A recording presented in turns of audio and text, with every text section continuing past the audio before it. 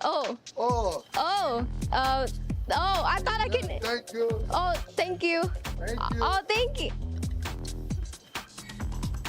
Oh. Oh. Oh, oh. Oh. Oh, oh. How can? Oh, Thank you. Finally, I have my ice cream here. Enjoy. Welcome to the Predators Lounge. Taking a break from Free Fire, but this is where all of the Predators from the various games here, the Esports World Cup, gather. And I think that doesn't sound like a Predator. It sounds like a Husky. Can't wait to go to the petting zoo. No, it's not a petting zoo, bro. No, no pet. No, this is where the Predators lie away. What? Yeah, you gotta be careful. You look like you belong in a petting zoo. Yeah, You okay, stay behind. I'll be careful. I'll be careful. Yeah, you be very careful, okay. all right? Okay, we got to check out Okay. exactly what all of these predators do here.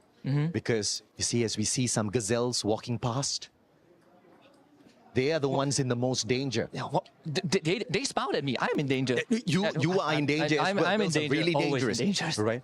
As we go through, you see sometimes all of the predating happens out there. All of the chilling seems to be happening here. They chill after a prey. They need to go through simulations Yeah. of how to get the next kill, how to just grab the prey, rip them apart, just. And we see some sort of a courting dance being made here by the players who are taking a break. They've got paddles and a little ball that goes back and forth between two couples. This is a very weird ritual. It's not only the small cats need to play, right? The big cats also need to relax, and just calm their mind before they go out back out into the wild and lunge at someone. Not me. Not lunge. No, don't. I hope they don't lunge at you. You know, sometimes when you go out for a safari, you see all of these predators. You want to take some photos with them in the background. And this is exactly where you go. We've got a little bit of a photo booth here as well for the Predators Lounge. Yeah, they will get their trophy. They complete their hunt, get their trophy, and then they would take a photo and put it up on the gallery. Yeah, no. And these beautiful gazelles are waiting for their own photos to be taken at this point of time. They got to be careful. They have to there be. are many predators out there. We'll protect them. Waiting to pounce on You them. will protect them. I'll protect them. You will protect them. No, but we got to move on. Okay. We got to see more out of this Predators Lounge. We got to report everything back to the people who are watching. Because if they get here, they got to be careful. They have to be, because there is an area where they not only chill, but they rewatch their glory moments. What? They rewatch Such the a moments ball? where they rewatch the moments that they get the championship, the wins, the hunt. The hunt, they're doing it right now. They are doing it. They're seeing their booyah moments. They're seeing exactly how they rip all of these players apart in the game. And they watch live actions of other people ripping other people apart so that they could rip other people apart better. Oh, no, man. This is just too much of gore for me. I can't take it. I think I need some water. Thank God. We are at the common watering hole. Watering hole. This is where they drink. They drink. they drink to their success. Yes, they do drink. No, points for little petting zoo animal here. And this is a very unique watering hole. It is. They get to choose what sort of drinks they want to drink. Plenty of choices. You can do it off the hunt. You can do it on the hunt. As long as they are hydrated, they will be at the top of their form to continue to reach the top. I mean, when you're a predator who reaches the top, you get to choose what drinks you want to have. And on top of that, when you are the predator of predators, you get initiated into the Heroes Club. Husky, you and I can't even get that. This is like the home to Turok Makto, the biggest bird in the sky. Yeah, at the Esports World Cup, nothing is granted. Everything is earned. And to earn a spot in that Hall of Fame, Hall of Legends, you have to first become one. Yeah, you can be one of the predators here, but only the very best steps on in there. Do I have to have a chance? It's okay, buddy. I think the match is about to start. Let's go. It's okay. It's okay. Good night. I'm at Play Hunter. And we are here at Boulevard City for the Esports World Cup 2025. We're trying to find something new here from the players. And look at that. We have spotted a few players here on the site. Hey, it looks like they're going somewhere. Let's go. Let's find out what they are doing. Go.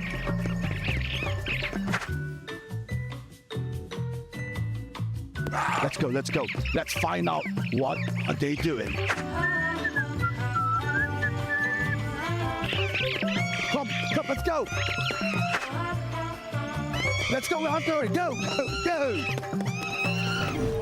It seems that I'm lost. Crikey, I've been walking for hours, finally. I think we lost track of them. Apparently I was not. Looks like one of them is entering some sort of an entertainment area. Play park. Yeah, both of them are inside. Let's go. Let's see what our players are doing. Play Hunter on the way.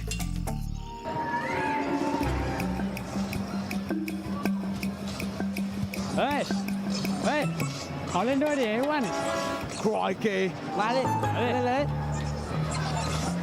ไหนอ่ะโดนดิ Ladies and gentlemen, such a rare occasion for us to see the haunting ritual of the pro players. Oh, such a beautiful piece. ยืดแม่ผมอะไรเนี่ยฮะ เป็นแล้วใช่ เป็นอะไรเนี่ยไม่รู้ฮะ เป็นก็เป็นนะ เป็นนะ We have the grand opportunity to watch and observe the ritual of the courting of the pro players, and it was magnificent. Blimey, it was so good. And that is all from me at Matt's Pro Play Hunter. See you guys on the next one. Page. It seems that I'm lost. What is up, folks? Welcome to Hot Takes at Free Fire at Esports World Cup 2025. I'm your host, Husky, and with me on the couch today, I got two handsome gentlemen from Team Falcons.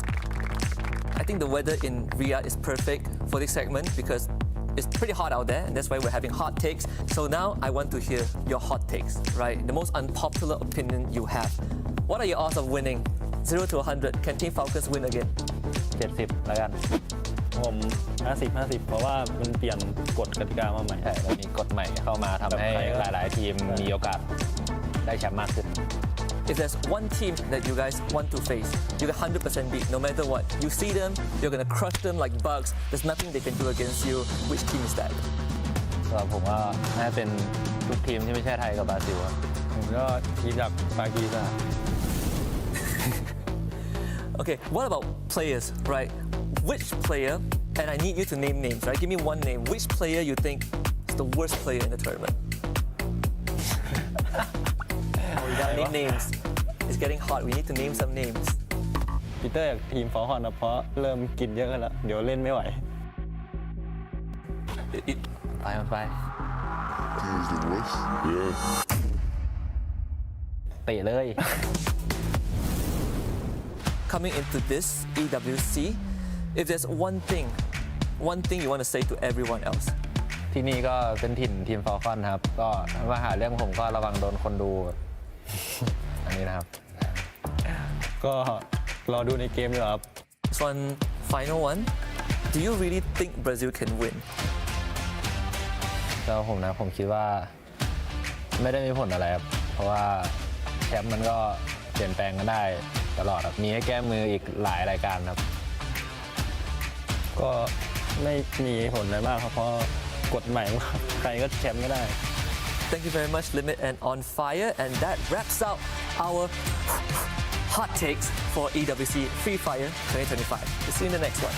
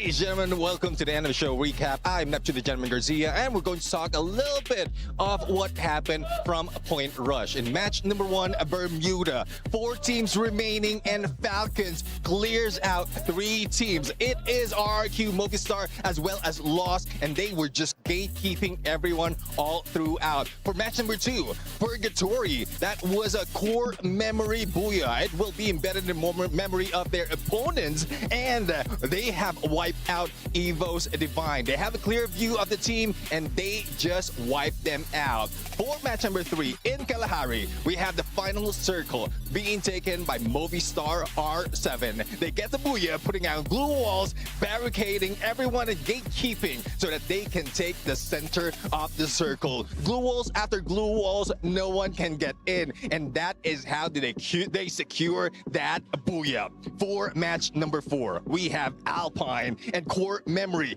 versus Fluxo. Fluxo has got their first booyah here in the Point Rush stage, and this will bring the team with a different momentum all throughout, and we will find out if they can carry it over onto the grand finals. For Nextera in match number 5, we have a Movistar R7 once again wiping everyone all across the board. They showed a dominance, and they showed that they are the Movistars of this game. Finally, match number 6 in Solara. Team Vitality, the team that dubbed themselves as the King of Solara, are back, and they have shown great dominance, bringing themselves from the bottom to the higher part of the leaderboard. And there we have it for the matches, but of course we can't end it just like that. We have the MVP, the Wonder Kid, Razia, with 19 elimination as well as 11,364 damage dealt.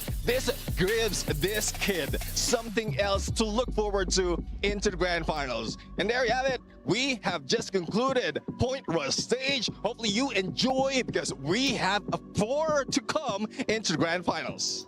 The human body was built to move, not trapped at a desk in one singular posture for 12 hours a day. It's time your chair evolved. This is Secret Lab Titan Evo. Ergonomically engineered for you, gamers, hybrid workers, artists, backing your every move.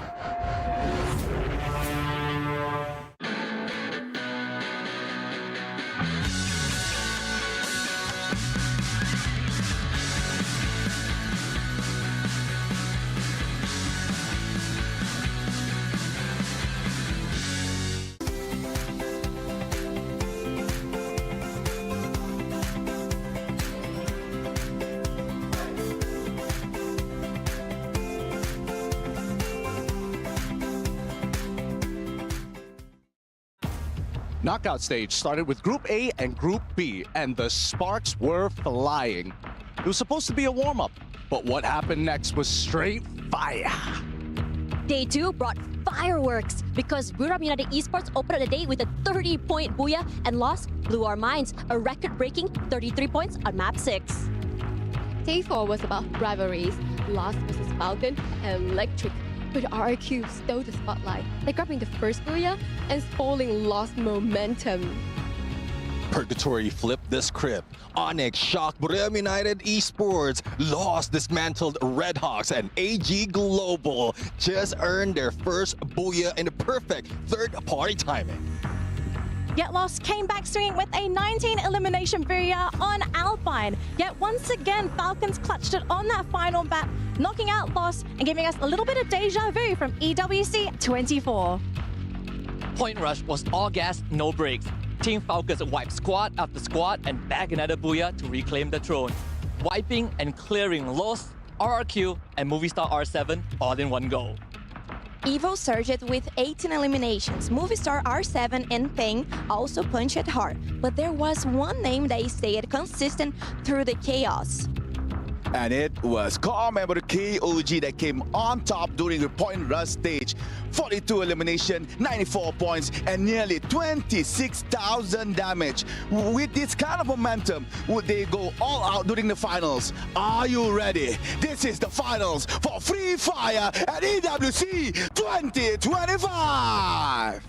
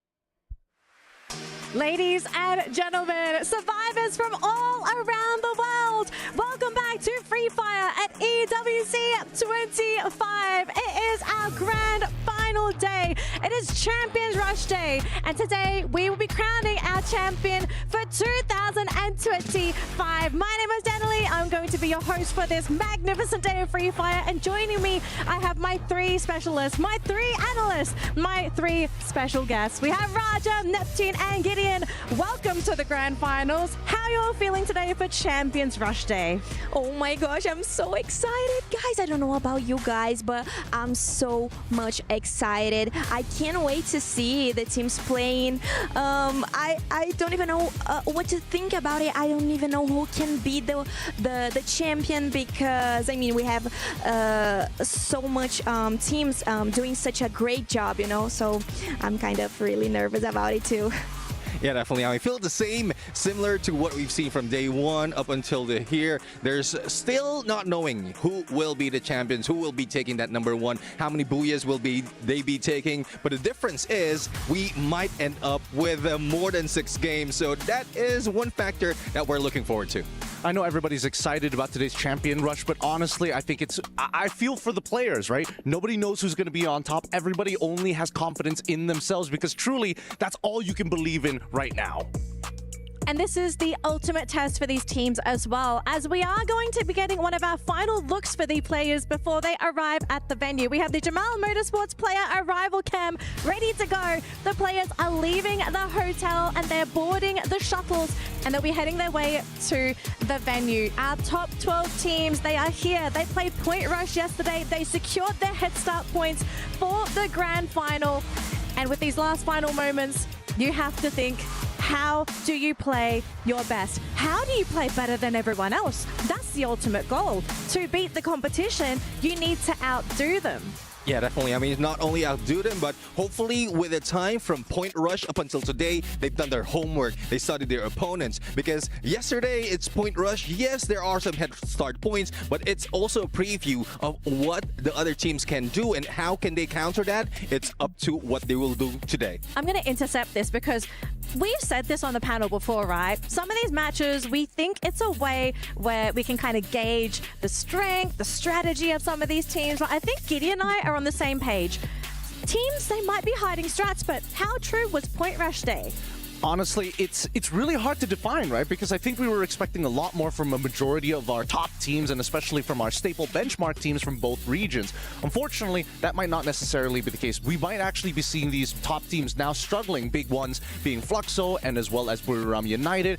but then we start to see the strategy start to diverge, right? Because again, how effective is it going to be during Champion Rush if RRQ is going to try and look to intercept Falcons again? Will Falcons look to maybe micromanage and relocate? Are we going to see R7 targeting Dragon Esports once more? Is it viable? Oh yeah, I mean, speaking of Dragon Esports, there's so many instances that have been hot dropped, and hopefully they find their own real estate in each map, because it's difficult. Underdogs has a chance in Champion Rush, but if that is the story for the start of each map, then that leaves them with no choice. Well, it looks like we are ready for our Career Top play. So let's see what our top matches were for our Point Rush day, because it was a very tense day for some of these teams as they rushed to grab those points and basically set themselves up for the championship grand final. And along the way, we saw a lot of surprises. Teams that we originally deemed underdogs are currently the top dogs. Yes, and I think, you know, these teams have figured something out, right? They're allowed to be more aggressive than others. They understand, they've done what Neptune has said, a lot of homework in terms of their rotations during rounds 2 and as well as 3, which I am now considering one of the more pivotal rounds, because we've seen teams either play, hey, we're going to tank the blue for as long as possible to walk in slowly, and that causes a lot of problems. Then we have teams like Vitality who say, no, we're going to force you back into the blue because this side of the map is uncontestable. Yeah, definitely. And one thing that I'm seeing as well is the difference in terms of this active skill that they have been using, or active and passive skill that they have been using. Because at some point, some has been trickling in. If Southeast Asia has certain meta, as well as Brazil, it just crossed over into today. They're seeing the viability of those active and passive skill, and they are showing up right now compared to what we've seen before.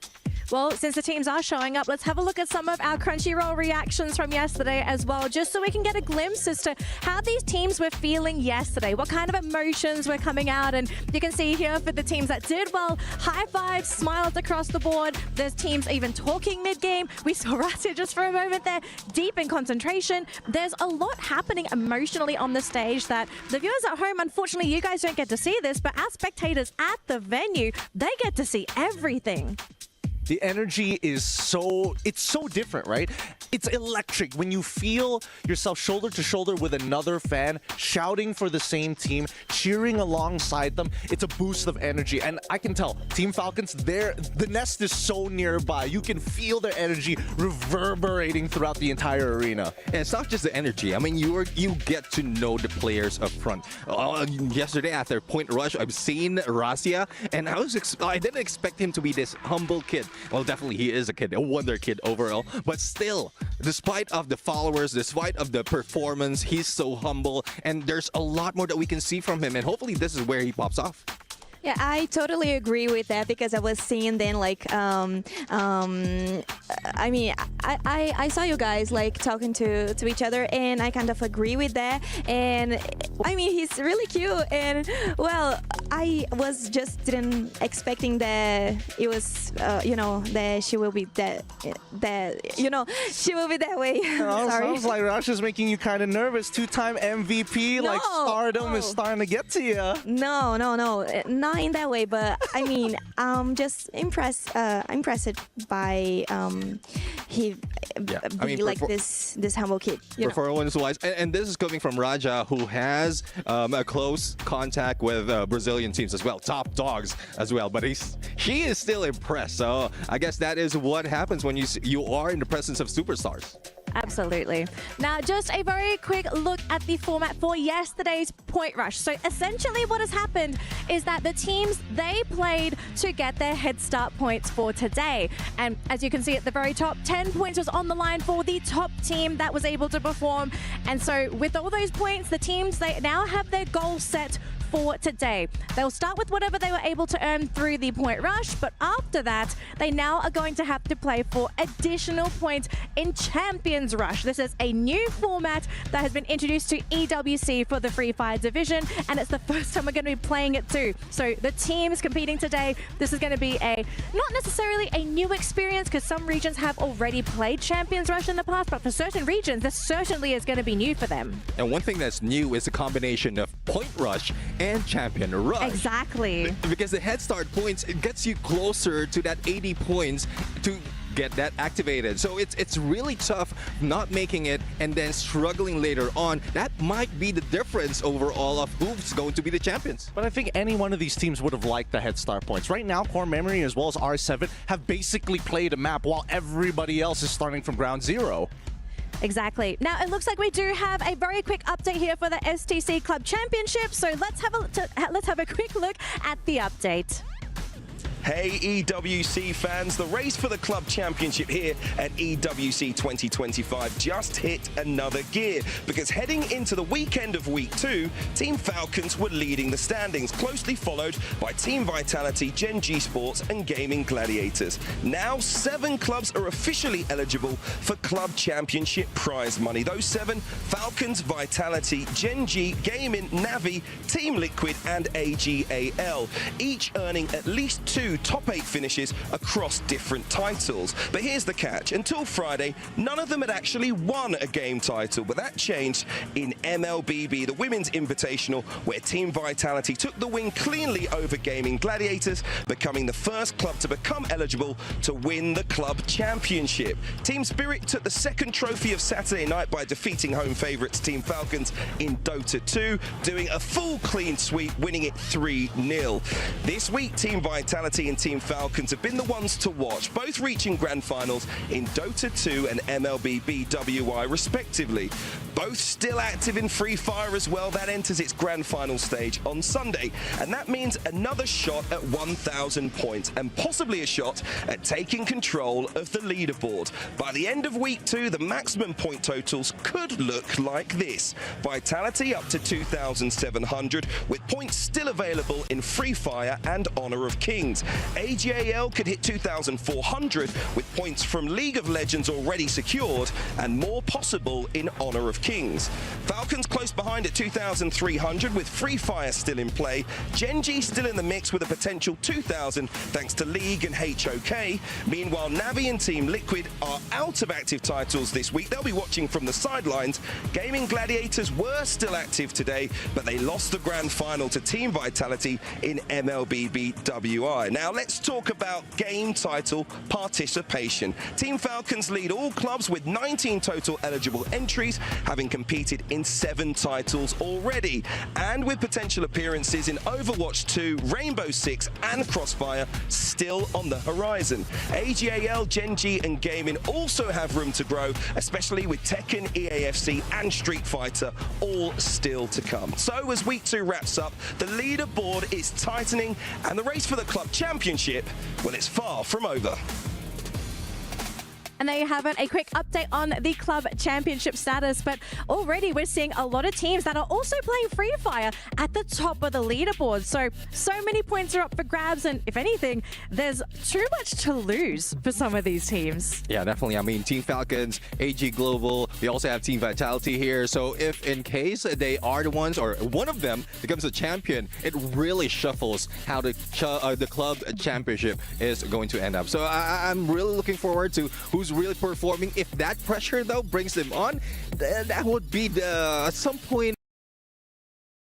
some of the race. Speaking of teams, it's time to look at our Aramco Para rankings because we want to see what our panelists have listed as their top teams for today. And here we go. Here are the power rankings. We are seeing a couple of similarities across my panelists, but a lot of differences as well. Raja, did you want to sort of start things off with your power rankings? Why did you go for your picks today? Well, I think my English is not actually Englishing right now because I'm kind of nervous, but I tried to go by the traditional teams that we are used to see them playing really well. So I think they can bring the strongest game as they can put in the finals. So I mean, I believe that Buridão United Esports will change everything for today. Also from Fluxo and Team Falcons will just keep the aggressive way of them to play. Saving strats. Okay, Neptune. Practically what I have there was the top 3 from last year. So you have Team Falcons, we have Evo Zivine as well as Lost, that was previously Netu Miners. So performance has been consistent through them all throughout this year. So I guess they're still bringing it on. My power rankings are based on performance. I mean, yesterday's performance alone gave us a rough idea of what we should be expecting, and I'm thinking at least for the first two teams between Lawson as well as Team Falcons, adjustments need to be made.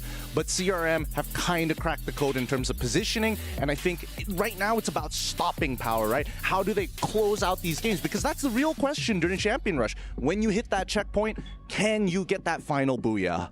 Speaking of final booyah, last year the team that secured the final booyah was none other than Team Falcons, who are now our reigning champions here at EWC. Now the question is, can they defend their title? Now, of course, we do need to have a look at this team, because if you didn't watch the games last year, that's okay. We'll give you a quick refresher and introduce the team to you. Let's have a quick look at Team Falcons. One name. Team Falcons!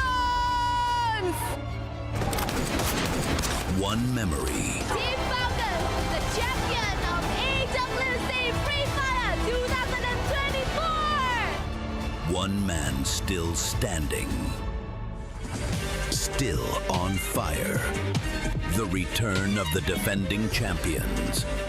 They were unstoppable in 2024. A team that blazed through the battlefield and claimed the booyah that echoed around the world. But in 2025, everything's changed. Team Falcons returned to the EWC stage with only one piece of the original puzzle. On fire. The lone survivor of the championship squad. The last flame still burning. This year, Team Falcons rises with a brand new roster, new names, new chemistry, new doubts from everyone watching. Can they do it again? Is on fire enough? Are they still the same threat?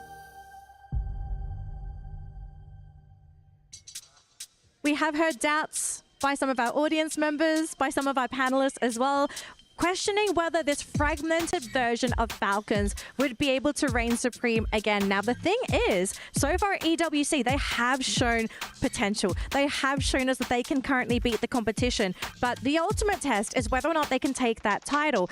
We have to talk a bit more about Falcons because they are the defending champions. But who do you think would be the top rivals targeting Falcons in today's playdate? Because there's a team to watch out for. I don't think you can let this Falcon fly. Yeah, definitely. I mean, the top rivals, I would say, would be lost at this point.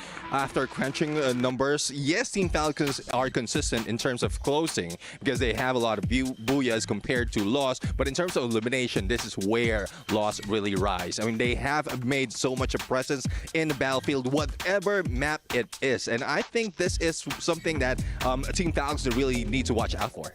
I think we also need another team. If they're looking to try to clip the wings of the Falcons, it's going to come at a huge sacrifice, right? Somebody needs to save the lobby, almost literally. RRQ did that yesterday on Point Rush. I don't think they're going to attempt that today. Can you really afford to go for such a risky play, right? It's like you can't take the bullet for the whole lobby. You got to take it for yourself. So knowing that Falcons is potentially going to be a team that teams are going to be kind of focusing on, who does this open the door for? I think a team we've been mentioning quite a lot this weekend is Boulevard. They've been trying to peel that target off their back. They're saying, guys, we're harmless at EWC. We are not a threat. But are there any other teams that are trying to maybe do this to try and, you know, be the team that no one's kind of looking at? You want to be a dark horse.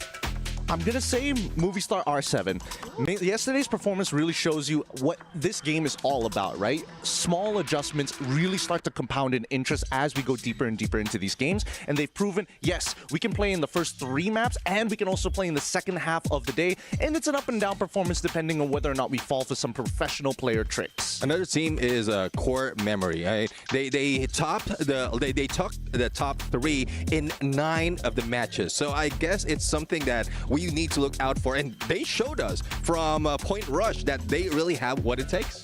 Well, I kind of agree with the R7 because, well, they don't look like scared of anyone. So I think they can, I mean, apply a play style which is really aggressive. So I think they can go by their strategy, you know? All right, it looks like we're almost ready. Oh, actually, we've just been given the call. The opening ceremony is ready. Survivors in the chat, in the stadium, cheer for your teams. Let's kick things off with the opening ceremony.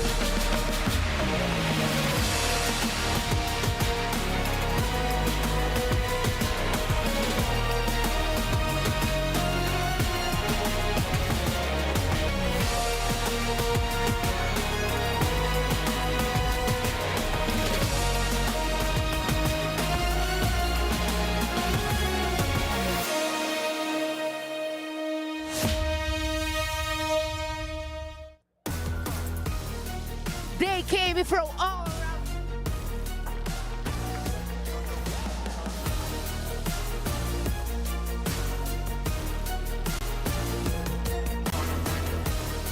Hello everyone! They came from all around the world.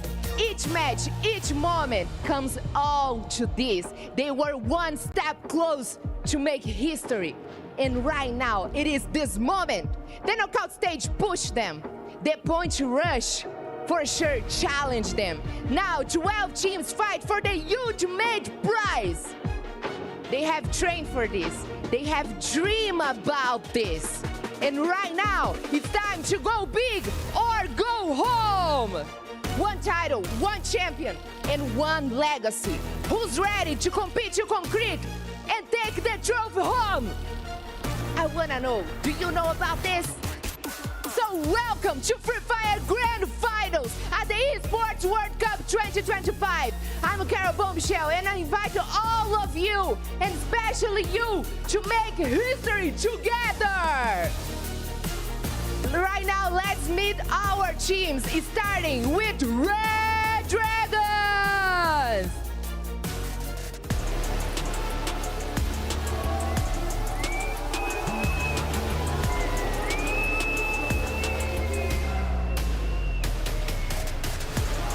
Oh, Gamers Club! Oh!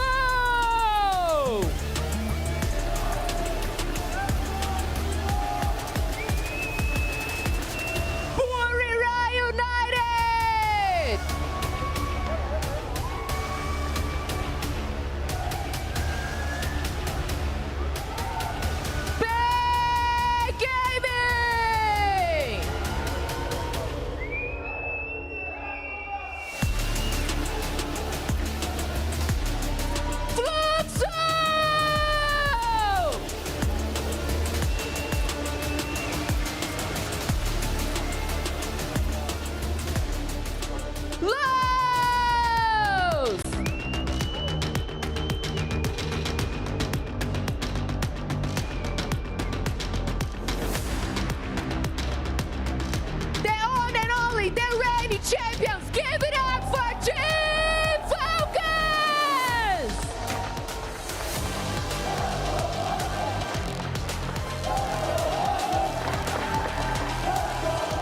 RRQ!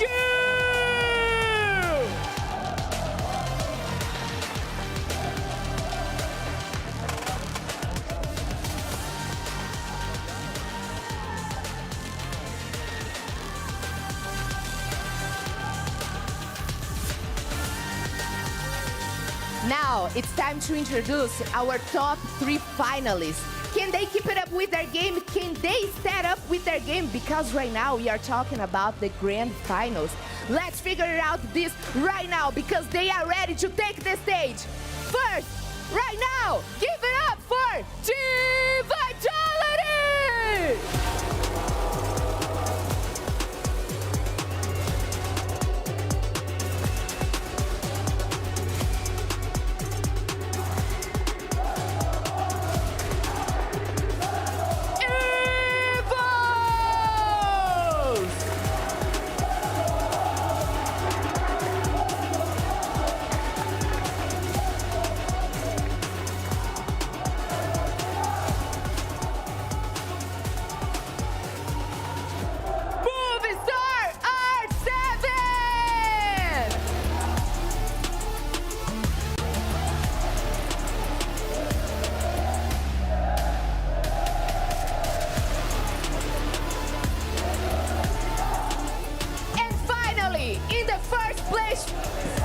Finisher, Core Memory!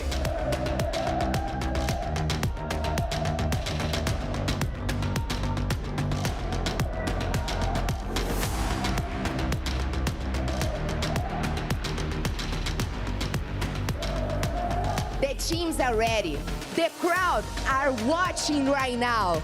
And everything they have worked for comes down to this. No more warm-ups, no more second chance. It's time to drop in. It's time to fight for the trophy. This is Free Fire Grand Finals!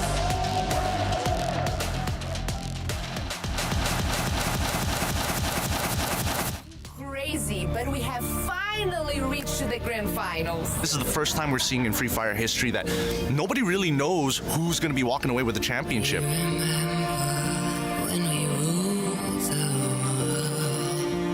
ผมไม่ได้อยากปกป้องแชมป์ครับผมแค่อยากจะทำให้แรปนี้เป็นแรปที่ดีที่สุดแล้วก็สร้างประวัติศาสตร์ของผมเพิ่มมาอีกก็คือแชมป์ผมจะทำให้ได้แชมป์อีกรอบ Pokoknya gue bakal bikin kalian merinding lah di final nanti. Di tahun 2025 ini kita bisa jadi juara di EWC. ก็มาที่นี่เพราะอยากได้แชมป์อยู่แล้วครับเพราะเราจะทำให้เต็มที่แล้วเอาแชมป์กลับประเทศไทย إن شاء الله إحنا اللي رح نرفع الكأس. Levantaremos el trofeo. A gente vai ganhar. A vitória é nossa. It's kill or be killed. Be killed. And now General's team is just so unrelenting. Falcons are just way too strong. Incredible game coming from this team. This is the way you can go if you want to lift the trophy. Sirs, they rally, and then the Booyah. There's no way Russo is taken out. Dominated. Really looking for a loss. What an incredible game coming from Team Falcon destroy.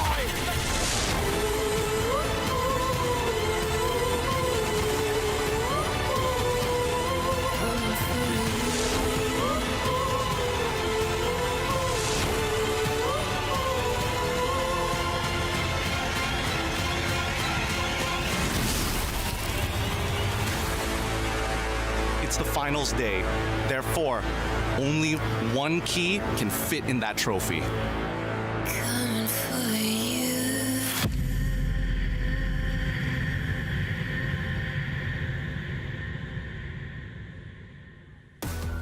Ladies and gentlemen, boys and girls, Habibis and survivors from all across the world, welcome to Free Fire at the Esports World Cup 2025. This is the grand finals, baby, and we are on Champion Rush. Potentially 10 matches ahead of all of us today. It could end as early as 4 as well.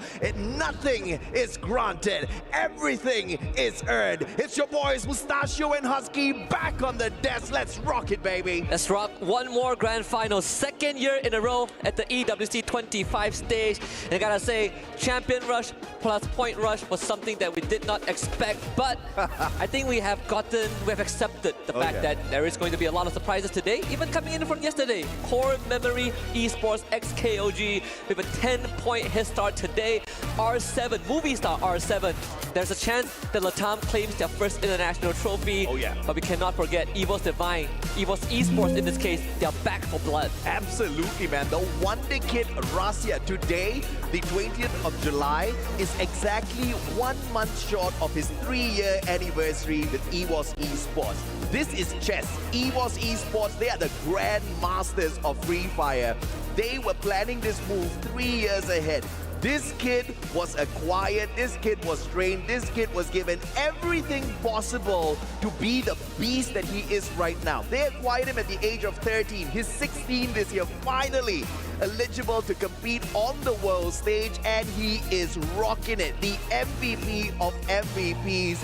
And he's got the cheekiest smile of them all out there. We saw Fluxo earlier farming a little bit of aura, but you know, that one comes from Indonesia, and who else that's going to be better to farm all of that aura than the Wonder Kid himself? But of course, you know, we talked a little bit about Point Rush. Yesterday, the 4 teams that walked away with the points are the teams that needed it the most. I would say EVOS is the one that leads it the least because they know how to score those big points. But it's all about the underdogs. The big boys, they stepped aside yesterday. They did.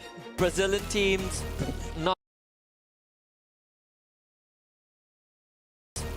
not part of the equation, right? They finished bottom 6. Unfortunately, lost Fluxo, Pain Gaming. I mean, Fluxo, we sort of saw it coming. They didn't really have the best knockout stage, but we were expecting Lost to really tear it up, and they could not do it. Vitality is the biggest underdog from the Indonesian region. If there's any team that you look at that you want to support who are not the Kings of Kings or the Tigers of Indonesia, Vitality is going to be your pick, but it's not going to be easy because for some of these players, it has been exactly 371 days since they were first on this stage. Absolutely, and of course, EVOS at one point, they were the champions of the world. That was way back in 2019, right? But of course, 6 years later, can they get it done, or will it be a underdog squad out there, one of those that we least suspect to make that move? Dragon Esports, I did not expect to see them in Point Rush in the grand finals. I did not expect to see them do so well, but of course, we've actually got an interview here that we would like to throw you guys over to. Husky and I will be back with you in a second. Hello, our survivors. I'm Yonso, and welcome to the grand finals today of Free Fire at EWC 25. Right next to me here is Six, and Koja comes from Team Vitality. Okay, so let's jump into a few questions, shall we? Alright everyone, so for Dix, yesterday you guys seems to be like having a little struggle in the Power stage and only managed to get one booyah at the end of the match. So do you think that today you guys will having the same issues for today or no? Oke, jadi pertanyaan pertama tentunya di sini buat tim Vitality kemarin sedikit mengalami kesulitan ya pada saat bermain di Point Rush dan kalian baru bisa mendapatkan buyah di map terakhir gitu. Kira-kira apakah kalian bakal mengalami kesulitan yang sama hari ini atau kalian sudah ada strategi tertentu buat di hari ini? Kalau hari ini pastinya kita nggak bakal kesulitan karena di hari kemarin kita sempat kayak coba-coba buat war dulu. Setelah tahu gimana buat adaptasi, pokoknya di match 1 sampai 5 coba main Pais juga, akhirnya bisa ngerti lah cara mainnya gimana. I don't think we will have much trouble as yesterday, because to be honest, yesterday we also trying a lot of things and we're also trying to read a lot of the opponent team, how they're gonna play. So I feel like we have a good strategy and a good mindset on how to play today. So I think yesterday is just a test, right? And today everything will go smooth. For second question, Koja, Team Vitality has been seen as one of the contenders for quite some time. What are you guys doing differently today to help you attain the championship? Tentunya buat Kojak juga dan tim Vitality itu sebagai salah satu tim yang dianggap bisa menjadi juara di EWC tahun ini. Dan menurut kalian apa sih yang kalian lakukan secara berbeda dibanding dengan tim-tim lain dan juga cara kalian untuk bisa menjadi juara di tahun ini? Yang pertama-tama ya kita pasti minta restu dulu ke orang tua buat kita juara, semoga didoain gitu. Terus yang kedua palingan ya kita kompak lah buat tim mau susah mau senang, jadi kita harus bareng-bareng juga udah. I think what we're doing differently is that our teamwork. I think we have a better teamwork than everyone else. And we're just in it together, whether it's a hard time or just like a struggling time. And the second thing is that we just want a blessing from our parents and our teams and our fans as well, that we can actually win this. Oh, that's very cute to listen to that. All right, everyone, since today is our grand finals day, only one last day. Who will become the champion? Continue to cheer for your favorite team. Here with me, Vitalities, but you can always cheer for everyone. 12 teams right here at Free Fire EWC 25. See you guys later, and good luck to all of you guys today. Once more, Team Vitality dubbed as a contender, but at the same time an underdog of their own region. Oh yeah. 3 out of the 4 surviving teams from Indonesia who made it through knockouts, barring Onyx Esports. But on this grand stage, this is where they get put to the test.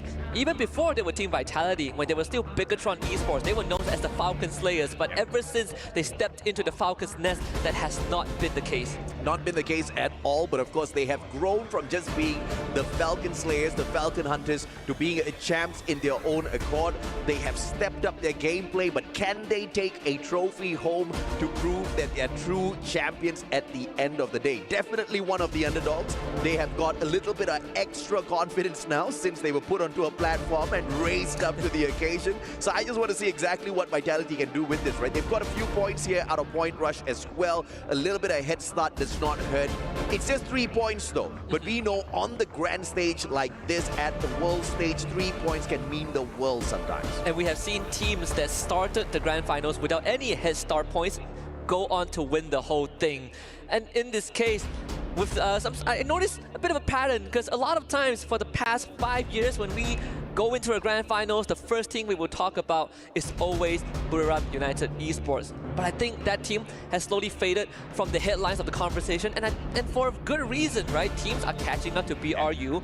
They definitely aren't coming into this grand finals as strong as a lot of people would expect them to, and some of the people, the sentiments out there, would even go as far as to say that they don't think BRU is going to win it all. Yeah, I most definitely would agree with them as well, right? Not just because they have not been showing up very strong, it's because of the other teams who are really calling them out on their play. Some of the teams literally hunting down Boulevard United Esports very early on in these games. But in that same category, we can lump in your two-time world champs, Fluxo. They are no longer looking like the most threatening squad out of Brazil. Lost out of nowhere. Don't seem very lost out there anymore. Granted, from their local region, Fluxo still are the top dogs out there, but Lost has been looking so clean with their gameplay here at the knockout stage. Not only that, we also had that slight patch on the 1st of July. The Tatsuya nerf definitely brought in some impacts and affected some of the teams that wanted to be aggressive. I think BRU is a very good example. But this also shows us that this meta shift could potentially benefit the Indonesian teams who like to play it slightly more strategic, more smart. They don't really care too much about being in the heat of battle every single second. Maybe that little blessing is what's going to make the Indonesians feel a lot more relieved. But for Fluxo, for the longest of times, even behind the scenes before the knockout stage began, I talked about I didn't really like how slow they played. I feel like it's really hurting themselves more than it's benefiting them. We've seen that play out throughout the knockout stage. We've seen that play out into the point rush. Right now, they have a potential of 10 games to make it right, but I don't know if they can adapt to it. And for the first time ever, we have got some representation here at the grand finals for Saudi Arabia. Dragons Esports, not the heaviest hitters out there, but shockingly accurate with their circle reads, getting into that final zone time and time again. They're one of the teams, in fact, they are the team with the most number of top threes, and that is absolutely unbelievable. Where they do lack though is those firepower, getting in those shots, pulling away the eliminations. But if they can repeat their circle hunting once again here today, I'm pretty sure a decent amount of this prize pool awaits them. And it's a good time to also remind everyone, but for Dragon Esports, this is their very first international debut. Yeah. None of these players have ever played on a stage such big, with stakes so high, and it just happens to be the Esports World Cup. The fact that they made it to top 12 with some help from Team Falcons, of course, in the final round of knockouts, is already mad impressive. Oh yeah. Do I expect them to win? No, of course not. But I expect them to continue showing us that genius, that brilliance of reading the circle and making smart rotation and taking fights only when needed. I know, right? LATAM almost had another representative in Vision System, but of course we've got Tash Bunny and AdMats awaiting as they've got a little bit of an update. Let's hear exactly what they have to say. Hello survivors, welcome to Free Fire at Esports World Cup 2025 final stage. And today we're in front of the contenders key wall where all of the team's keys are currently being displayed. And as you know, over at EWC, nothing is granted, everything is earned. And at EWC, no competition is as ruthless as this, and this includes the trophy system. Every team earns a key engraved with their name, and that's their right to compete. The game trophy is not complete until it's sealed with the champion's key, and only one team can place their key into the trophy and become an EWC champion. Then, the frame of the champion's key is embedded into the totem, a symbol of legacy displaying every champion of the year. The keys of the eliminated are crushed. The champion then selects 3 keys as a personal token, a reminder of those they have humbled. And a resin block beneath the totem holds those crushed keys, and the club championship trophy is awarded to the one club that rose above the rest and reigns supreme across all EWC games. Let's see who's gonna win today and be crowned champions for Free Fire at EWC 2025. It's all for the marbles, ladies and gentlemen. We, once more, have a potential of 10 maximum rounds ahead of us. But if one team speedruns the finals, we could end in 4. But I personally prefer to have a long and eventful night. We've come this far. I don't want it to end in 4 rounds. I don't know. I don't disagree with you, but at the same time, I don't, absolutely agree with you. That's exactly what Champion Rush is all about.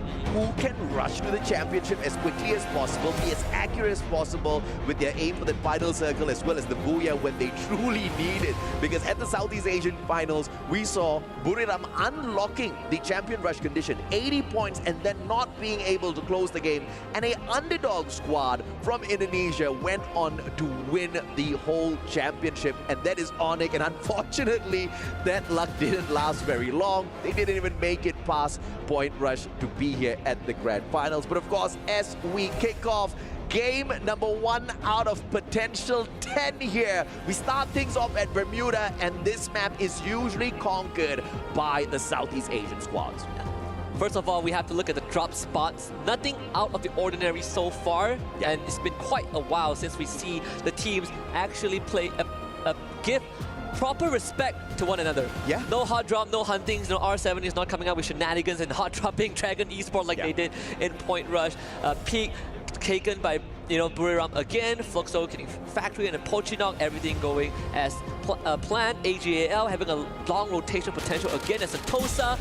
Some scuffles happening very early on. A bounty put out onto General from Lost, but so far no knocks yet. Some say all roads lead to Rome, but I say at Bermuda, all zip lines lead you to Peak. And who stands at Peak is Buriram. My goodness me, Lost finding an early one here onto RRQ. But we know the Indonesians are always cheeky, spreading out in the open, looking for a lot of loot very early on. And RRQ is actually one of the front runners of Bermuda. Finding a Booyah here shouldn't be a huge problem for them at the end of the day. As you can see, Dirt's already with the 800 coins in his hands, looking for 200 more at the cost of Hadral, who does manage to get away. And thankfully does manage to pick up a gun that can match up to what Dirt's is pulling in as well, that AUG should be able to reach him. And we are also seeing signs of teams who want to get down and dirty early on. Rigby with another collection. That's point number 2 for Lost. And off-screen, BRU actually put out a bounty onto Fluxo. We haven't seen that in a long, long time. It's an old rivalry reignited. It was buried for a good year, and now it has resurfaced on the biggest stage in the world. But I don't think Fluxo cares too much about it. They love to play on the southern side of the map. First time we saw it was AGAL that spoiled the party, but right now, don't think that's going to be the case. Dutch goes down, point 3 for Lost. Yeah, but that's classic Buriram, right? Putting out the bounty onto a player from Fluxo only means that they get to track their movements across the battlefield. I highly doubt Fluxo is going to be playing any sort of tricks whatsoever. But look at the strategy that comes through from the team in a little bit later on. You guys don't have the maps in front of you. I believe Fluxo is playing a counter to this at this very point of time, allowing GU to hold back as the rest of them continue rotating in towards Mars Electric to look for more loot. This could just be the biggest surprise for Buriram, but I highly doubt Buriram went in there for the contract to play the Hunters. They just wanted to know if or not Fluxo was going to come in here to bum rush them and kick them out of Peak very early on. So Buriram can stay put for the time being, but they are not the only team that Buriram needs to worry about. Remember yesterday, R7 also came looking for them at Peak. Yeah. I was about to bring that up, right? R7 with a very ballsy move to go to Peak early and actually flushed out everyone else. But the occupants of this fishing hut, not so lucky. Lost once more continues their bout against RRQ. Riptide Rhythm takes down that blue wall. Haone down and out. Easily collected by RRQ, getting a second elimination point. The rivalry continues between these two new-found fighters. Yeah, and just like that, RRQ has made that full recovery already. And with the P90, easy takedown for Ma'al. The question is obviously going to be whether or not Lost continues to fight for this, because we did spot Falcons over at Hangar earlier on as well. They could very well be the third party in this little scuffle between Lost and RRQ. And thankfully Lost does not want any part of that as they quickly back away into Clock Tower to play a little bit of recovery. Very bloody start. Team Vitality getting 5 eliminations. EVOS just picked off 2 members from R7 who got revived back onto the map. Then check in on Dragon Esports as well. Playing very, very safe, like we expected, right? This is a team that is you can agree, I think everyone can agree, not the best at gunfight, not the best in mechanic, but one thing they're good at is reading the map. They know how to make rotation, and their survival instincts is second to none for a team that is on the world stage for the first time. I think it's worth highlighting every now and then. They are going to potentially be sandwiched by teams like Core Memory and Vitality, but for now they haven't made any presence just yet, unless Core Memory runs into them. Yeah, when you're not the strongest fighter on the battlefield, the best thing that you can do is do your homework, find out where everybody else loves to play and where everybody else rotates through, and AGAL just found Peter rotating through their mids, and they did not think twice. Shot it down instantaneously. Question is, do they now go in for the hunt? Noda staying silent. Cypher, M590 in hand. Noda spotted out. Plays the corner really well. Decent blue wall pulled up by Cypher. And a counter tag as well. Barros comes in here for the bait and switch, going in for the shutdown. And Dew is there for the shots as well. The rest of the players from Pain, though, Motovia helping them out from afar very effectively with the BSK. Has the air support, but unfortunately the numbers are dwindling for the side of Pain Gaming. Gus having to run away, so AGAL have an advantage. 3-2, Chinoy, Cypher, Barros all gunning for Gus, who is trying to turn the corner, puts out the blue wall on one end, but he's quickly running out of defensive resources, and finally AGAL catches up onto him. There's really nothing much that Motovia can do, and Pain Gaming forced to concede. Very surprisingly slow shutdown from AGAL. This does not look like a prime squad at this point of time, which they'll have to worry about a little bit later on. Pain Gaming, on the other hand, has got more to worry about. Final player on the battlefield. And they will be the first team to get painfully taken out of the race here at the Grand Finals. But then again, Bermuda was never a map that belonged to the Brazilians. It really stings. And it's also a pretty interesting result, right? We say that Bermuda is not a Brazilian team thing, but you know, Raja on the panel pointed out that they're bigger fans of the classic map than they are of maps like Kalahari or Solara. And in this case, Pain Gaming just got off in the local league. In the local league, maybe. You know, on the world stage. It is pretty tough. But AGAL, the fact that they ended up taking out Pain shows that they still are sticking to that late rotation on Bermuda. I think Pain Gaming probably didn't expect that to be the case coming into the Grand Finals and got punished. Yeah, and AGAL is not the strongest squad out there that they need to worry about. So that's something that Pain Gaming needs to think about overall. But I do agree with you. They kind of got caught with their pants down. Unsuspecting move coming through and being caught off guard. Pain Gaming sacrificed very early on. Thankfully, this is a day where we could have potentially 10 games. Fingers crossed though, Pain Gaming has got the capability to pick up those points. Very crucial points in game number 2. And that is where they do shine. Purgatory is a place where Pain has showed up quite strongly in the past. And I do wonder how this would affect the dynamics of teams like Fluxo, who always goes Mars Electric, because game 1, when they did it in the knockout stage, they ran into AGAL, and they were like, why are you guys here? This was not supposed to be the case. AGAL made a bit of diversion, Fluxo on the map, making their rotation, and now Lost and BRU fight head-to-head. Yeah, big opportunity here for Lost to help out the whole lineup of the Brazilian teams to get rid of a heavy contender for the championship. Buriram looking for Lost very early on, accidentally, of course, as they try to reposition themselves in the heart of this next safe zone. And Buriram not going in for the chase shows you the intention of Buriram, not going for points, just purely going in here for the positioning for the next circle. Same can be said for Lost, who actually makes a retreat, got scanned out by the Dinoculus. And there are two possibilities. Either Buriram is tracking them or RRQ was thinking of making a rotation. And even Lost themselves are using that Dinoculus to make sure that no one is near that northwestern part so they could move outwards. And I think I like the elevation, but RRQ catches them mid-rotation. Double Riptide that even shot out as two bodies drop as the past catches up to the present. RRQ now looking to clean up Lost. This one is done for. Rigby all alone. Can he get to the vending machine? Dude says, I'm gonna stop you, baby! Before he can get to the vending machine, up on top of the roof. Straight in. The Oscar trying to save him. Has got the charge buster, just not the gun for this better. But he still hits a beautiful headshot. But Rigby so close yet so far. RRQ with the preemptive strike before those revivals could be brought in. The vending machine was right there. The extended conflict finally comes to an end with RRQ being the victors. the rotation was correct from Lost. They just did it at the wrong time. They did not expect RRQ to be there. And RRQ, I'm convinced that was their Dinoculus, pinging out the whole team of Lost right before the move towards that silo. And with that, RRQ, they have 6 points and counting, full squad available, resources from the fallen members of Lost. And they should be ready to take on Buriram if they show up at Bima Sakti Strip on the south side. Dinoculus and their big bright eyes, because all thanks to Buriram, they had Lost on the back foot, looking for the high ground, and RRQ just happened to be there. How much luckier can you get, Indonesia? And RRQ settling the fight with Lost so early on here. And look at Buriram. This is why they didn't want to go in there for the hunt. The read of the circle, once again perfect from this Thai squad. But now they'll have to deal with one of the deadliest predators out there, courtesy of Indonesia, RRQ Kazu on rotation. And now there's just a little bit of open land between these two titans. Knowing RRQ, I think when they are on this high, when they feel like they have the momentum, RRQ is not going to shy away. In fact, they have completely done a 180 on how they used to play from the days of good old Sergeant Legolas, like to play slow and tactical. Right now, with Abai leading the charge, the prodigy turned captain, I think they're ready to really duke it out. But Dragon Esports, not so lucky, they ran into Evos. Yeah, man. I mean, this has to be a miracle here if Dragons can pull this off cleanly up against EVOS, but I highly doubt it.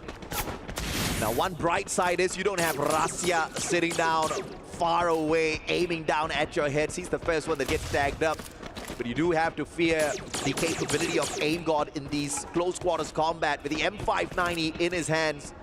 Surprisingly, he was not going up here for an aggressive fight onto the top floor. They're just biding their time, waiting downstairs, wondering if or not Dragon's going to come knocking. Why? Because there's a vending machine here. And it can be pretty risky to bomb rush the attic, right? Yeah. Close area, you saw the triple glue wall from Dragon Esports, like you called it, there's a vending machine downstairs. And we've seen if the circle moves away from a building with multiple levels, usually those at the ground floor can afford to wait. And in this case, EVOS, they don't mind waiting. There's no rush back. Yeah. They can just keep getting intel onto Dragon Esports every now and then. Also, brilliant positioning coming through from Dragon Esports, and this is why they've been able to survive time and time again. Their rotations are always looking for that vending machine, and they have hit so many revives in the competition so far. I'm sure if we pulled up the numbers, we will see them as the champions of revivals. Of course, speaking of champions, your two-time world champs Fluxo on standby here, ready to be the third party in a party they were not even invited to. The Dinoculus is going to be scanning out 4 players. Unfortunate for them because they should have scanned a little bit towards the left. And once again, the read of the circle, perfection out of Buriram. They have not had to move for the past 2 circles. Rainbow, well, R7, they actually flew into the edge of the circle. Someone scared them out. I would like to bet it's either Vitality or Falcons. There's a monster truck on top of the roof. Not really sure who can claim that, but EVOS ready to finally make their move, instantly forced away. The utility usage from Dragon Esports is on point. And the same for Fluxo, trying to flush RRQ out. Massive damage being dealt. The glue wall will be preemptively used as the fight between Dragon and EVOS now breaks out. Dragon Esports winning in terms of numbers. EVOS, you don't want to go down that early, but the numbers are definitely falling down to a wee 1-0. Getting caught behind. EVOS saved by Ray. Seifu, instead of using the glue wall to block off any potential damage and pick up his buddy, went for that super med, instead paid a high price for it. And now, the grenade, no follow-up earlier on, but it has given enough time for RRQ to play the recovery. Time turner on top of everything else. Pulled out as well, just in case anything was to happen from those windows. Mahal still sees some action. Dudes gets a coordinate onto Bob, and Buriram cleans up house, and the victims are the Indonesians, RRQ. Just one grenade for 3. One more than worth it. Second they come through. A bit of a chip damage. Gio actually stolen away by Gil from AGAL, who finally joins the party. BRU still can afford to play slow, but for Fluxo, they paid a high price. EVO's now fighting against Vitality, and EVO's completely outnumbered. Vitality, they just need to be patient and surgical. Core memory gets wiped out off screen, but EVO somehow is holding on dang well with only 2. AGAL taking a little little bit of advantage of that chaos there, hitting away at both squads, walking away with the most points off of the Indonesians. Thailand smiling year to year at this point of time, looking at AGAL as well as put it up, but it's not over till it's over. EVOS, 2 players up against Koja, but both squads need to be very wary of AGAL and their position. The circle now forcing all 3 squads to move inch by inch. Nobody wants to sit in the open circle just yet. Only 2 teams have a full squad alive, BRU and AGAL.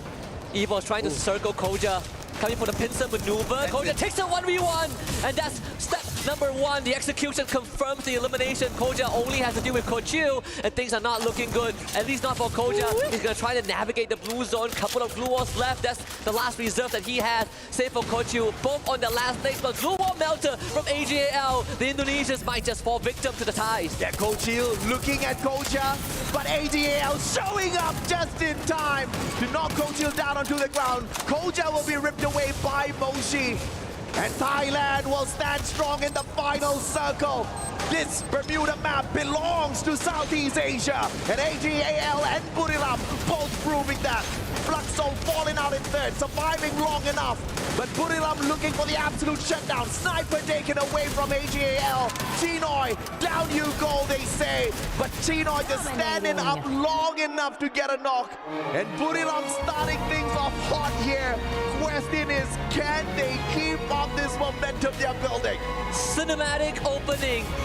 Buriram United Esports, no longer the favorites, but continues to remind the world that even if they are not, they will make themselves known.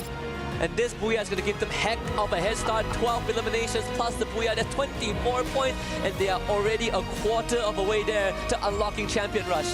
AGAL so sneaky, man. I mean, taking best use of that position that they had on that high ground, spotting out the battle between EVOS and Vitality, taking advantage by being the third party. But I tell you, massive points picked up here by the Southeast Asian teams. And of course, we saw Brazil try to catch up. Fluxo did get into that final circle, but we didn't really see the squad walk away with a lot of eliminations.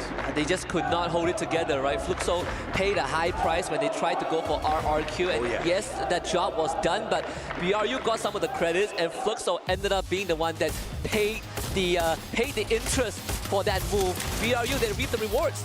We're gonna take a quick short break here. When we come back, the grand finals here at Free Fire and Esports World Cup 25 will continue.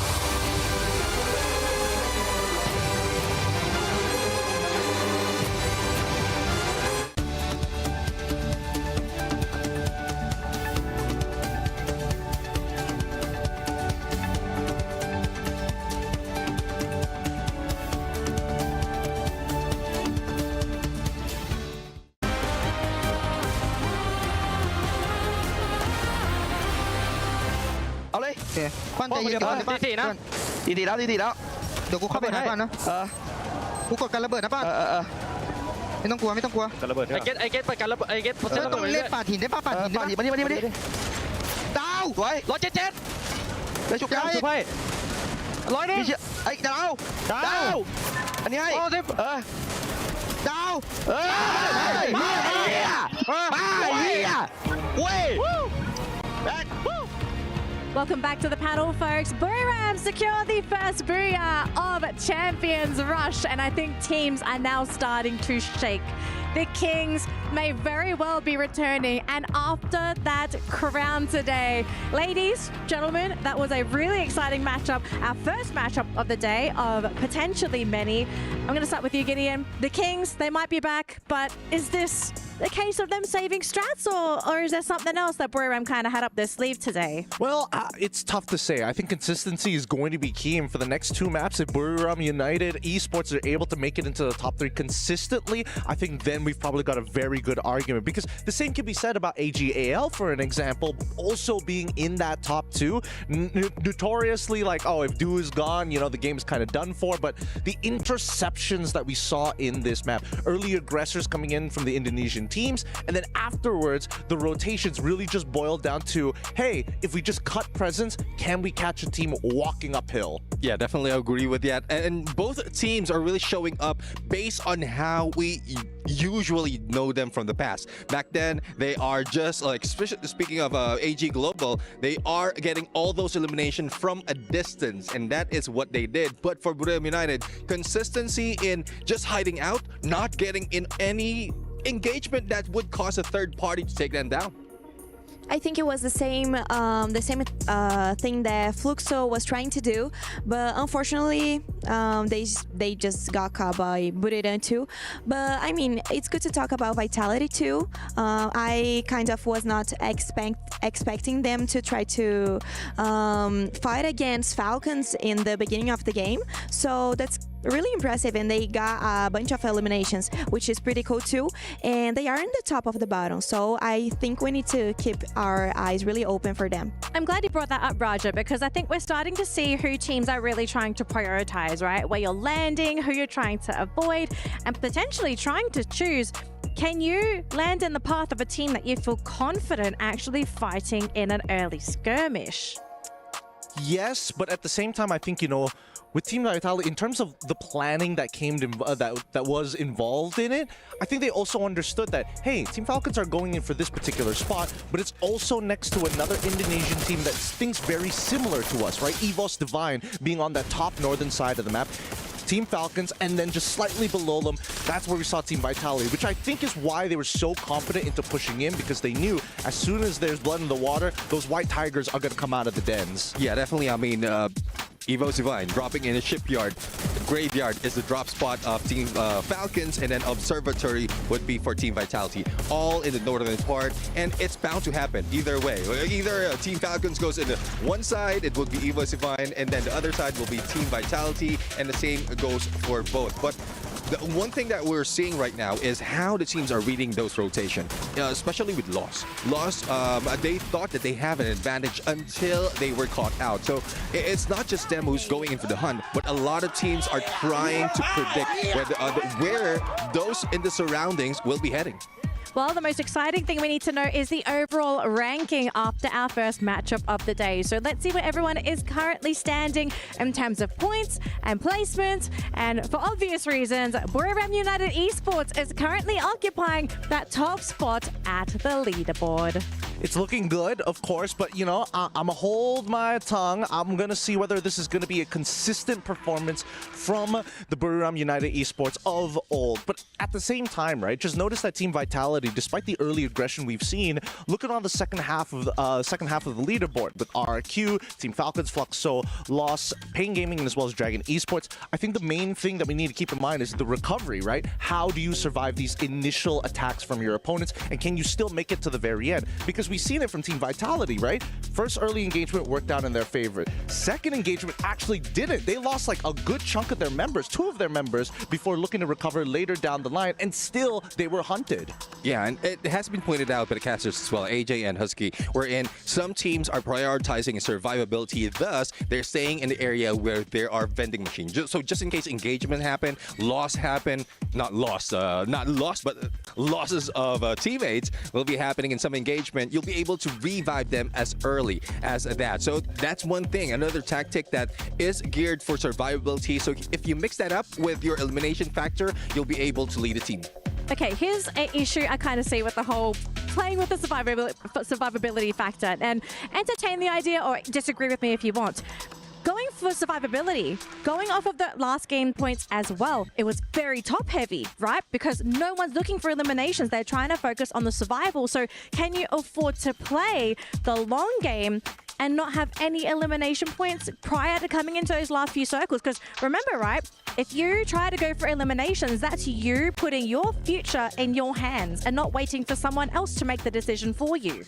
I would agree with Danny's opinion, but it needs to come with a specific condition, right? Because if you are playing for survivability, I think right now more than ever, resources is just such a big driving force. When we're talking about the economy of those Free Fire coins, everything is more expensive nowadays, right? So actually taking the risk to fight another team and taking away their coins is actually a very viable strategy, especially if you're down a man and you're already backed into a corner. Yeah, I would agree with that. And also we're seeing some of the teams bringing back the Suzy as a skill, because that gives you the money mark, gives you extra of those coins that will help you revive, as well as get all those extra firepower that you'll need on the vending machine. But speaking of survivability versus elimination, Boulevard United, I think, is one of the team who has somewhat perfected that. 15 or 12 to 15 mark of the clock.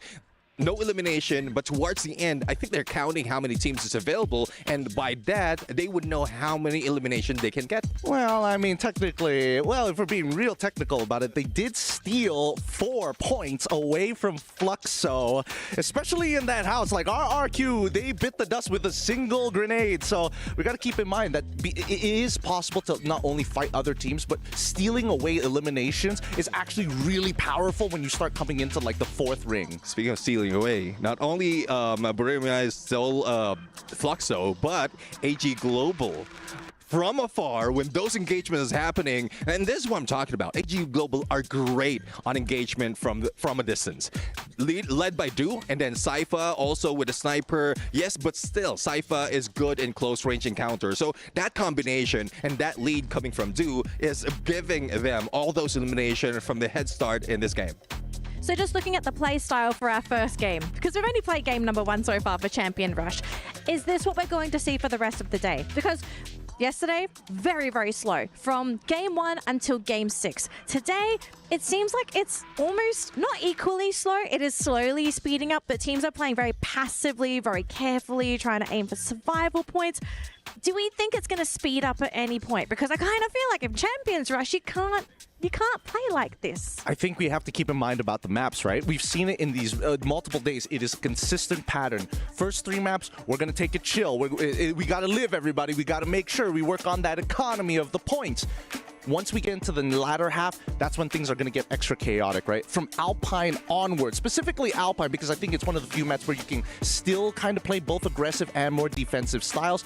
Once we get into Solara, once we get into Nextera, I think that's where a lot of the bottom teams are going to think, hey, the pressure is off our shoulders now. It's either we do it now or we're never going to be able to catch up. And there's also a factor where Kalahari will be introduced, because there's a lot of changes, like a switch of game style that will be happening once you're in Kalahari. Wherein everyone else, Bermuda, Purgatory, as well as Alpine, pretty much the terrain is the same. But if Kalahari will be introduced, and that is where snipers will be leading, like all those engagement, and then survivability is at most, because you have those hook guns as well available. So we might see another like 12 minutes with 12 teams happening in that game. All right, so as we get ready for our next matchup, folks, we are going to have a fun segment on the panel. I think you guys remember this, the SMV head-to-head. Now, I want you 3 to discuss amongst yourselves. You can let the audience know your thought process. 2 teams that you would like to put in a head-to-head matchup for our next map. All right, no mics yet. No mics yet. We can talk.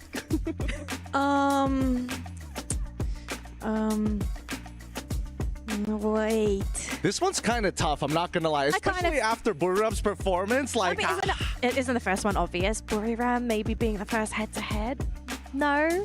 I'm not going to bite just yet. I need to see map 2. I need to see map 2 before I feel truly confident. But here's what I will say. I think that a good head-to-head that we have to look out for is definitely amongst the Indonesian teams. A big standout this time round is going to be Team Vitality, because it seems like they've kind of figured out what was going wrong in their mid-game rotations, and especially during the early game rotations, now that some of the outlier teams would like to fight them head-on, are kind of, moved out of the way. Do you agree with that? Because I do agree with that, because Team Vitality is, as we dubbed, the Falcon Hunter. So I guess they might have lost that, but I think they're gaining that prestige once again, especially with how well they're rotating. Well, I agree with that, but I also would like to see like a head-to-head between Fluxo and a weak team, maybe. Because I want to see them like getting eliminations. They need that, and I told you guys that. I told you guys in the beginning of the broadcast about Buriram and Fluxo too, and they finished the first match at the 30th position, right, at the 3 spot. Yeah, they did. They actually placed really well in their first matchup, so it wasn't too bad for Fluxo. Actually, I'm glad we're going to bring this up on the panel because I do think we need to talk about Fluxo. This was a team that I think a lot of people are questioning at the moment. They haven't really been sitting at the top of the leaderboard, so people are wondering, is Fluxo really in the competition? And we saw a spark yesterday. And that spark was the one time that Fluxo wasn't engaged during the early game. It seems at the moment that early game is the weakest aspect for Fluxo. So if we're going into Purgatory, what would you plan to ensure that you have the safest entry possible into the map? I think a lot of it is going to come down to how you utilize your not only utility. The UAVs are very, very important this time around coming into such a big map. But more importantly, I think they might need to have to change a bit of their setup, right? So far, based on what we've seen from Fluxo, there's only 2 conditions that really cause them a lot of pain. Either they get dropped early, like we've already mentioned, or one of their members get picked off with, especially when they are walking into 4th to 5th ring. It seems like as soon as they drop a member, they lose a lot of their firepower when they need every resource available. So I think the strongest Fluxo is a Fluxo that has all the coins that they need. They have the information while walking into that 5th ring.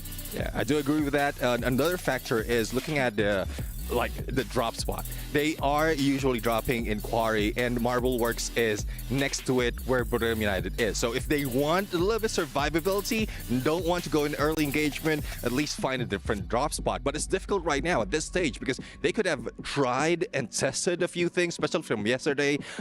Other dropping area in terms of Purgatory, but it looks like everything, all the real estate has already been taken. I'm more worried that R7 and Dragons are going to start fighting again in Marblework, and that's when chaos will ensue for Fluxo. That's what cost them the match yesterday. So it seems like that maybe at the moment, it doesn't seem like there's a solution, but I mean, Raja, have you seen Fluxo drop in any other places? No, actually, that's a problem that they are having right now because in Brazil, usually the players respect so much playing against Fluxo, so they don't want to, drop in the same spot as them. So this kind of not happen, that much. So that's the reason why they are having so hard times, in the early game, because they are not used to it. They are not used to receive someone drop in the same land zone, Okay, that's very interesting knowledge. I think a lot of teams are currently not aware of this, but Fluxo, they're going to have to spend some time to figure out how to solve this issue. But as we are getting ready for our next matchup, we actually have a special interview with Vasana where he talks about his own personal character building. Let's see what the video is about. Some rush in instinctively. Others run the chaos. What a phenomenal reposition, but with the launch pad straight out the circle, they get a tag on that circle first, and now Boulevard fires on to Abe. This is Wasana. สำหรับตัวผมนะบทพิสูจน์บทท้าทายก็น่าจะเป็นเรื่องของการเริ่มเข้ามาแข่งใหม่มากกว่าครับ Boulevard United! They just don't win, they dominate. The kings of Booyah are back. เริ่มมาแข่งแรกๆก็มันแบบเราจะเจอทีมที่เก่งกว่าเยอะช่วงนั้นก็อาจจะแบบว่ามีคนที่เก่งกว่าเราเยอะมากเลยอะไรประมาณนี้แต่ก็พัฒนาตัวเองมาถึงจนจุดนี้ได้ครับ In Buriram, he's part tactician, part stormbringer, trusted by Gehai, Moshi, Yoena.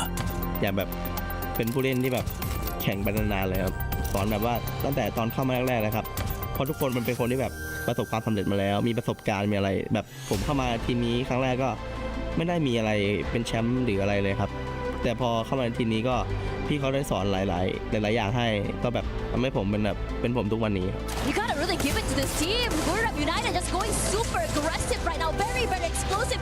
A rusher with a plan, a warrior who thinks. This is Wasana, Buriram's quiet strategist. Now it's gonna be Buriram trying to finish off everything, and one more shot. Booyah! ก็พวกผมก็จะทำให้เต็มที่ที่สุดครับพวกผมหวังแชมป์มันอยู่แล้วครับแต่ก็จะทำให้เต็มที่ที่สุดแล้วก็เอาแชมป์มาฝากทุกคนให้ได้ครับ The blue will be closing in soon. There's no shift anymore. Here comes Wasana timing that up. Another booyah! คือมันวัดกันในหน้าเกมอย่างเดียวเลยว่าแบบว่าใครจะแบบเหนือกว่าก็คือแบบจนได้มาแข่งถึงทุกวันนี้ครับ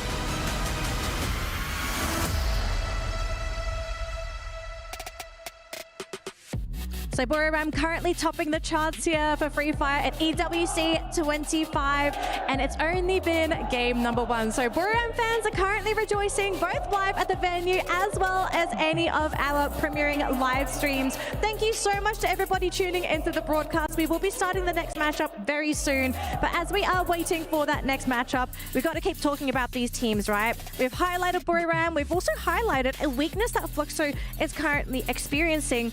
Are there any surprises that we have currently noticed in our first game? Because it's the grand final weekend, and this is normally the time that we start seeing aces, tricks, tips, things that we haven't seen leading up to the grand final.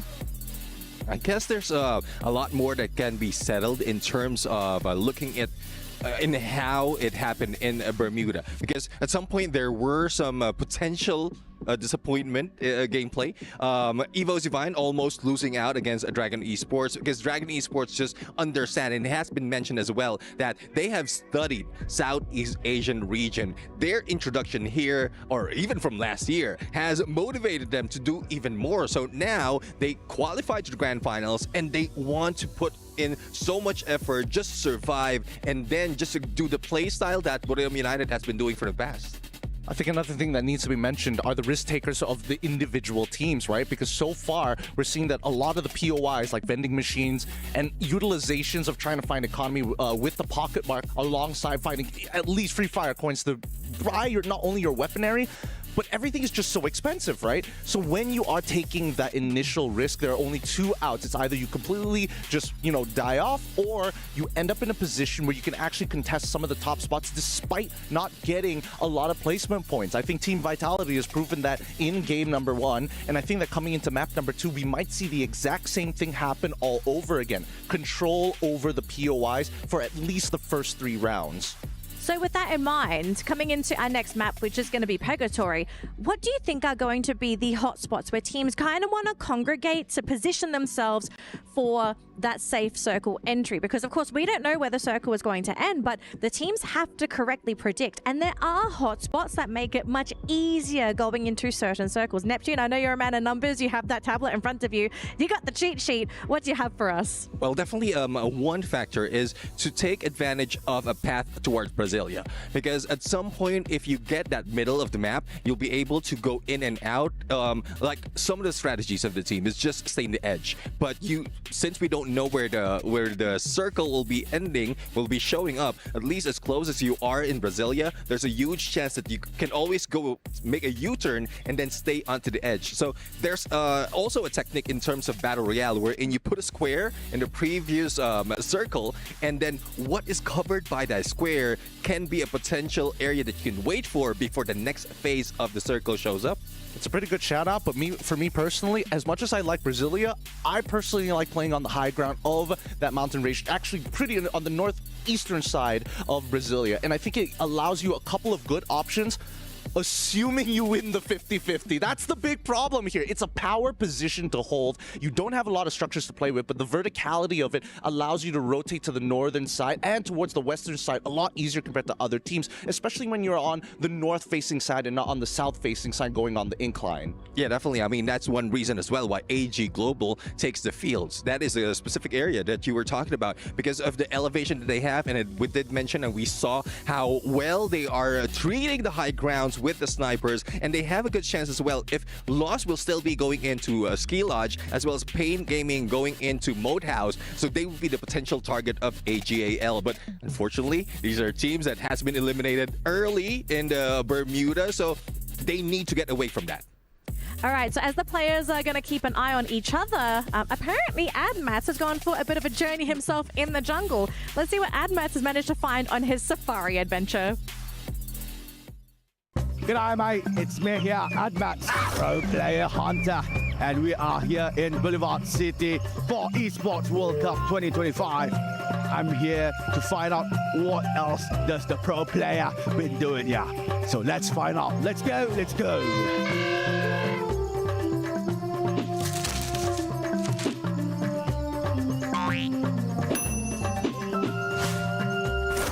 Crikey, I've been walking for hours. It's supposed to be the place here for one of their specialties here for pro player, but I'm not so sure. Should we get some? Oh, how lucky we are. We have spotted a couple of them. Let's just see what they are doing here. It looks like our pro player have stopped and have sit down. Yeah, the waterfall. And quite bizarre. It's something new. Come like this closer. A little bit closer. It looks like some sort of ceremony. I believe this is a ceremony. They call it as the ceremony of Zen. This is where they clear their minds. Fascinating.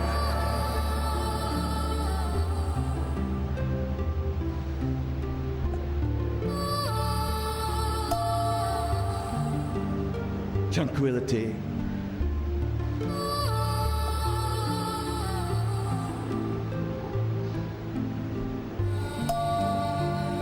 Meditation.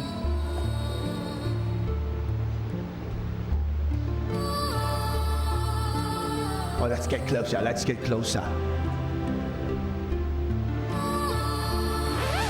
Crikey. Oh my God. Oh my God. They're angry. Help me. Okay, that's it from me. And that's probably an answer. We'll see you on the next one.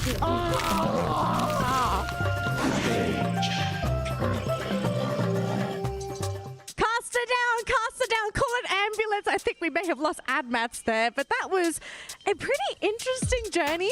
I didn't realize we had such a amazing Zen experience by the waterfall in the Boulevard. I wasn't expecting Onyx Olympus to be that vicious. I get it, you know, you didn't get to the next round. You don't have to take it out on Admats, man. I don't know what he did. Yeah, I mean, when your Zen has been disturbed, especially with what the result is, yeah, definitely Admats would be ravaged by those players. Are you telling me that Admats was at fault here? That it was his problem? That it's like he shouldn't have gotten that close. You should have pride in what they're doing. I would say. Sorry, Admats. I don't know if we have Admats anymore with us, but we will find out if we're going to be seeing that man in the future. But we are still waiting for the matchup. The teams as well are taking a bit of an extended break, and I think if I was a player, I kind of want this, you know, after game number one, especially for teams that didn't do well. This is the best time to start recouping with your coaches, your assistant staff, to look back, maybe watch some VODs, really have a discussion and figure out what went wrong in that previous round and how you could potentially fix it. If we were to suggest something, we're not coaches, we're you're analysts. I'm definitely not. I'm horribly underqualified. But if there was something that the coaches could do that would really improve the morale or even the play from the players, what would you expect the coach to kind of provide in terms of support? I don't know, but if I was like, if I was a player, I probably would try to call my mom. To calm me down, you know. But I think they are not able to do it here. But maybe I would try to pray, because I like to feel, you know, connected with, you know, energy in this type of things, because you can't let this let you down, you know. You need to breathe and try to do something better in the next match. That's my opinion. I don't know if you guys will agree with me. Definitely agree. I mean, I did coach a team for Battle Royale, and I guess that relaxation, the calm before the storm, it really helps you. And at some point, it would depend as well, because we know these are different people. We don't specify them as one-minded, or like there are different approach in different player base. So one thing as a coach is you need to study your team, and it's like just talk to them based on how you think they will be motivated. As a coach, it's not just the in-game that is needed. What's more needed as a coach is as a life coach in general. I'll tell you this now. I'm on the slight opposite opinion of this. I don't completely disagree with this. I think that for the first two maps, and especially when you are looking at these players who are feeling that pressure, the first thing that comes first is motivation. Why are you here? Do you have any regrets? Drop those regrets. Be aggressive. Do not get disrespected. Show why you are the best in the world. And once you start coming into those third and fourth matches where you start to feel that overheat, where it's starting to get into head, that's when you pull the reins back and say it's about balance. You got to change up that narrative. You start gaslighting your players. Say, hey, you're not the best in the world just yet. You got to prove to yourself. You've done it in the first two. Now it's just find that balance right in the middle, right in the center. A little tough love, right? A little tough love, baby. That's the reason that I'm like honestly not a player, because I will probably cry, I guess. So I think it kind of explains so much, you know. It's like the right amount of gassing, right? It's like you load them up, you hydrate them with that ego, but then it's like, wait a minute, we're overflowing. We've got to calm it down. We need some towels here. All right. Now, we may have lost Admats in his safari adventure, but I have been told that Yunsul is on a bit of an adventure herself on the Boulevard. Let's see what Yunsul was up to. It's me, Yunsul, and we are back again in Boulevard. So many nice things here to do, many games to play, and the weather today is actually really cute. I love it. Do you guys like stuffed animal? Because I do. And I found this place, catch my eyes, and we're going to play it. Hello, I would like to try this. All right, only one shot. Let's see what I can do. As you can see in esports, sometimes we lose, sometimes we win. But it doesn't matter. Oh. Oh, really? Okay, guys, we have a winner! Yay! Cannot believe I lost, but I still won this purple banana. Anyway, many new things and nice things awaiting you guys at Boulevard. Come here and try with us! I think we could do with some props on the main stage, but I don't think I've ever seen a purple banana before. A purple koala. Yeah. Banana. Banana. It's hurting my brain. My dyslexia is killing me right now.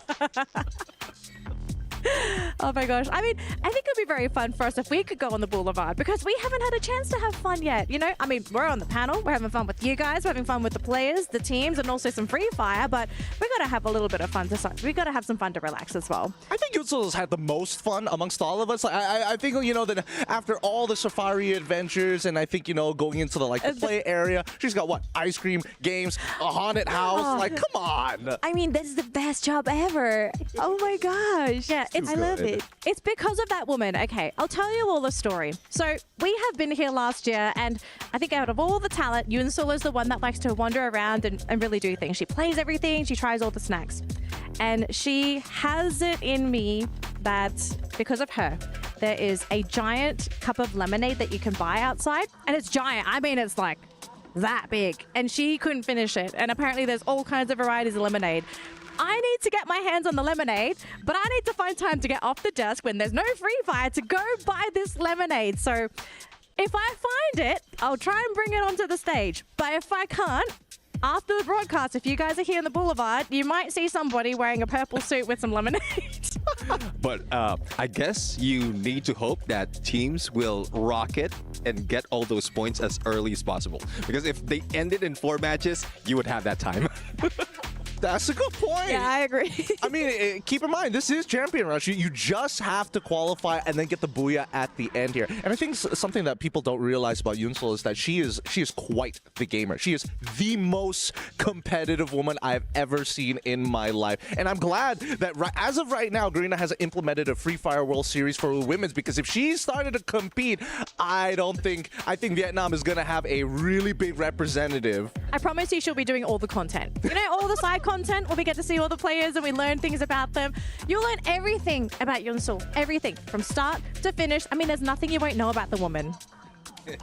Definitely. I mean, we've been in together and like talks even in the ride from and back. I mean, there's a lot that Yunsel has to offer in terms of entertainment, not only in I remember the dance that she keeps doing every time she meets someone.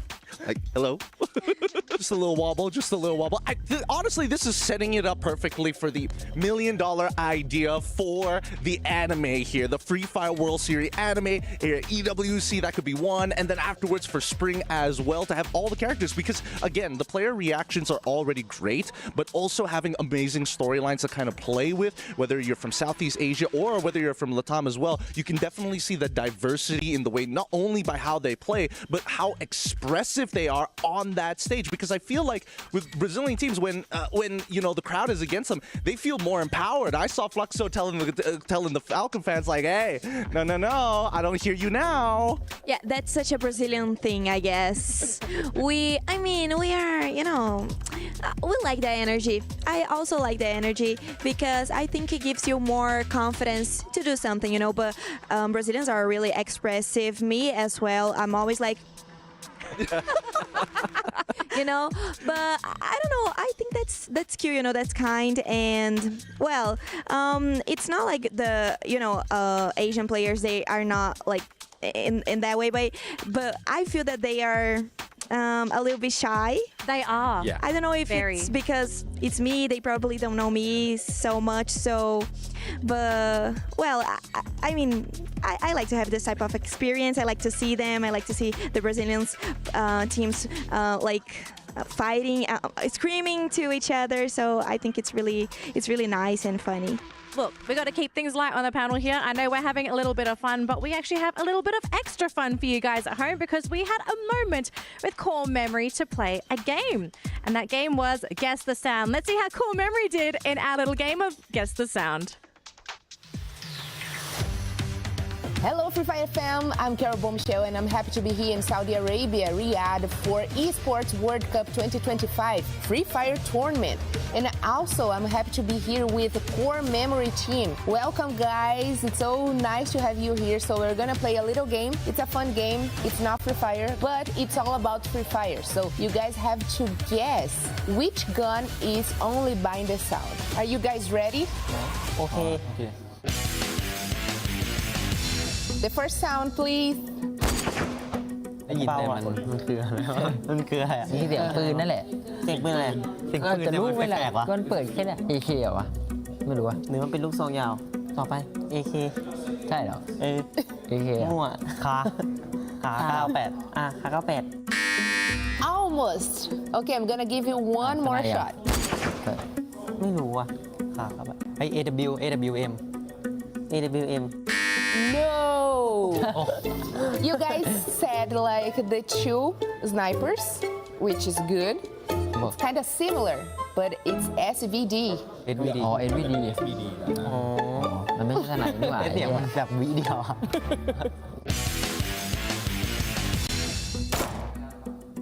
AK8 Yes, that's correct. That was an easy one, right? Who said first? ผม Pom. Good job. There we go.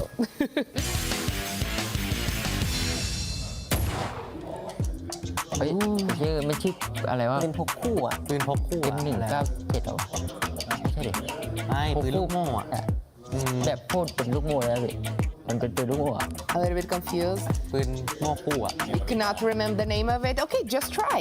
Say some names. ก็นั่นแหละลูกโม่ลูกโม่เล็กอ่ะมันเป็นพกอ่ะ M179 มั้งมันเป็นปืนลูกโม่ Yes. โอ้โห No, I'm just kidding. It's a joke. No, you are almost there. It's another one. It's close to M79. M1917. ถูกแล้วแต่จำชื่อไม่ได้ ไม่ค่อยได้เล่นรู้แล้วว่ามันคืออะไรแต่ว่าไม่จำชื่อมันไม่ได้ Okay, now you guys remember. Okay, but it was a close one. โทก้อนไอ้นี่โทก้อน That's correct. That was an easy one because you guys use this a lot, right? ใช่ It's anyone's favorite gun. นี่ปืนของคนนี้ไม่อันนั้นซีซั่นที่แล้วปืนผมแหละแพทก่อนเป็นแพทเก่า Okay, since it used to be your favorite gun, I want to know which player from any region could you eliminate easy with this gun? ยากเลยนี่ ยากเลย Come on. You have a name. คูก้าคูก้าตัวหน้าไงโดนยิงบ่อย Cougar. Last year he won EWC 2024. Okay. He's a tough player.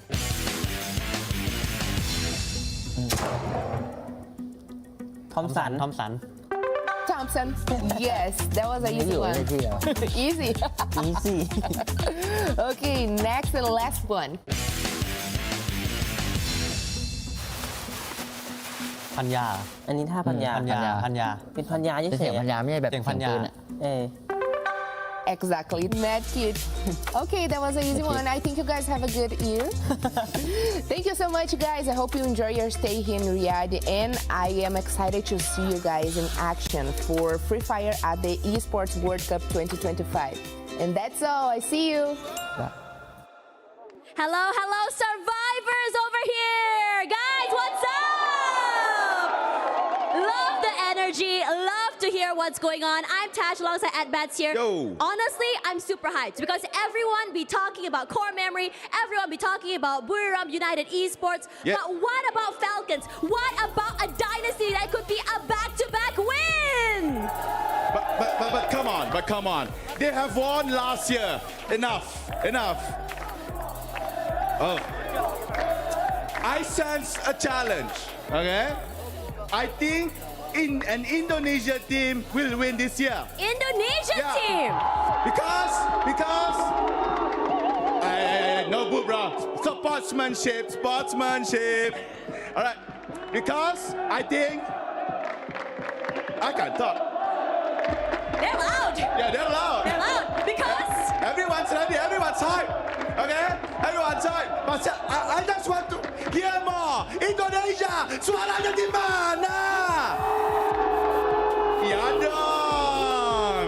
Guys, I think they're a bit loud. Should we go louder? Where's the Falcons chant? Do it for me! All right. The next game is about to begin soon. We had a very nice opener from Boulevard United Esports. They had a magnificent booyah on game number 1. So before we head to game number 1, why not we rap out, we explode the arena.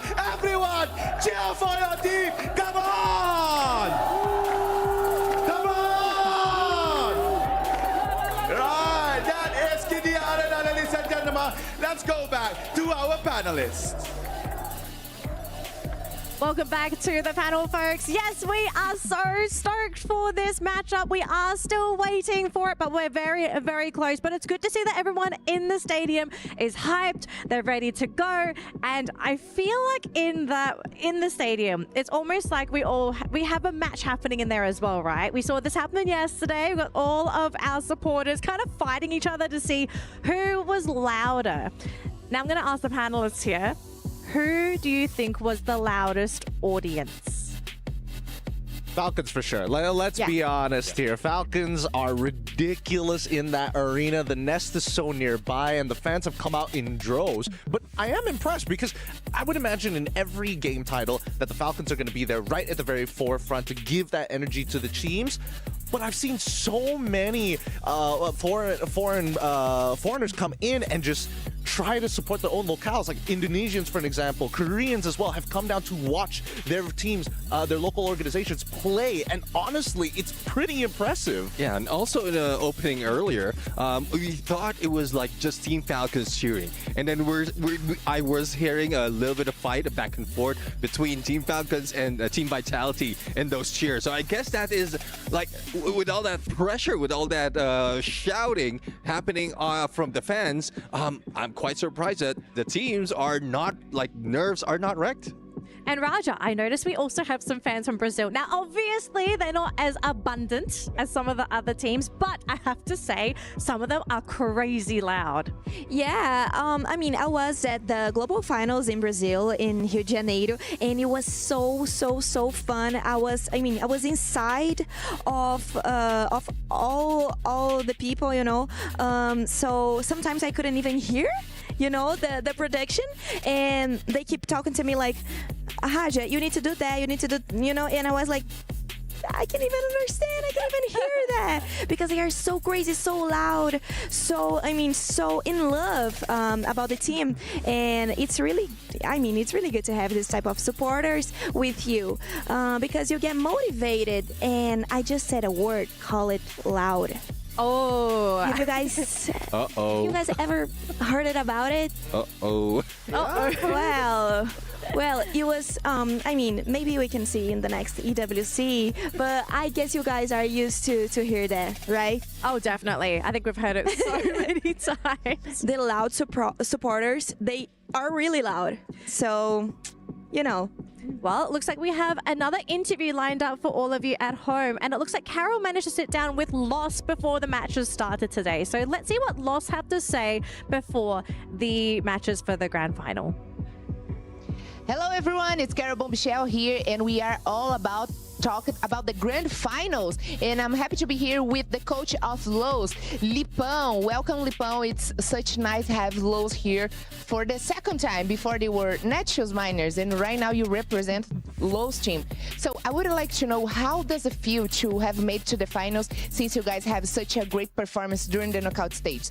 Como é que vocês se sentem estarem aqui na grande final, já que vocês fizeram uma performance incrível durante a fase classificatória? É uma sensação muito boa, a gente veio muito confiante, a gente conseguiu acertar muitas partidas durante o campeonato, então a gente ficou nesse top 2 aí da classificatória, então foi um up, assim, sabe, né? A gente veio mais confiante, mais preparado, a gente se preparou muito bem. Algumas coisas, claro, vão dar errado, mas a gente está preparado para tudo nessa final. For sure, it's a great feeling. We have came prepared to the grand finals. We have studied the other teams, and it doesn't matter the roast. Right now, we are fully prepared to win here, and it's a great feeling for sure. For us to finish our interview, I would like to know, what kind of strategy have you guys set for the grand finals? If you can share, of course, a little bit with us. Quais são as estratégias que vocês fizeram para a grande final, se você quiser compartilhar com a gente? Eu acho que é mais a tranquilidade, né? Porque uma final tá um pouco tenso no começo, então a gente vai se soltar um pouco no começo do jogo aí pra tirar essa tensão logo de cara, mas é isso, fazer o nosso jogo e não tem mais segredo. What I can share right now is just, we're gonna keep it comfortable. We wanna be normal, we wanna keep it simple, and because we know how pressure can have during the grand finals. Yes, and we are gonna make our best game. That's all, and you have heard enough from Lipão, the coach of Lowe's team, and I'm back to you guys. A very common but very popular philosophy amongst coaches. You gotta be comfortable in your games, because if you're comfortable, that is the most comfortable and safest situation to be as a player, because you are playing at your best. Yeah, I would agree. And we keep seeing that in those instances wherein it's the final chance for a team. It's a final chance, like they're just letting go of all those pressure, and they're very comfortable, and thus a lot of performance, despite of not really going up a notch. Like vision system from the knockout stage, we know that they're already out, but they still bring a lot in the fight. And I guess that's where all the teams, all the players need to be in a comfortable spot in themselves and just treat it as if this is the last game. I think what fans don't really realize is that they think that like, oh, when your coaches are speaking to the players and the coaches by de facto the smartest person in the team, they're like scientists. They're talking about formulas, they're talking about numbers, they're talking about positioning, they're talking about rotations and everything involved in the game. But what usually comes out in these types of experiments, and I've noticed amongst multiple game titles as well, that it usually comes out as, hey, we should try this. End of story. You know, there's no bigger, deeper explanation for a majority of their stuff because they like to keep it simple 90% of the time. There's no need to overcomplicate them with a boatload of information. It's more important that they feel it for themselves because the players need to not think about calculations and formulas. They need to have the instincts to do it first. And there's a word for that. It is mechanical skill. It is automatic. So to anyone that doesn't know what Gideon is talking about, it's when you play a game of Free Fire and everything just comes automatically to you because you do it so often. Now, pros are a special case because not only is everything automatic, but they're also thinking so fast in those games. Fractions of a second deciding, is this shot worth taking or should I pull back and regroup with the team? Do I have enough glue walls to close the gap and get ready for that third, fourth circle? Like so many things are happening. Sometimes I feel like we don't appreciate the level of skill these players have at that top level because we can't feel it, we can't think it. It is something that's all within their minds. It makes them, that's what makes them such special players and such top level players in the world of Free Fire. I really think, you know, as spectators, as viewers, as supporters, we have to give them the utmost respect because they've achieved something that us spectators, as cast, as panelists, you know, as much as we love to talk Free Fire, they're a different animal. Yeah, definitely. And that factor, that the description that you did mention is one factor, or what's the importance of having an IGL. Because the IGL at some point, he's the one who's managing all those, juggling all those thoughts and just relaying it to the teams. And the rest of the teams just have to focus on their mechanical skills as well as the calls. So as you can see, we might be seeing like team captains, in-game leaders not performing that well because there's a lot of pressure. There's a lot of things that they're thinking about. And if in case like he can just give the calls, that it will let the rest of the teams just shine.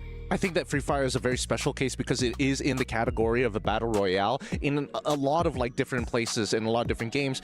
Usually communications, they have a word of saying, hey, cut comms or like silence comms just to clear it as much as possible. Let's be very direct. But in Free Fire, it's a little different. You need every little advantage and every little piece of detail that you can get from all of your players. So your IGL not only has to cut through the noise, but they need to listen to the noise of 3 other dudes saying, he's up here, he's down here, I'm reloading right now. Somebody else needs to start healing me. Can you cover me? All at the same time. And to make matters more difficult for somebody, this game is so fast. It's like pressing the 2, 3, 4 speed up button. And it's just absolutely insane. Now, speaking of insane, we actually have another interview lined up for you guys, and it's actually with Fluxo. So let's see what Fluxo had to say leading up to our next match. Oh, hey, it's Kara again. And right now I'm here with Luke King, coach of Fluxo team. And of course, we have a lot to talk about because Fluxo team didn't go well during the knockout stage, not even point rush, but after the first match, they stood up with their games. Let's see what Luke King has to say about it. O Fluxo durante as fases classificatórias não foram muito bem, nem no point rush, foram mais ou menos. Porém, entretanto, todavia, já chegaram muito bem aqui na primeira partida da grande final. O que você tem a dizer sobre isso? Muito bem, é uma palavra forte. A gente fez uma partida mediana, mas a gente sabe que final é final. É totalmente um jogo totalmente diferente de um classificatório, de um point rush. Deus nos deu mais uma oportunidade para fazer o que a gente ama e a gente está aqui muito feliz. Well, talking about the first match, we got a good position, but we didn't go really good, and we need more of this. So if God gave us this opportunity, for sure we're gonna go for it. Especially because we are the world champions for Free Fire, and right now we just are going on the path for take the trophy. And for us to finish our interview, I would like to know if you can share some thoughts and maybe some secrets of Fluxo's teams for this grand finals. Pra gente finalizar nossa entrevista, eu queria saber se você pode dar alguns spoilers pra gente aí do que o Fluxo vai fazer nessa grande final. Mano, zero spoiler. É o que a gente sabe fazer de melhor, que é jogar esse joguinho. Então, a gente vai se divertir lá dentro, se for da vontade de Deus, a gente vai ser campeão. Não tem muito segredo. Perfect. Okay, he doesn't want to share anything. No spoilers at all. And right now we're just focused on the game and we're gonna do the best that we can. We are back at the Free Fire at Esports World Cup 25. Thank you, ladies and gentlemen, for your patience. It's time to continue the rock and roll with me, Husky, and the Mustachio AJ as we head into round number 2 on Purgatory with Buriram United Esports scoring a whopping 24 points to kick off the grand finals, even without any head start points. Best case scenario, they ended by round number 4, but we don't want that. We want the competition to keep heating up, and Fluxo is teasing us by telling us that there will be no spoilers for their plans. Let's see what they've got on Purgatory. Yeah, and everybody's kind of getting excited that Buriram got it. They're gonna go all the way again, but we have to acknowledge that was one of Buriram's best maps. They have to wait until Alpine to strike big again, but can they pull away something solid from a map where they usually do not shine? This is the map of Brazil. This is the map of loss. As we kick off Purgatory, ladies and gentlemen, boys and girls, survivors of all ages, buckle in, because it's gonna be a wild ride. And right off the bat, we are seeing some teams divert their drop spot. Dragon Esports, for example, they did go golf course yesterday and they got hot dropped by R7. Fluxo was a victim, but there's one team that will never change their drop spot, and that team is Buriram United Esports, going for Marbleworks, where they will be sharing close proximity with Fluxo at Quarry. Let's see how that one's going to transpire. Pain Gaming going over to Motorhouse because VP is no longer in the equation. Plus spreading out towards the north of Ski Lodge, and Brasilia plus Field taken over by AGAL. Oh, dude. I mean, R7, are you kidding me? They were going to hunt for the heads of Fluxo. Mount Villa belongs to Team Fluxo. Now, Raja told us that everybody respects each other. Everybody respects Fluxo in Brazil. Y'all gotta understand, this is the world stage, baby. They don't respect, they don't disrespect, but they want to put your heads on the chopping block. But R7, they better be careful. Yesterday, they were aiming for the heads of Dragons Esports as well. They tried to tease Buriram. They tried to tease Fluxo, and they did not walk away with a single head start point. And thankfully right now at Mount Villa, all cleared up. Fluxo went away. Now golf course as well as Mount Villa belongs to Team R7. That means this Mexican team is starting off with a ton of loot. I think on top of that, hold on a minute, did Esports just really do that? Flying all the way to Central where our RQ's headquarters are established. Russia instantly punished. Does bring himself back up to his speed. His Ray now hunts for Ma'au. You take care of Ma'au, you take care of long range support. Ma'au down in the low, but still not confirmed. Knockdown Ray with the Oscar dash. More than enough time to go for the swing. Kochiu finding Kiba off speed. Esports taking a gamble and it's paying off. Oh my, Kochiu finding one for himself as well. RRQ with 2 more survivors. Abe can get away if he can fast put this out of the place. Gets a double knock, all executes from the back as well. The Powerful making God's work play here for the side of RRQ. But a single survivor left standing in the name of Dudes. 2v1. Rasya has got the plasma gun, but Dudes says, down you go, baby. You'll always be the kid behind me. 1v1, Time Turner, aim gone, and 590 plays the meta, but the Time Turner wins it.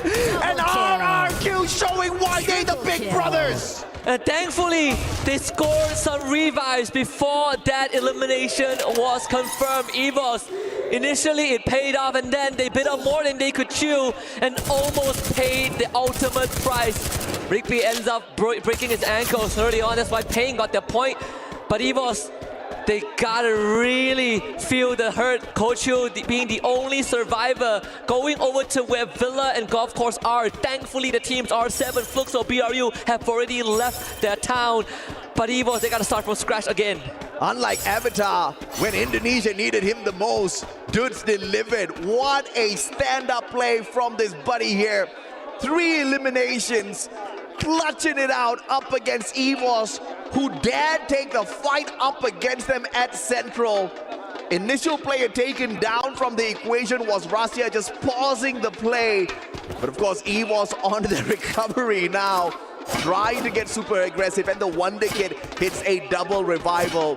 EVOS back in play. We've got 47 players in the lobby.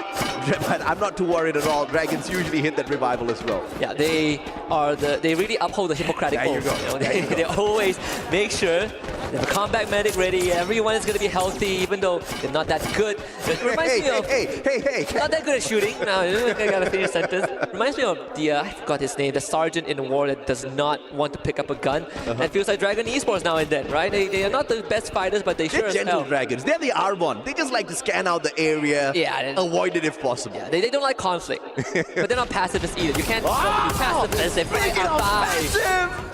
Sifu showing that who's boss. Abe. The first one, and Abe's having a terrible time here. Ma'al with a very quick reversal.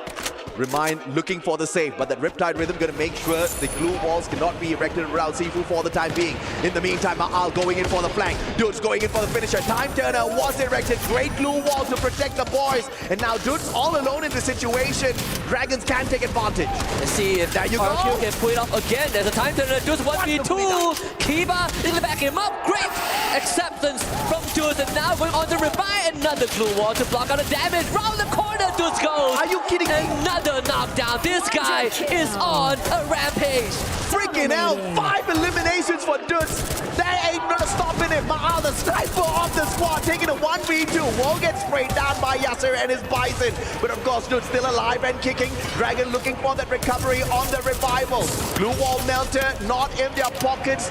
And the deep freeze will tag up Yasser for quite a bit. And Dudes with the RGS 50.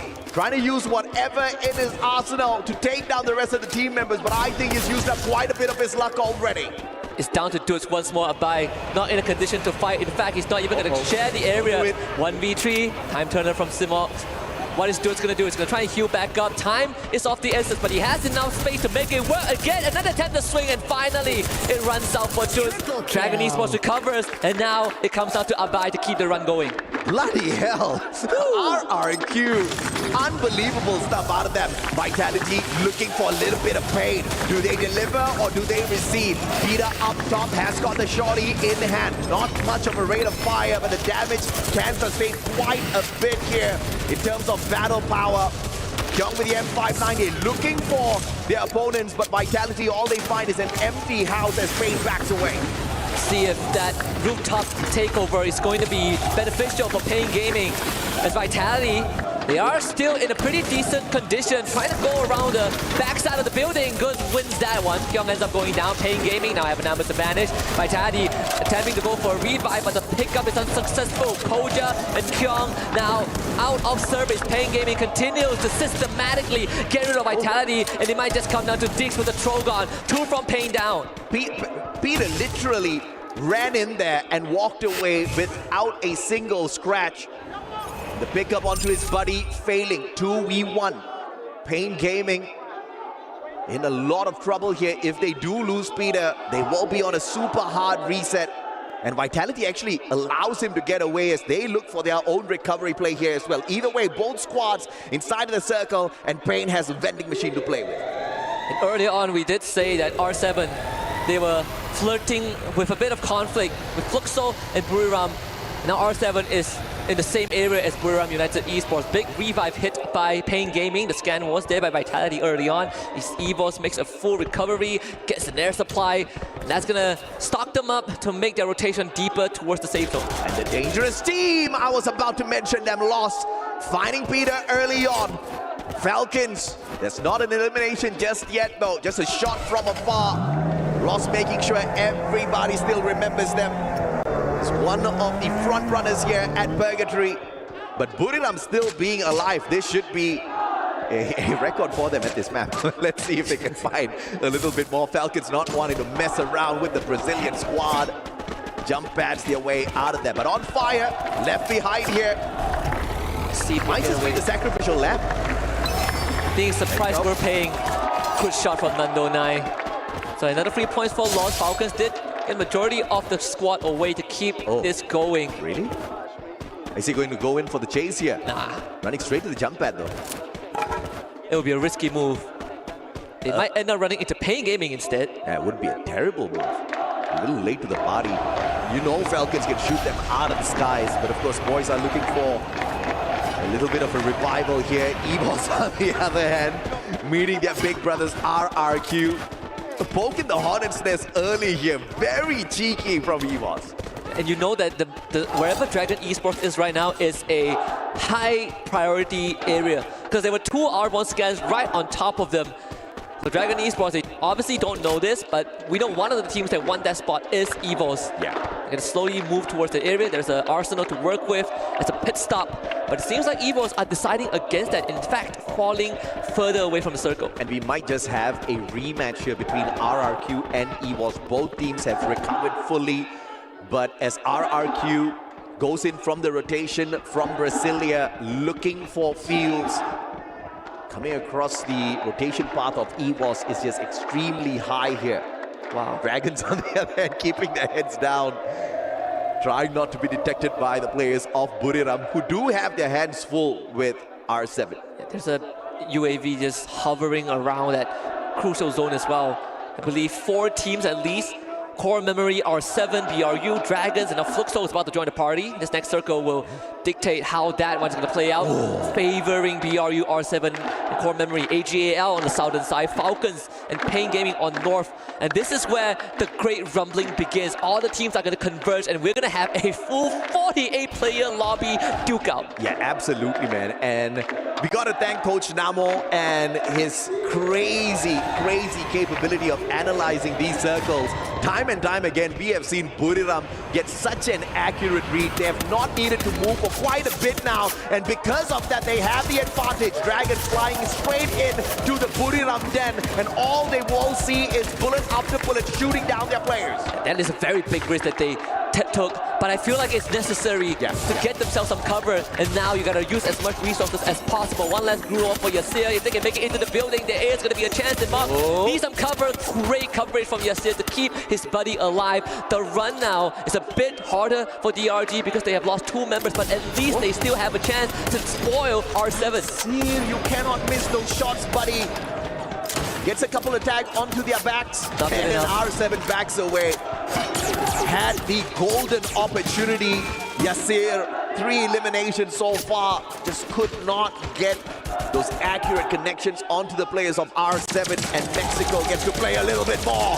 He was fighting Fluxo from afar. Raja's gonna cry now on stage. This is going to be incredibly important for Fluxo to survive, but the odds does go down. Hutchison and Bobs removed GU. He's just barely hanging on, but thankfully he was able to heal back up. They are tanking the blue, and EVOS is not going to let them go easily. No, not at all, man. I mean, Fluxo, when they go in for this rotation, they have to go up against Gulid and Core Memory. EVOS at the very edge of this next circle. For the time being, the blue's not hurting them just yet, but you can see the jump pad set up behind Fluxo, and EVOS not going in for the reposition, taking down those glue walls, so they have a straight line of sight to that jump pad.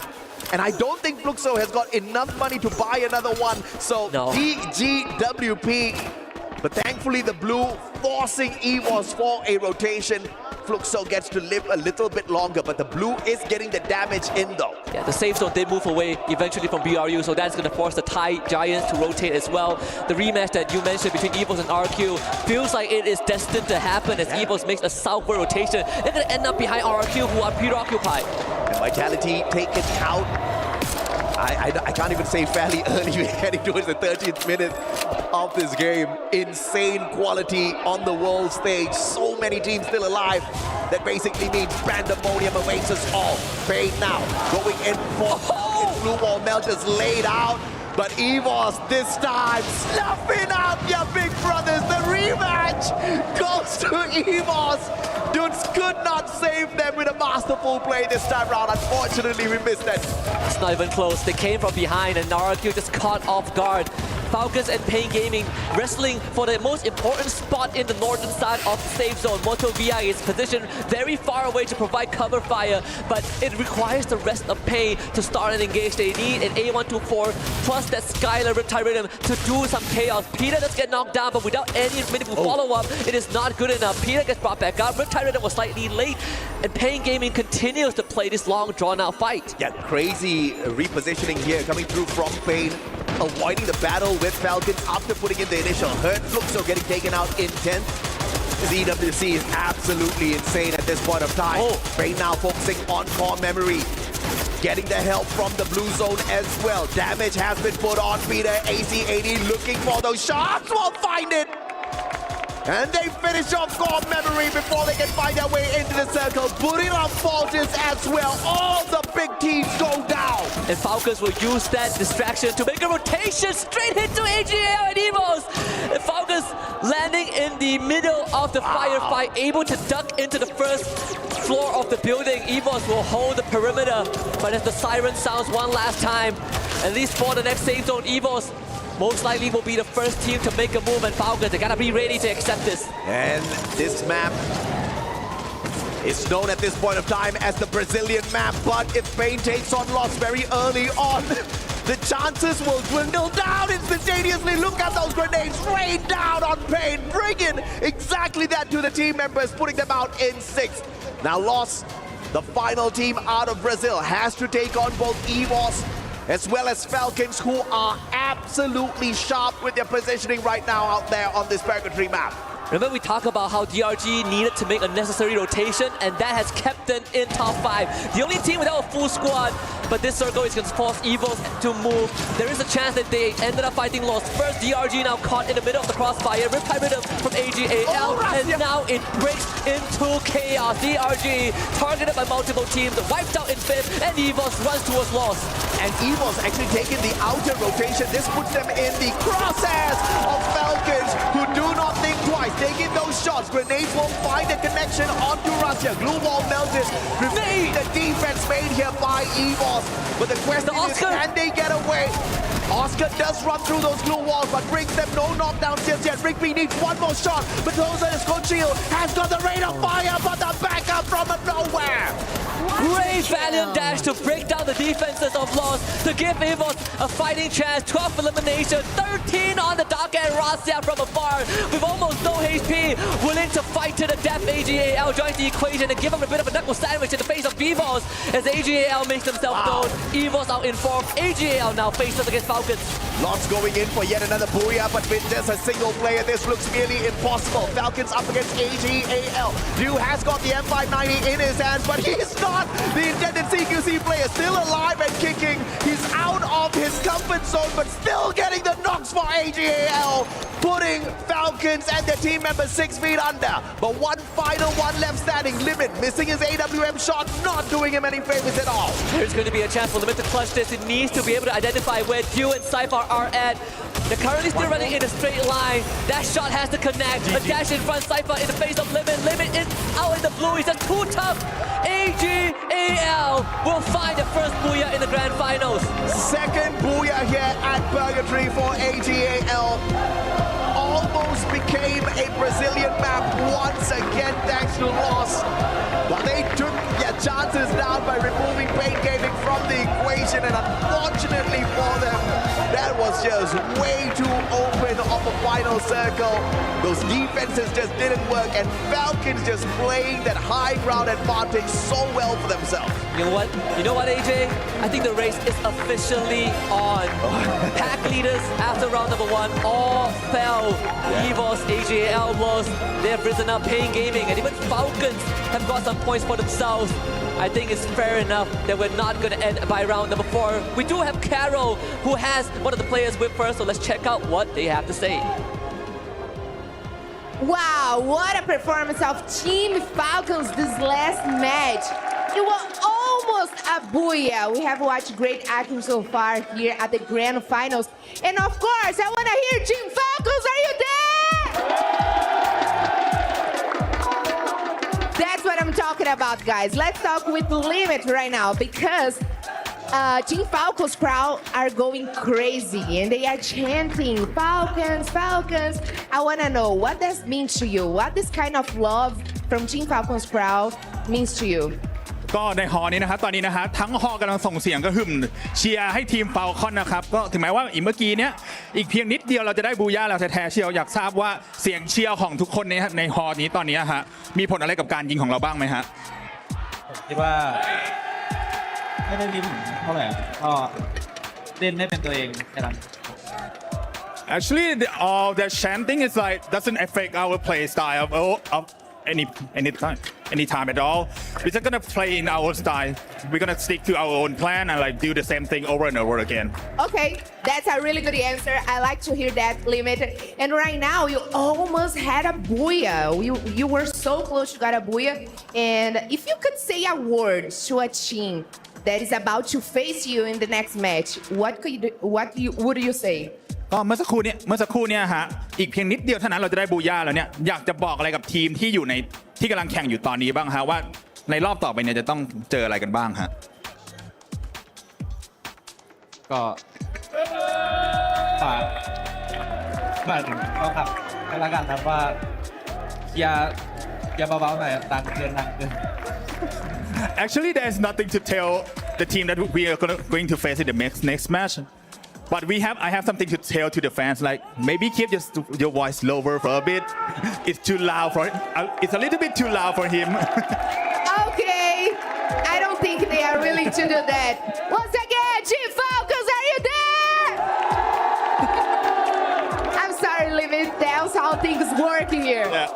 And I'm pretty much sure you guys at home are very hyped, like we are here on stage. So keep it up with us because we're gonna go for a quick break right now, and we'll be right back.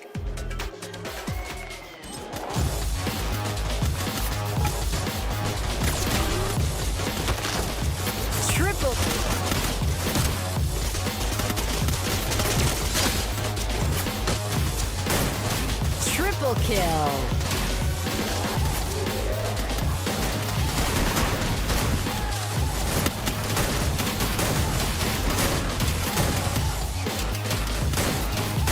Double kill.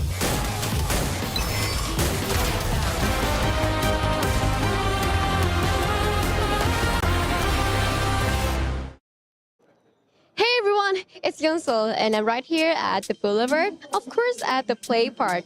You guys know what? As usual, we always play Free Fire and we should go in there, right?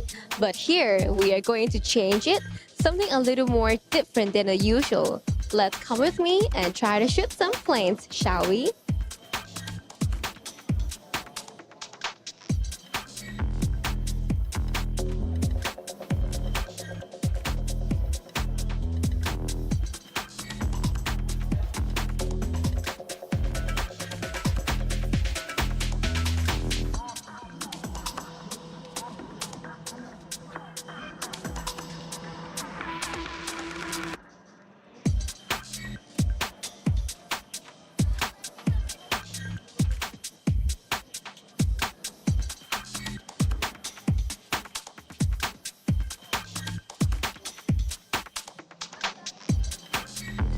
To play. I think this game's kind of hard to play, but it seems to look really fun and new to us, right? If you can, come and enjoy us here at Boulevard, the play park.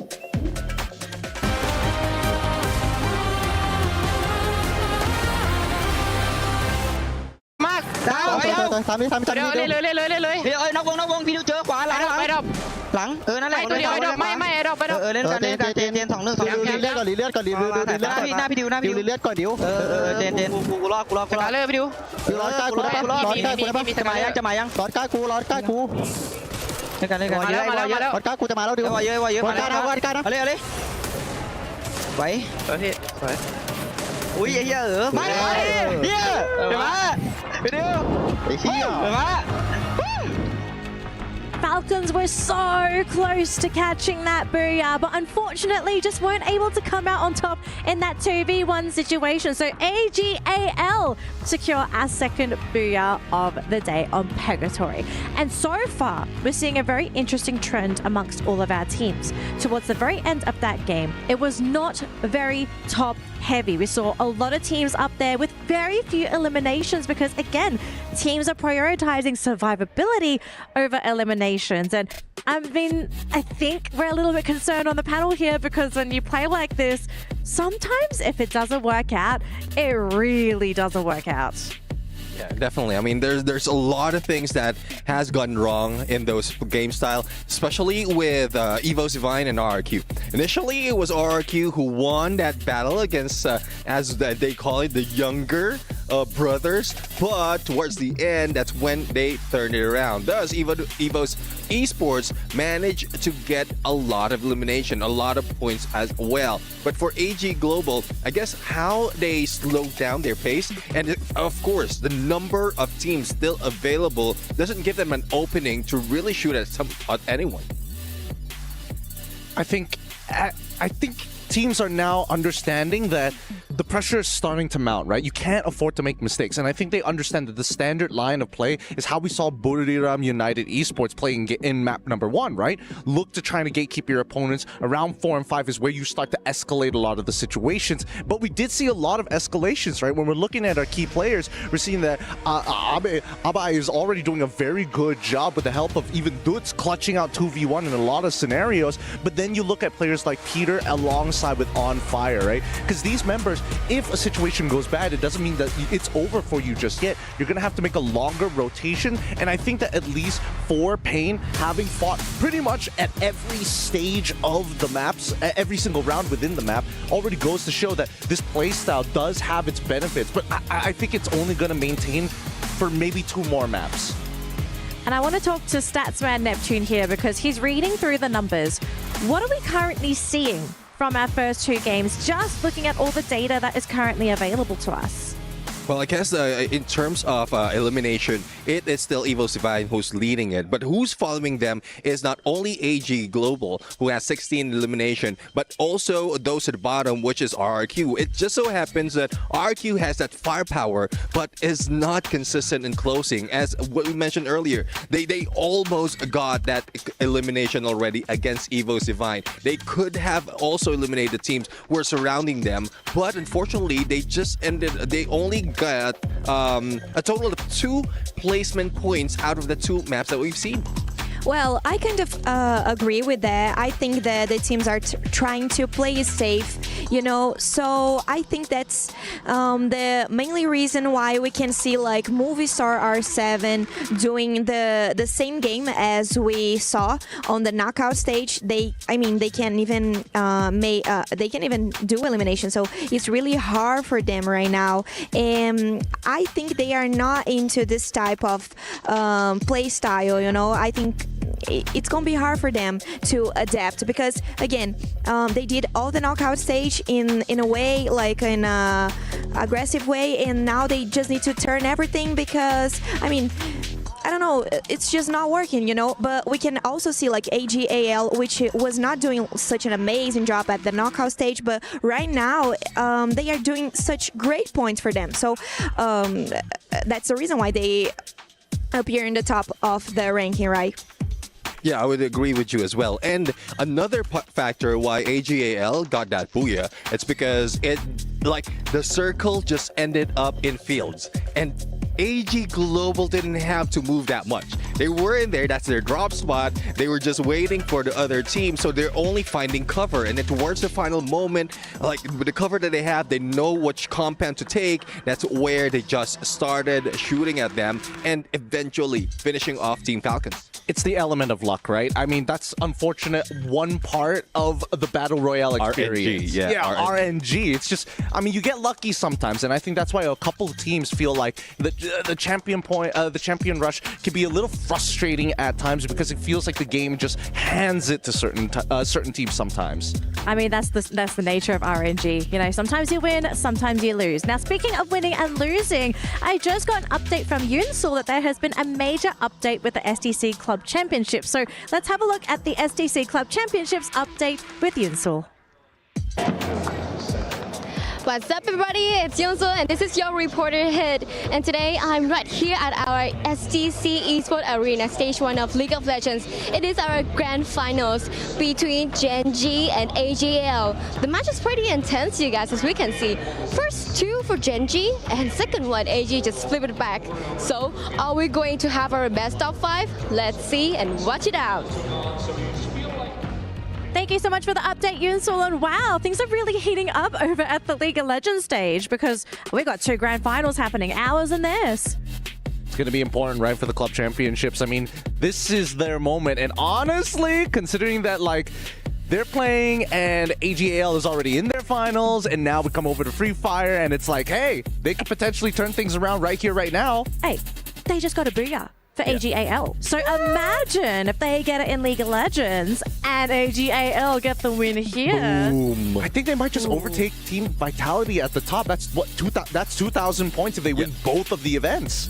Exactly. So at some point, we did mention this when we were talking about Club Championship. The pressure that this has, because this is bigger than the actual tournament. The Club Championship is bigger than the actual Free Fire Grand Finals. And that brings pressure to a team. So we'll have to find out, though, who's holding out on that pressure, whether it's Team Falcons, Team Vitality, or AG Global. Got a lot of teams vying for those points at the Club Championship, but I've just been informed that we're going to be heading on over to the main stage with Tash Bunny and Admas. Let's see what they are going to be doing over at the stage. You know what we're going to be doing, Danley? We're going to be giving our hot takes, and it is hella spicy. Over here, the main stage here has been hot, mostly from the fans, just fan wars all around, but most importantly, my hot take, I'm going to say that while everyone thinks that Buram United Esports, they are hiding strats, I say that other teams have started to counter them. That is true. I'm going to continue to do her hot takes. Don't call me biased on this. Despite what had happened to them, I still believe Indonesia will come on top. Okay, which team? We see EVOS almost get that booyah. So with that sign, maybe game number 4, booyah for EVOS. Booyah for EVOS. Yeah. How sure are you about that? Well, that's my hot take, so I'm pretty sure. Okay, fair enough. I'll give another hot take. Sure. I think that Vitality is a slow cooker team. At the end of the day, they're going to completely explode. I think so too, but that is our hot takes. How about the hot takes for Husky and AJ, casters of our EWC finals? Well, my hot take, Atman, since it's game number 3, brother, we are heading into Kalahari, buddy. But you see, Atman may have got the number wrong, but he got the team right. At Kalahari, the dominators are EVOS, and on the desk, your boys, Mustacho and Husky, back at it again. I just gotta say, for someone who is named Atmas, you sure can't count, huh, buddy? I gotta put it in. That's 0-2, all right? Okay, that's hot takes from the casters. That's our hot take.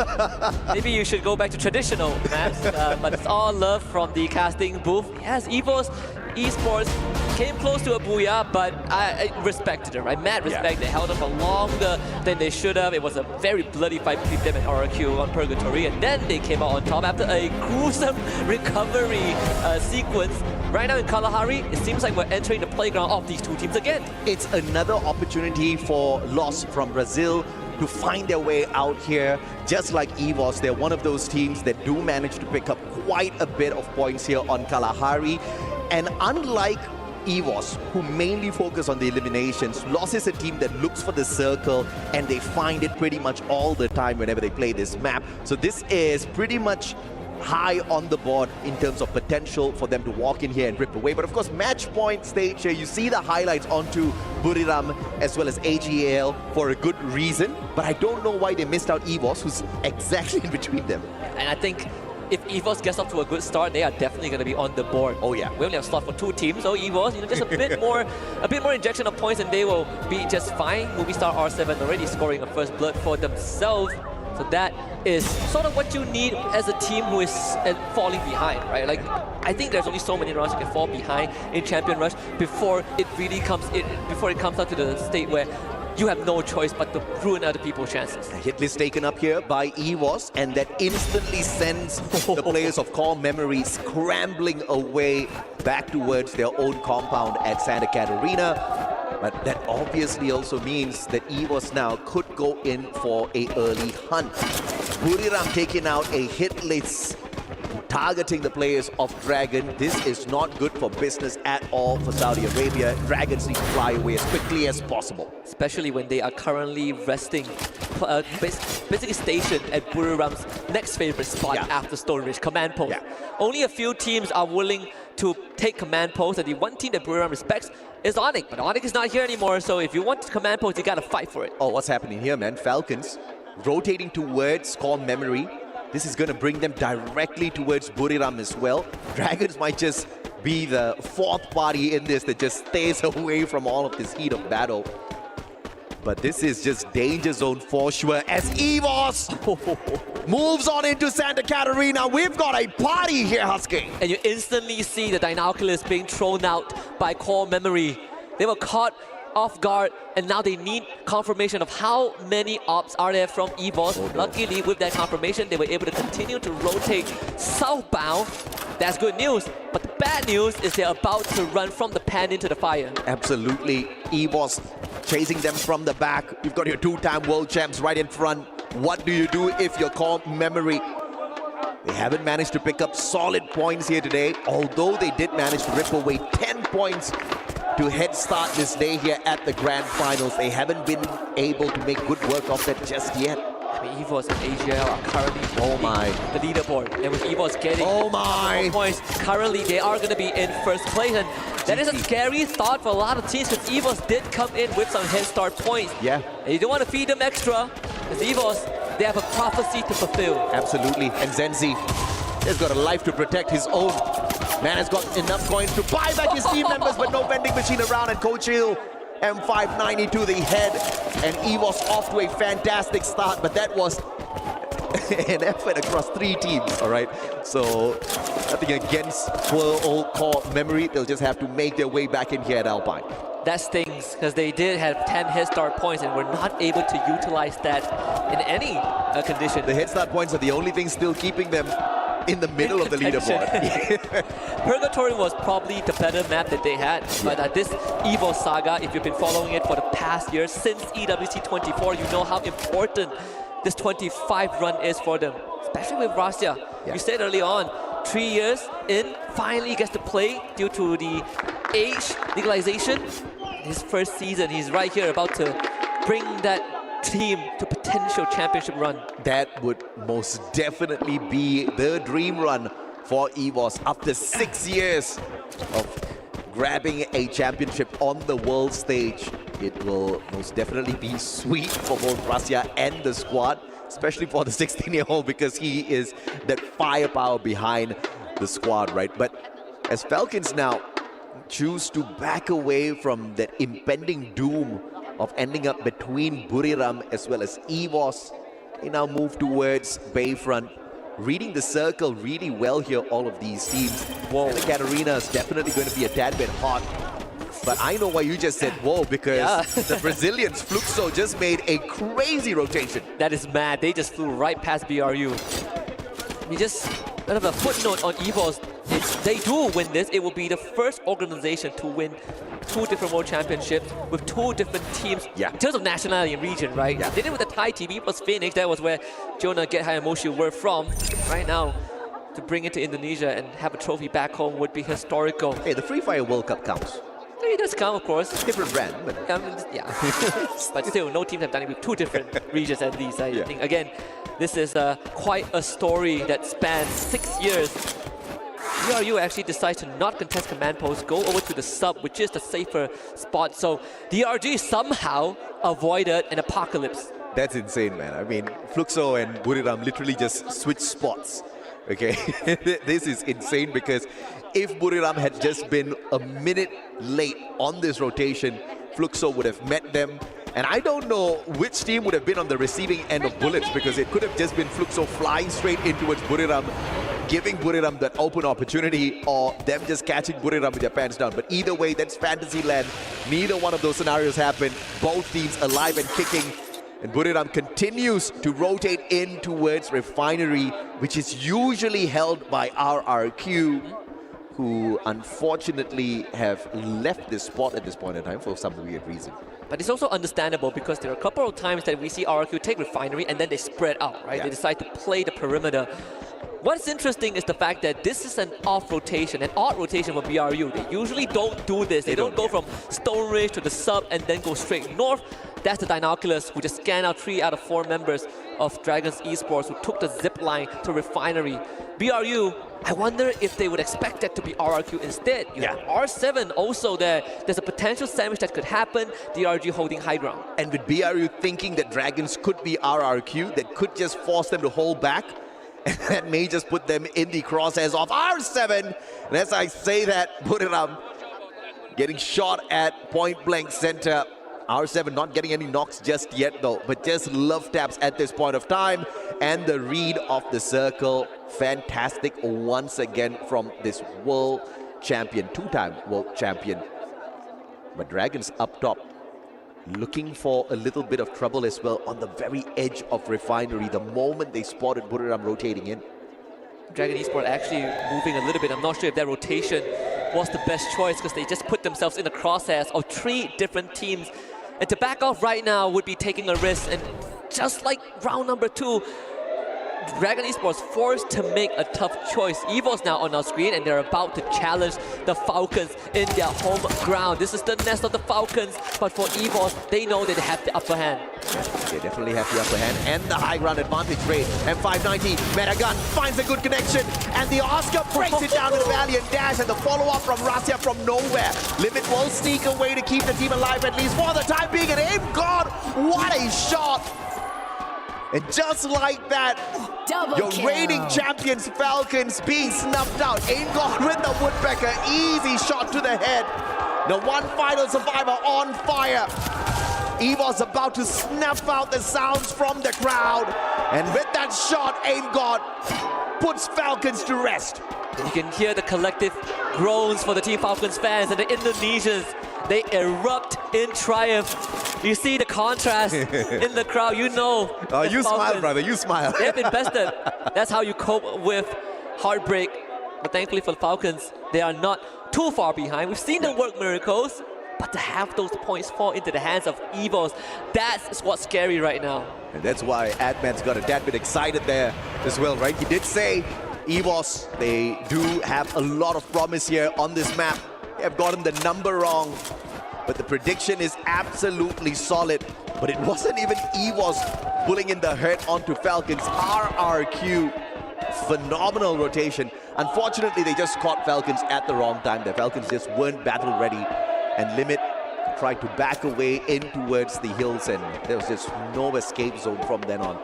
Vitality up against AGL at Foundation. This is not an easy pot to pretend to be the Predators, because obviously your prey can very quickly slip away, but both teams looking for that vending machine as the uprise possession in this spot. Yeah, and I gotta commend how they EVOs utilize the Oscar, right? Usually you use him to charge forward, but we see that double up where Oscar charges backwards, you break the duel in the process, and your buddy follows up instantly. So there's no downtime in between where you kind of get staggered for half a second. Fluxo, again with the late rotation, makes it to a safer spot, a big scan of the DRG as the western side of the map starts to get a bit crowded. EVOs are in a great spot. Next destination will be Foundation. That's where the circle goes towards, and that's where AGL and Vitality and RRQ are situated. That's a new term for that, right? No longer bait and switch. It's a bait and Oscar right now. Just move on in there, be the bait, and then take down the defenses of your opponent as you tag in your partner, and that was just brilliant. And obviously Rasya, he does not miss. Those VSK shots hit like a truck in the current meta. And EVOs is flirting with the edge of the circle, but they do have a jump pad that they can make good work with. Lost on the other hand, one player down. Hanaral not gonna get picked up just yet. Ray M590 and Aone from afar saves the day, buys his team members a few extra seconds. Great save by Aone, but GG. The Riptide Rhythm went wide, so those glue walls for EVOs ended up being their greatest cover. That could have been a turnaround point for Lost, but I think they have just missed that opportunity. EVOs scoring another big bag.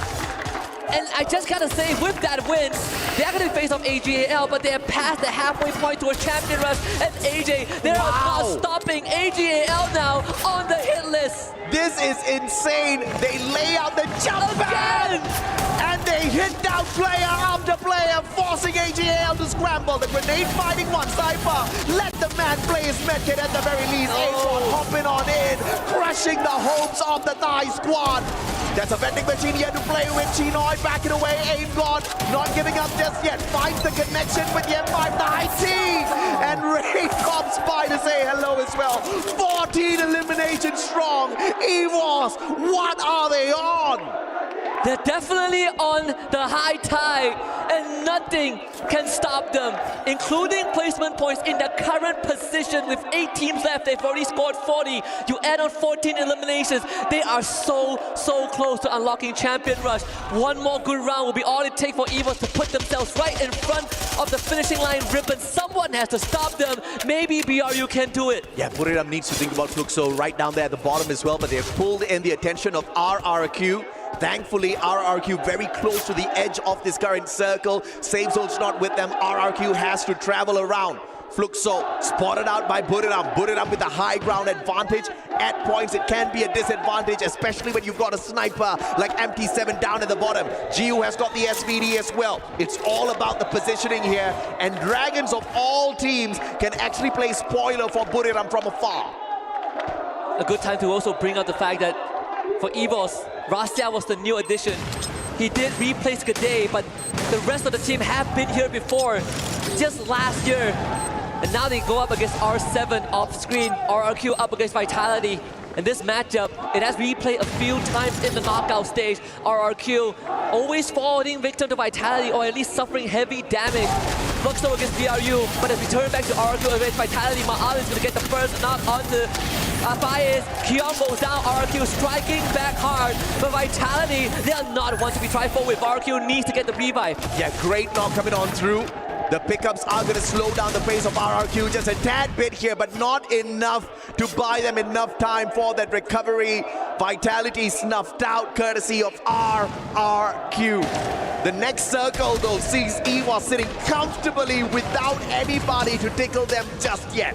This could be that big round. This could be the golden ticket for EVOS if it continues. DRG, great Steffi usage as Pain Gaming starts to bombard and spray down Fluxo with sprayed up lead. DRG, they are trying to hold on in this area, but at one point you gotta fight. Great retire rhythm. All the defenses of Pain Gaming start to crumble bit by bit. R7, they want some blood. Peter get crosshair, but good time turner to block the bullet.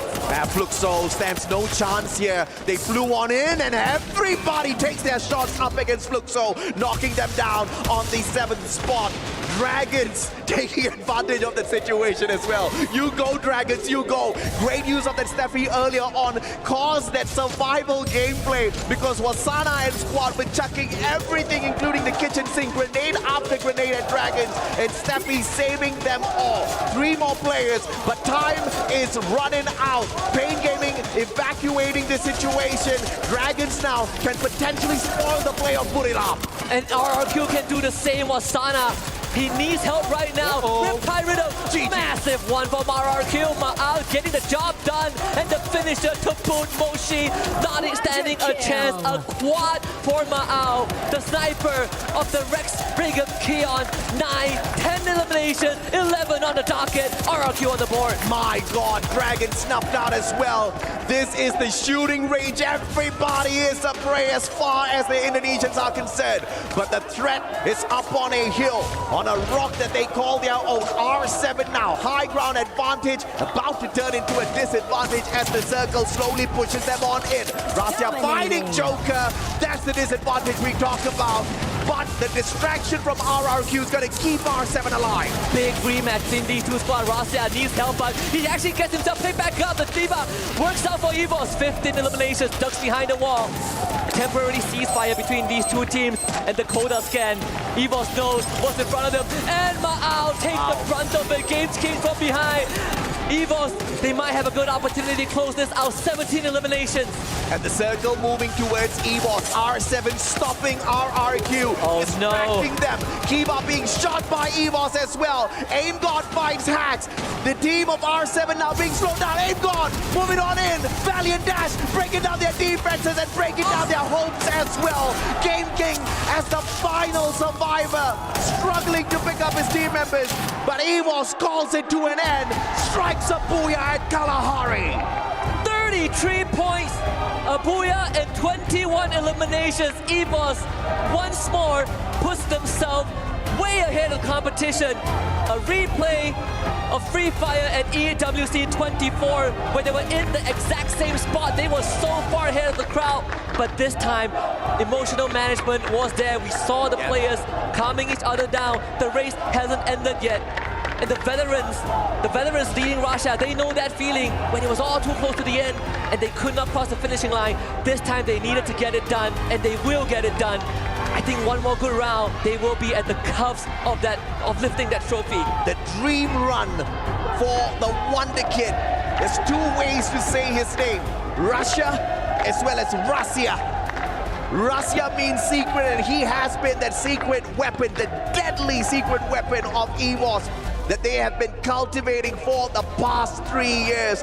And now they unleash him upon the world of the Esports World Cup, and holy hell, they might just be able to. Now, what am I talking about, might? They are going to activate champion rush condition in the next game. They only need 10 more points. Spirit looks pretty down on the side of Falcons. It's pretty rare that we see this site, especially with the home crowd by your back, knowing that you have won before, you have come up with miracles before, you have achieved the world record 40 points in a single round last year. But this year, the case is very different.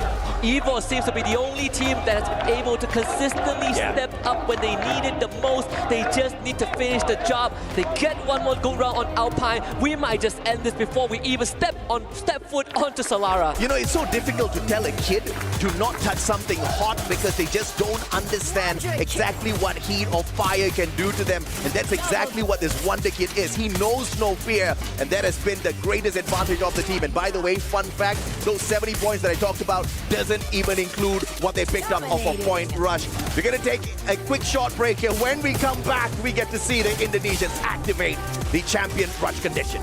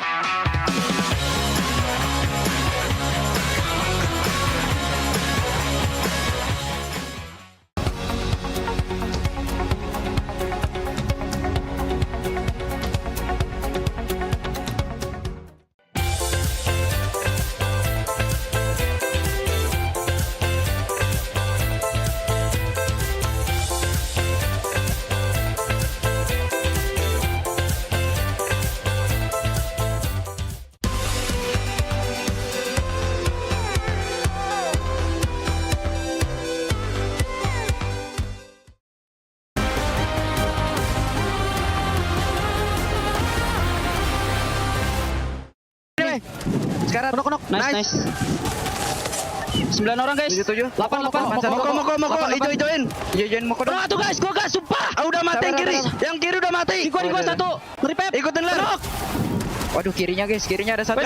Karabaler. Kirinya ada satu di ujung. Nice, satu lagi. Kiri lu. Satu lagi. Depan gua. Ngen. Kebatal. 100. Nice.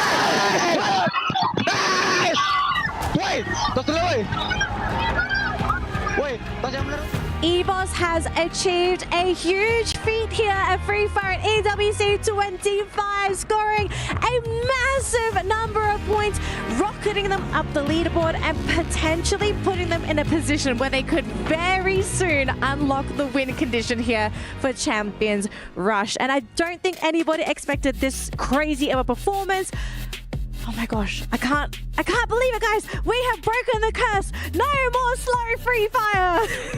Definitely, I mean, it was quite fast. But I don't think it was intentional for EVOS Divine to really get all those elimination. Because how they approach things is they try to go from their drop spot in confinement. They try to go clockwise. They met a core memory, and then since they met an engagement already, they want to go the other way. But on their path, they met I think it was Vitality, and then a few more before they ended up in Foundation. And right there, even AGAL couldn't do anything. And towards the end, I mean, just grabbing that Booyah seems easy enough for them.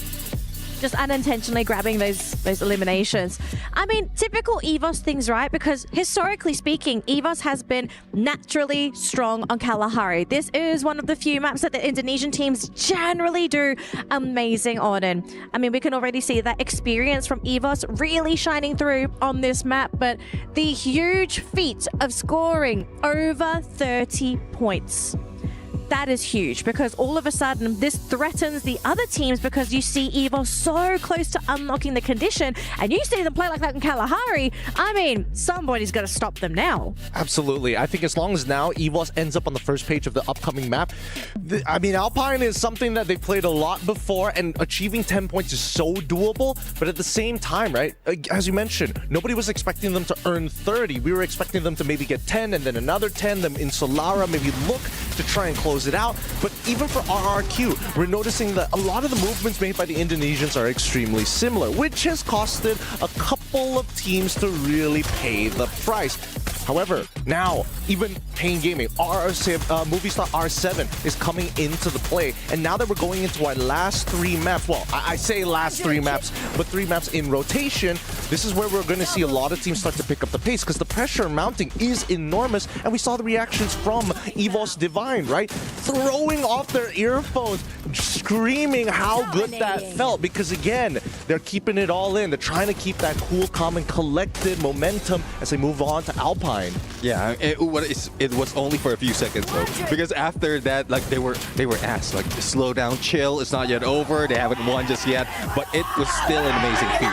Imagine you're already in the top, and then driving to the 33 points brings you closer to that champion rush condition. Apart from the other teams who will still battling, it's very close. AG Global, RRQ, as well as Movistar R7 from 39 to 38 in the points. It's tough a battle for. It's really a tough battle for them. Whoa, look at the overall standing, folks. EVOS are at the top of the world. They are so close to unlocking the condition, and it's so close too in that, let's say next round, they don't have a great one, 10 points.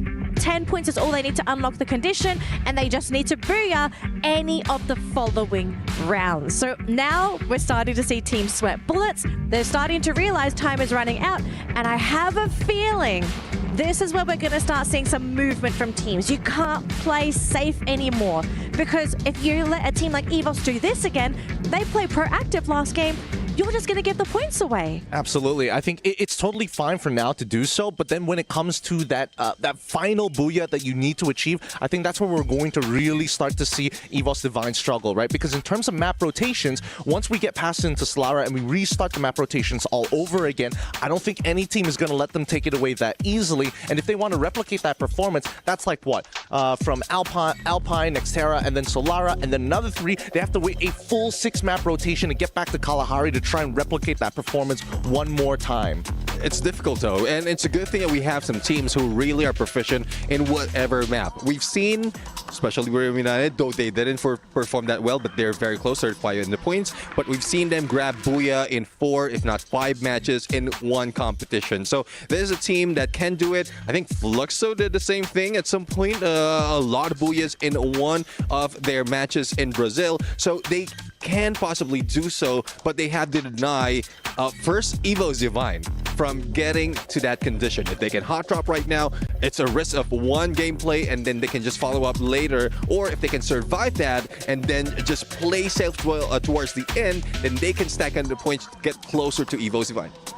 I mean, it's hard for them because you need to deal with the fact that EVOS it's just in the top of the ranking, and you also need to understand why your play style is not working. So it's really difficult for them. I think. I don't know. I'm not really sure what they can do right now, but they need to, refresh and try another strategy maybe. Might have to be new strats. Sometimes you have to do something uncomfortable to find a result that you do find comfortable. Now, obviously, our viewers, our spectators, they're having fun in the arena as we get ready for our next matchup. And folks, It's only game number 4, and we have a team that is so close to unlocking the condition for victory. But it looks like we're ready to jump into our next game. Ladies and gentlemen, we're going to fly into Alpine with AJ and Husky.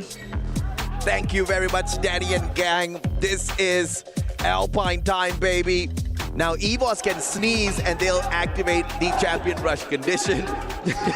But if someone else snuffs them out, like the big C19, and ensures they cannot sneeze or put some masks on them, then perhaps we get to play another round. But if they do activate champion rush, the other teams don't need to worry that much just yet, because when we get to Nextera's not EVOS's best map. So we could just have a game number 6, and like Gideon said, hit that reset button after Solara. This competition is still crazy when I look at it. I think there's still a possibility for sure that we go further. At least we see the full rotation until Solara. But for EVOS, they know this feeling. 3 out of the 4 players, they've caught a whiff last year on this exact same stage of lifting that trophy, of fitting that key in. They got stopped by Falcons, but I think this time it feels different. Yeah. That momentum is infectious, that energy, it radiates, and EVOS, they know it. And all they need to do is to not let last year repeat, where in the final round they had one of the worst start ever. Yeah. But if they can prevent that, I think Champion Rush is going to get unlocked by the end of Alpine. Yeah, that's the secret to this, right? Rasya's the secret, and Champion Rush condition is the secret. If you can't hit the Booyah once you activate Champion Rush condition after exceeding 80 points, it means absolutely nothing, unless of course you keep the competition running until game number 10, and then we get to see exactly who has the most number of points. But the finals leaders, 70 points on the leaderboard, the one and only EVOS Esports. It's crazy, 40 eliminations in 3 rounds. These guys are killing machines. EVOS taking Forest Red. You could not ask for a better draw spot at the start. A couple of hot spots that you usually want to go to. Forest Red, even back in the local region, right? Buriram at some point have tried Forest Red before, but right now they prefer Snowfall, and I think that has been the case for at least 2 years. It does put EVOS in a good spot to gatekeep a couple of key teams like Falcons and Pain. And you see the proficiency of all of these pro teams always dropping in with a 3-1 split in case anybody comes hunting for some heads. But of course, thankfully, no early hot drops as of this point of time. But EVOS needs to back away here, because Pain Gaming looking a tad bit aggressive here from Ocean View, using the binoculars to scan out the area of Forest Red. Only scanning out 2 players, but those initial shots look like they want to pick a fight. I don't know, I feel like if you're EVOS right now. So last year, when we head into the last map, EVOS's biggest challenge was that teams were actively hunting for them. Yeah. And they had a very poor start, and they still recover. R7, this is one of the few teams that have been actively hunting Dragon Esports. At least yesterday they were a lot more active and get that first blood. In fact, it was actually stolen away by BRU. Good job on that. Get high. Needed to get a bit of extra points for the team. BRU sitting at 35 points. Well, R7 going in here to hunt down some dragons, some mythical ones for sure. But Buriram taking advantage of the situation as dragons try to find that reposition out in the open. Oh my lord. They're just crossing the pathway of Buriram, and these shots are easy for that 1 single second. Thanks to the elevation of this ground, Wasana could not get those shots in. Dragon lives to tell the tale at least for a little bit longer. But probably not for long, at least compared to the previous rounds where they were able to scrape by. When you are that far out from Garrison, you are a sitting duck. I think BRU done.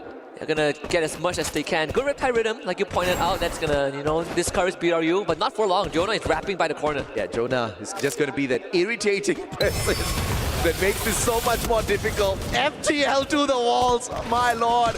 The Dragons just can't seem to get away from these deadly players. But R7, they want some revenge. How dare you steal our point? And that is massive. See folks getting down Wasana. BRU, they need to get him back up, but this is a hard line across, and R7, they are getting cleaning up. BRU will just abandon ship. R7 becoming the eventual winners of this, collecting 2 freebies off the board. 3 points for movie star R7. Yeah, you steal 1, we take back 2. All's fair in love and war, baby. R7 instant comeback. And of course, that unfortunately will push Buriram away. The Dragon Hunt comes to a premature end. And the Saudi Arabian squad gets to live to tell the tale. A little bit longer, but as I say that, CMOG's getting shut down once again. They can't seem to find a break. Neither does Vitality. So early on, EVOS already has this team in their crosshairs. We see that early pickup onto Koja. A supply drop for them to work with. Remind is going to get found out. That blue wall will only buy some time. Good valiant dash from Pain Gaming. Peter with the collection. As DRG continues to live on survival mode. Rasa, another knock from off screen on the Fires. Vitality, if they don't stay alive for any longer, that's going to put EVOS in a good spot. Good backup from Koja, but still, the collection is there. Now Kyung is going to be on the run. EVOS is not going to let him get away. Not after the damage that they attempted to do onto EVOS. 2 points to start, 72 total for EVOS. Yeah, Kochil getting knocked down did not slow him down at all. Rushing in together with the rest of the squad. And he knew that they needed every single bullet out of those barrels to get the points. But Vitality said, not today, brother, as they quickly back away from the situation. But R7, I'm not too sure if or not they're gonna face a little bit of trouble in the House of Pain. But Joker fighting Motovia, who had his eyes on them all along. And that is what it means to make every shot count. Joker really making it tough for Pain. One more. R7, they're going to go for more retaliation from Pain, but they are outnumbered. And R7, they have control of the roof. Joker just needs to stay alive. That is mission number 1. Priority being given over to take down Joker, but the rest of R7 is going to make sure that life is hard for Pain Gaming from in front and from behind. Joker stays alive. The VSS continues to pay off. Latam making Brazil look like quick work, but out of nowhere, Gus. Perhaps this is that comeback gameplay they're looking for out of Pain Gaming. Peter put down as well. Joker and Games King have a little bit of leeway here as Motovia does not stay to find out what else can happen through his gun skills. With 300 coins, he's gonna be on the hunt for some of those coin machines for a little bit longer. Falcons, on the other hand, finding the mythical dragons once again, who are so good at surviving. But can they slip away from these deadly predators? So far, we're seeing some adjustments from the RU2. They're still hogging by Snowfall. RRQ against Luxo, another big fight. Yeah. And both teams cannot afford to lose this. They really need some collection, especially for Fluxo, who are right down at the bottom with only 14 prior to this. And Bob's actually getting a buy, but Kiba instantly finds the exchange, and it's Kiba that comes out on top. But Fluxo, they are just trying to fight to the death. Might as well give it all you got. Riptide Rhythm takes down at least 4 glue walls. Mao with another backstab, and that could be another quick end for Fluxo. GU needs to help put this in up, and he will do just that. But RRQ has the numbers. Kiba had a good chance, but Ma'al still keeps the odds on their side. Does not use the M79, pushes him down on the ground. Abe looking for the finisher. Drogon not finding the connection just yet, but the numbers game, even though GU does find Abe. Ma'al puts the end to Fluxo's run. The first team to get eliminated are your reigning world champs, as a matter of fact. That's insane. Not even the biblical chronicles could have predicted this. Fluxo, ever since the first round of the knockout stage, has not found momentum at all. It felt like they never belonged here. It felt like a foreign land, even though the maps are the same. The format is something that we all know, but for Fluxo, seems like they have been thrusted into an alienated land where everyone else is just playing the intended game. I don't know what you can do as Fluxo right now. I don't think even a pep talk could save them. But you gotta pray that EVOS doesn't hit that 80-point mark so that you can play a bit longer, because EVOS are getting dangerously close to that. As I say, they're on the map. AGL, you gotta win this. Yeah, man. They need 8 more points.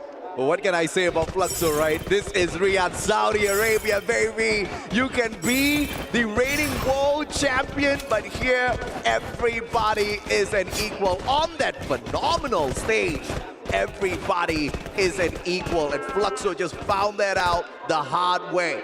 Question is, can AGAL prove that up against EVOS as well? It's going to be a little bit tough here because EVOS playing a different strategy this time around. Not super aggressive. They're just staying away from all of the trouble, looking for the same zone.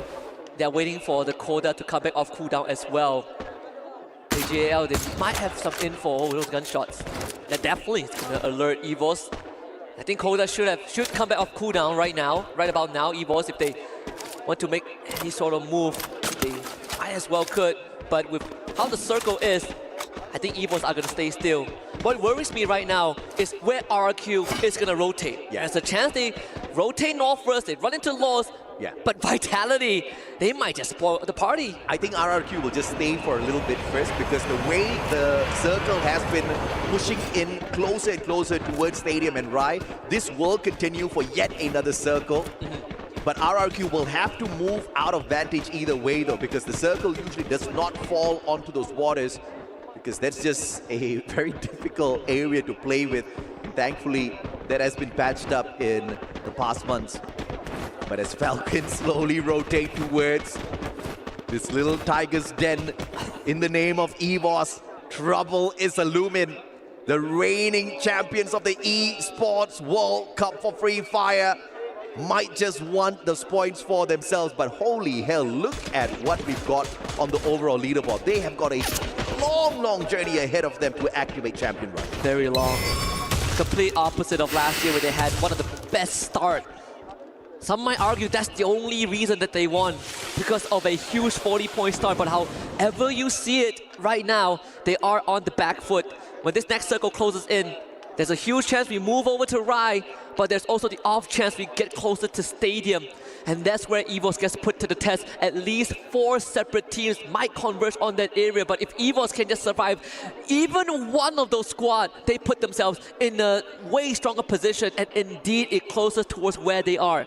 As anticipated, the circle moving towards them, but now it's at a toss of a coin. It's definitely not going to be towards vantage, so the teams can look to rotate out towards the spot between Rai and Stadium. Usually the final circle looks for a balanced spot where there's a little bit of cover and a little bit of open land, and whoever who has cover, they are going to be the lucky ones. That's why you see all these big teams scrambling for a defensive spot in the next potential circle. It's not going to be deep into Stadium, that's for sure. So Falcons will be in a tad bit of trouble here as well. I think EVOS just caught sight of Vitality. This could be what sets it all off. The chain reaction of this fight between multiple squads. EVOS, they know AGL is towards Russia's northeast side of the map. They've gotten their bearings right. I think for EVOS, they just let it happen. Yeah, man. Vitality, EVOS, AGL in a damn good spot within this next zone here. It's all about who makes that one mistake.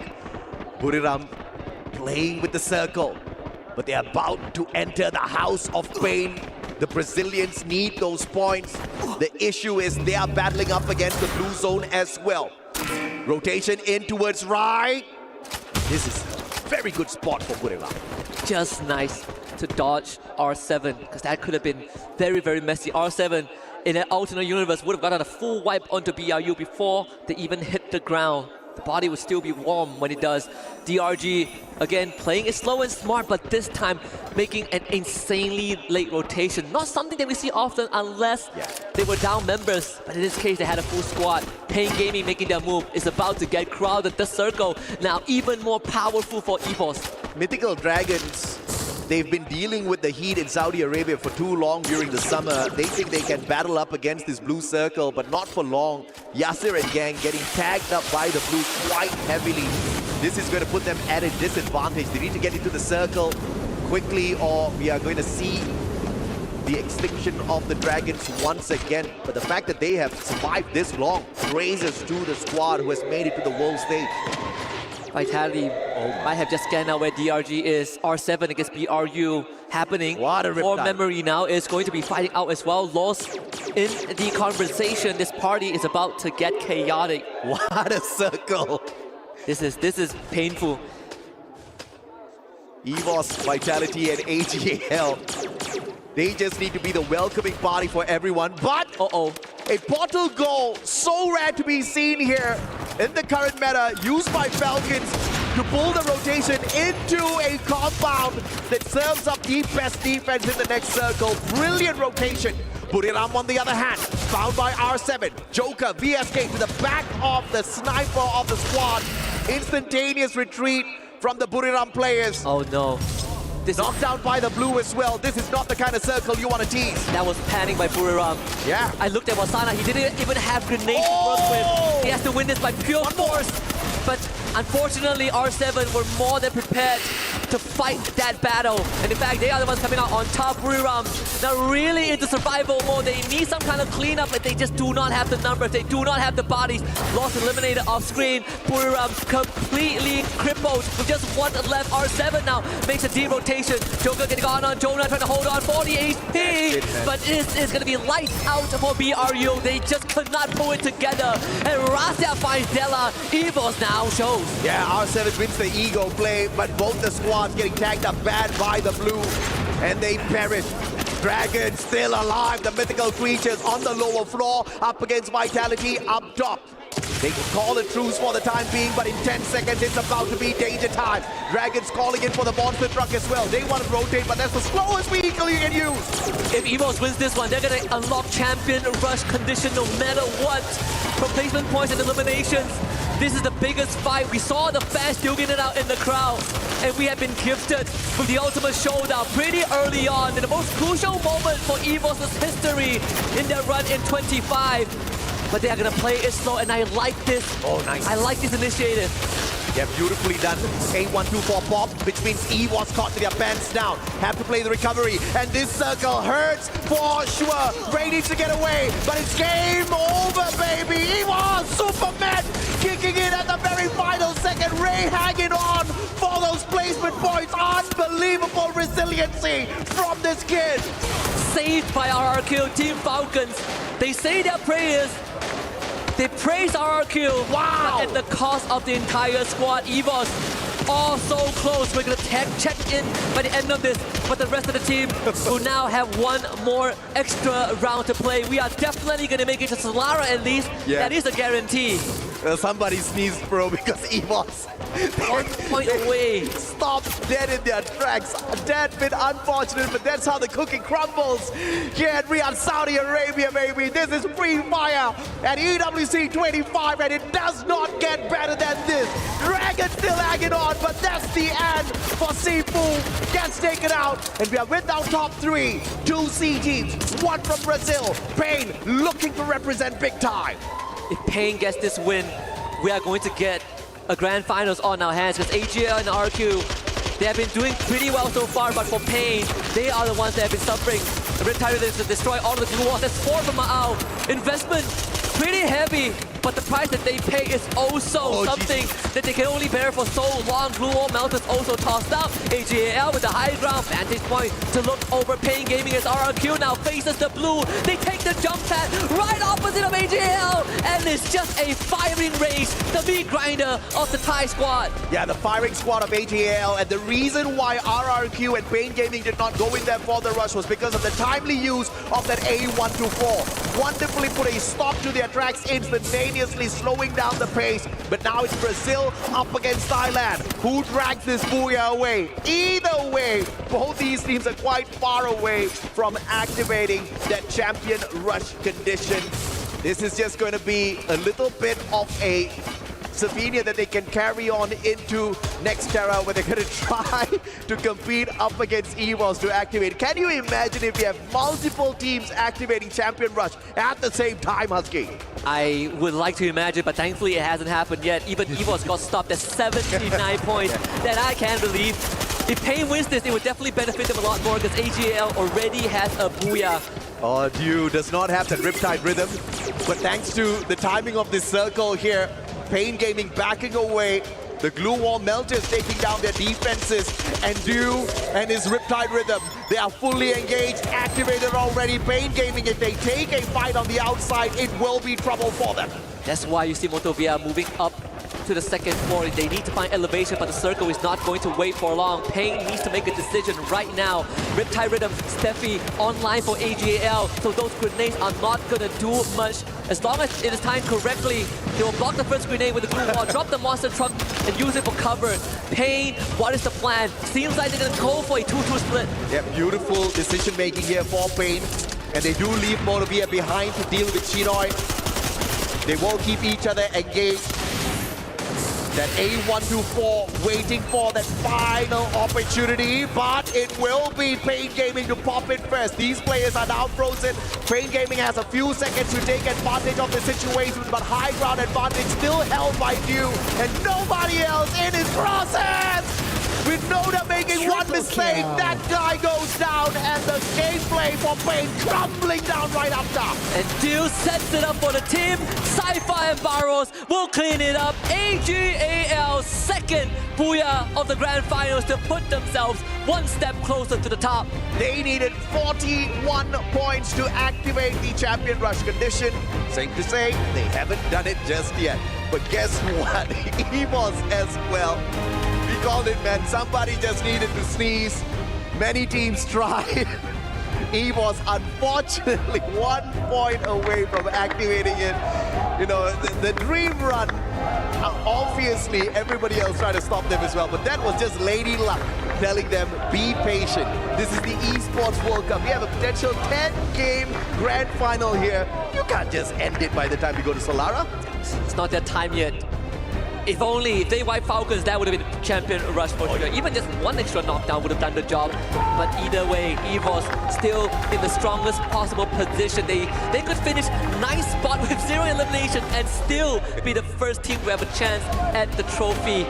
And that's how close they are. EVOS, nothing to be disappointed about. It was just a small speed bump in that journey to greatness. They just need to be patient. But for everyone else out there, at least we will see Solara. Yeah, you say that, but dude, being stopped by 1 point before you activate Champion Rush has to hurt their souls. But let's see if or not Russia can keep the squad motivated. We've got Carol on the stage with an interview. Let's see what the player has to say. Hello everyone, and we are back here on stage with the grand finals, and it keeps getting better. And actually, right now, I would love to hear Indonesia! Have you guys?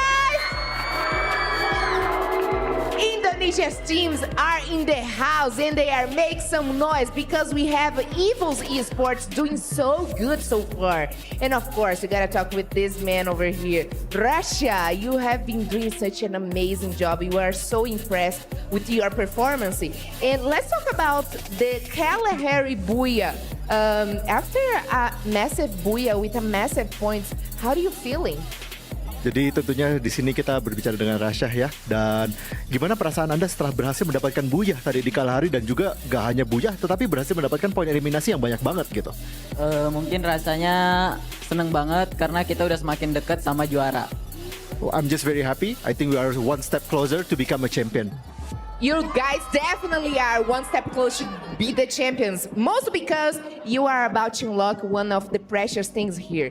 The champion rush. You guys are with 79 points. 1 point separate you guys for the 80 points that are gonna make you, maybe with a booyah, the winners here. So what's the mindset for Evils right now, especially for the next match? Ya, tentunya kalian di sini 1 poin lagi untuk bisa mendapatkan poin dari Champion Rush. Tetapi di sini mindset kalian gimana caranya supaya bisa mendapatkan poin champion itu? Nggak tahu sih, kalau dari kita yang pasti main lebih disiplin lagi dari match-match sebelumnya.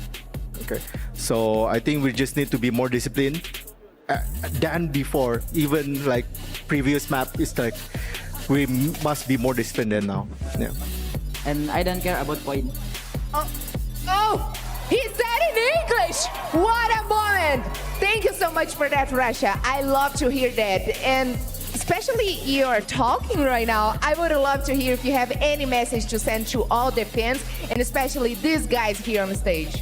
Apakah ada pesan-pesan tentunya buat para fans yang ada hadir di hari ini? Terima kasih yang udah dukung kita. Insya Allah kita bakal bawa juara ini. Thank you for all the support. I hope we can bring home the championship. Wow.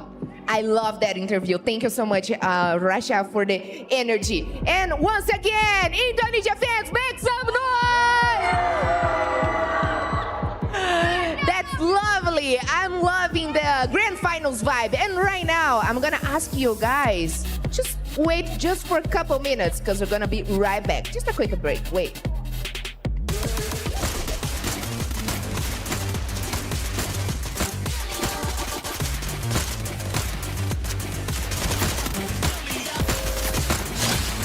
kill.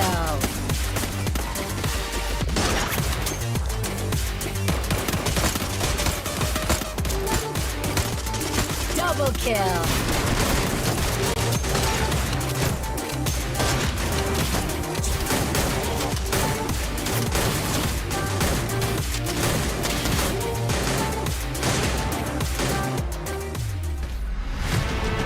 Clear.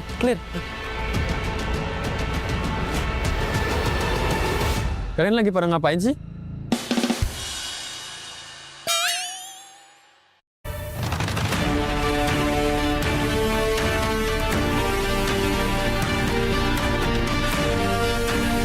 Mungkin perbedaannya kalau Raser di luar tim gua, mungkin gua sih ngerasanya gua lebih agresif aja daripada yang lainnya. There is also one more difference. His age. Abai is the youngest on the squad. Perasaan saya senang karena mungkin di luar sana banyaklah pemain-pemain yang lebih tua dari saya. Jadinya saya pengen lebih baik dari mereka. Despite the age, he's not the one to be underestimated. Kalau ngeremehin pasti adalah beberapa kan. Tapi mungkin kalau misalnya sekarang ya bakal gua buktiin sih ke mereka yang orang-orang kemarin yang pada ngeremehin gua. Abai didn't wait for permission to become the MVP. He took it, racking up Predator and MVP awards in 2025 alone. Kalau soal MVP mungkin gua anggapnya itu kayak penghargaan terhadap diri gua gitu. Gua bangga dengan diri gua, tapi yang gua cari itu adalah juara, bukan title MVP. Gue juga agak sakit hati gara-gara kemarin gue gagal juara dunia. Nah, di turnamen ini mungkin pembalasan untuk tim lu. The youngest on the squad, yet the first to dominate the stage.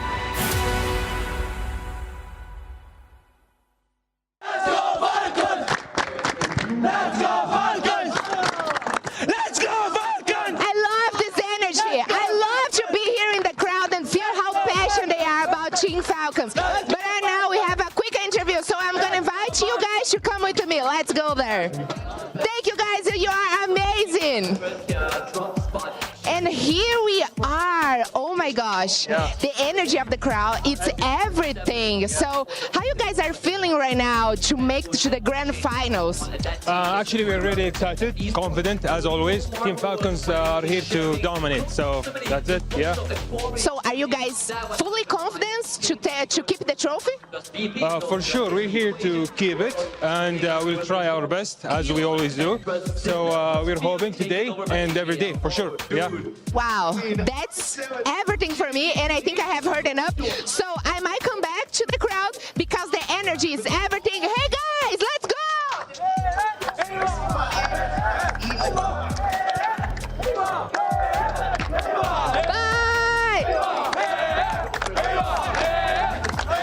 The energy in the crowd is explosive, it is spicy, and the action is just beginning here for Free Fire at EWC 25. We still have not unlocked the win condition. However, we have one team who is 1 point away.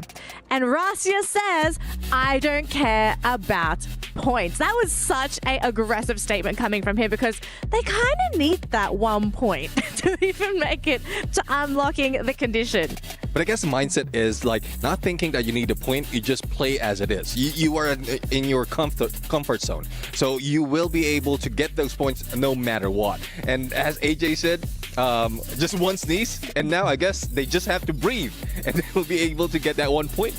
Yeah, I think breathing is pretty important when you're playing a game of Free Fire, especially to avoid a potential situation where even though we can just say, oh, you can just play a regular game of Free Fire, there is still the chance that someone can end with 0 points. And that would be the worst possible condition for EVOS because you're giving an opportunity to the other teams to catch up. Now, this wasn't quite the match for EVOS because we did have a couple of other highlight teams, right? We got a Booyah team, AGAL, and I also want to mention RRQ. RRQ feels like they're making that comeback because they got a lot of eliminations in that round. I totally agree. And I think right now we're seeing the big difference between mentalities, like you mentioned, Neptunes, right? Teams are looking to get as many points as possible. We're seeing that even Movie Stars R7 really coming out big time, being, I would say, big on the thirds, less desperate for the points, but it's just naturally coming to them in comparison to Buriram United Esports, even Dragon Esports, Team Vitality. All of these teams are proactively going out and looking for elimination points as soon as possible, which is honestly costing them a little too much when it comes down to final positions. AGAL, our Booyah Team 4, this map, they've got the most stable mindset possible. They are looking to play their old playstyle of last year, finding prime positions, winning out. And I have to admit, they got a little lucky on the 50-50 when it came down to the ring predictions, having literally the God spot to gatekeep everybody else. But that's only just one time. Can they replicate this position one last time? Because EVOS Divine, as we can tell, it's inevitable for them to hit that championship point. Yeah, I would agree with AG Global at this point, and especially with their setup in terms of active skill. We saw, and it has been pointed out, that Steffi plus the Riptide Rhythm from Skylar, it is very crucial that they have those two, especially in the final circle. In that situation, in the 4v4s, in the final, if in case they don't have that Steffi, 1 or 2 grenades pop, especially with a splits on an Alvaro, then they could have been taken out quite easily. So that's like foresight coming from AGAL. And not only that, they're also playing that aggressive long-range engagement, not only as Do using that AWM, but we've seen Sypha with the Cord. Sypha usually just gets that M590 shotgun up close and personal, and that's when he hits. But with the Cord, you have that range, you have that damage as well, so they're just playing it from a distance, stacking up in the racks. All right, I love that, Neptune. I feel like I'm learning something. But what we also need to learn is the overall rankings, because we need to see where everyone currently is. Now, we already know how close EVOS is to unlocking the condition, but I think most importantly, how far is the competition from EVOS? And we can see that gap is starting to close, right? Because EVOS, unfortunately, only getting those 9 points. And obviously, with RRQ and AGAL having an amazing round between the two of them, all of a sudden, I kind of feel like they've lit the fire now. And I think if you're EVOS, sure, you're 1 point away from unlocking the condition, but you also need to be aware that AGAL and maybe even RRQ, they may have to consider shutting down EVOS with a hot drop.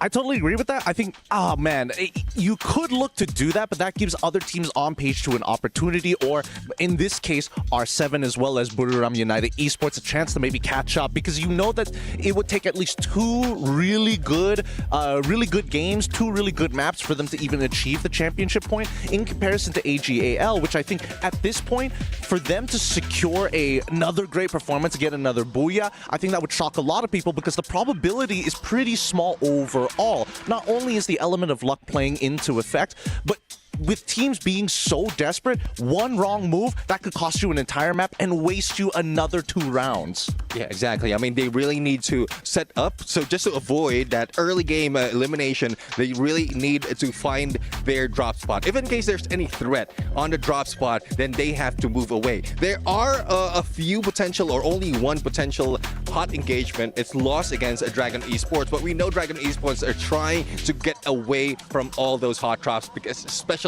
from what happened yesterday. All right, it looks like I am getting a bit of an update here from Yunsul. She's going to give us a quick update on the STC Club Championship update. Yunsul, what is happening over on the other stage? All right, hello everybody, it's Yunsul here and welcome to our STC Esports Arena. We are here live at our League of Legends, the grand finals between Gen G and AGAL. This is the 5th game already. The best of 305 is still happening right here. And guess what? Gen G just got their first blood. And who will become the champion? The crowd here, even myself, we are so curious to find it out. Of course, it's an intense match between LCK and LPL, but who will win? We will never know. Let's find out and enjoy the match together. Thank you for the update, Yunsul. And I kind of wonder, did the League of Legends team just give a burst of energy to the Free Fire team? Because the Free Fire team just got the Booyah. It's that twinning energy. Same organization. It's like having 2 Siamese twins ready to share each other's thoughts. Or it's probably a good talk. because a good talk from whoever's managing them, because knowing that they're also part of the club championship, there's a lot of pressure that they can bring on just to make sure that they get the additional 1,000 points. All right, thank you to my dear panelists. It looks like I am getting a bit of an update here. We're ready to fly into our next matchup. Survivors, don't go anywhere. We're ready for the game right now. Passing it over to our wonderful casters, AJ and Husky. Take it away. Thank you very much to the panel, Danny, Neptune, Raja, and Gideon. Right now, we are about to head into Juego Numero 5, and that's where Nextera is going to be on the board. It's Husky and the Mustache AJ once more. At least we're guaranteed Solara. But what is not guaranteed is EVOS's champion rush just yet. As easy as it is, they just need one random stray elimination. They still have some work to do. Stop AGAL, stop RRQ. In fact, stop the entire lobby if they can. Yeah, you highlighted the right teams there. AGL for sure, but RRQ is a beast on this map. It's a beast on Alpine, specifically at the EWC 25. Thus far, they are the team with the most number of points gathered on Alpine, and they only need 25 points to activate the champion rush condition. But the two at the top, EVOS Esports as well as AGAL. One needs a single point, the other one needs 17. Either way, it would be a miracle that I swear as hell want to see if all three teams that we just highlighted get to activate the champion rush condition right in this game. Where's EVOS going? Oh my goodness, EVOS. They're gonna head to Graph Labs and they are outnumbering Pain Gaming. Maybe this is the way, AJ. Huh? Maybe this is how they get to champion rush. Nani? Pain Gaming, I don't think they knew I hit him. EVOS, if this can go south, okay, they just need one elimination then they can just throw in the towel. But if it goes south, all right, if they get no eliminations whatsoever as they take this southern drop, that would be hilarious and sad at the very same time. Here we go. Players have been spotted out already. The Coda has been popped on the side of Pain Gaming. And the standoff between Falcons and Lost is here as well at Rustown. Unbelievable stuff all across this Alpine map. Graph Labs is a pretty tricky spot to play it on Nextera. And Legion teams, they love this. They love a challenge. They love that the innovation that the terrain of this map brings, the infrastructure that it provides. Rigby against Peter. This one's gonna be close. Peter and Rigby both down low. Rusty up off screen. That's one knockdown. As that fight between EVOS and Pain now full scale. Motovia with the support of the electrotherapy was able to get a knockdown, but that elimination we saw for Rasia, EVOS officially unlocks champion rush. Oh, that's GG right there. Even though the battle was going south for them, they get that elimination, all thanks to the Wonder Kid. A 3-year investment leading EVOS Esports to the World Championship here at the Esports World Cup 25. Great, sprayed down by Motovia. As the battle between Pain Gaming and EVOS Esports continues here at Graph Labs. P90 from Aim got on top of the roof. I don't think Motovia saw him. You hear the gunshots. Rasia gets taken down by Peter. So Rasia eliminated. Aim God actually finds Motovia. EVOS continues to fight on. Koju is out in the way, but if Aim God can at least get another knockout punch, which he just did, Motovia going down, EVOS will put themselves in a better spot. Pain Gaming needs to go down, and EVOS is making it hard. Very nicely done by Aim God. He loots up his opponent as well, pulls up those blue walls right out of the loot box, but a 3v1. Even the god of aim could not get that one done because Chill still has the team in play, brings back the Wonder Kid, and EVOS can still continue to toy around with the teams. But of course, I hope they don't toy around too much, because if they don't get the Booyah on map 6 on Solara, and I have to say it's not their best map, but they are one of the better teams on Solara, this is going to get extended, and we may just come down to who has the most number of points by the end of game 10. So even though they're close, they cannot falter. They can't really take this easy. Yasser M1014 in hand, but of course those numbers will very easily overwhelm the Hanaral. That's what the format demands out of the team. You have to play at your best every single round. Failure is truly not an option. And EVOS makes another great read. Coach Yu goes to Turbine, buys Rasia back, and they all drop at Museum. And usually BRU will hold that spot for a bit longer, but BRU changing their approach onto Nextera. They made an early rotation to Farmtopia 3 minutes in, which leaves Museum for EVOS to use as a base to recover. And you could not have asked for a better situation for EVOS. No, you could not, man. But either way, I think the confidence has dwindled down for EVOS, all thanks to Bane Gaming putting them in check. But now, Falcons up against R7. An opening here, but it is Della that takes advantage with the Bison. Pulls up the time turner as well. Uses it to back away on fire. Struck down Pina! M10-17! The shotty gets the hit. And backups on the way. They make quick work of R7. Unbelievable stuff out of Falcons. Finally, Falcons show some signs of life. The fans desperately wanting them to at least show that they still have it in them, and they indeed still do. Leading the elimination leaderboard for now, 7 eliminations on their belt, a clear path to rotate from Mona to Zipway or Rust Time if they want to. The Nextera is their oyster at this point of time. Fluxo about to run into EVOS off the map. Vitality might run into AGL and Dragons. My God, with the shotty, you cannot miss. And Falcons understanding exactly what is on the line here. Pina delivering with the shorty. But now, EVOS has yet another contender that's trying to ruin a little bit of their confidence once again. But is it going to work the opposite way as the Brazilians Fluxo come across the White Tigers? Coach Yu needs a +1. He is running the Cassie, has a Tatsuya. The Rebel Rush is back pocket as well, but the rest of the team not really the most equipped. We're playing with a bit of scraps earlier on. They got some loot, but nicely done. Boost from Fluxo is going to give them that high ground advantage. Now Rasia gets activated. Rasia's playground, but needs to deal with both Butches in as well as Giu. They've got the guns to make quick work of Rasia, but Ray pushes on fourth, asking big questions, and 592 the glue walls. Brox has got the strong, but the valiant dash knocks him down. 2 players down on the side of Fluxo. Bobs with the survival play, with the jump pad, gets out of hell's way. And Fluxo might just survive long enough for this revival. He's got 1,000 coins. He can bring 2 players back in at least. Unbelievable. Once more, EVO shows us how that Oscar is utilized. If you can't, if they run at you, you run straight at them. He then fall through Fluxo. Full revive for the Brazilian squad. Circle closes down to southeastern side of the map, so these 2 teams need to make big rotations. But EVOS, with that win over Fluxo, will be able to loot up and be fully equipped by the time they get into the circle.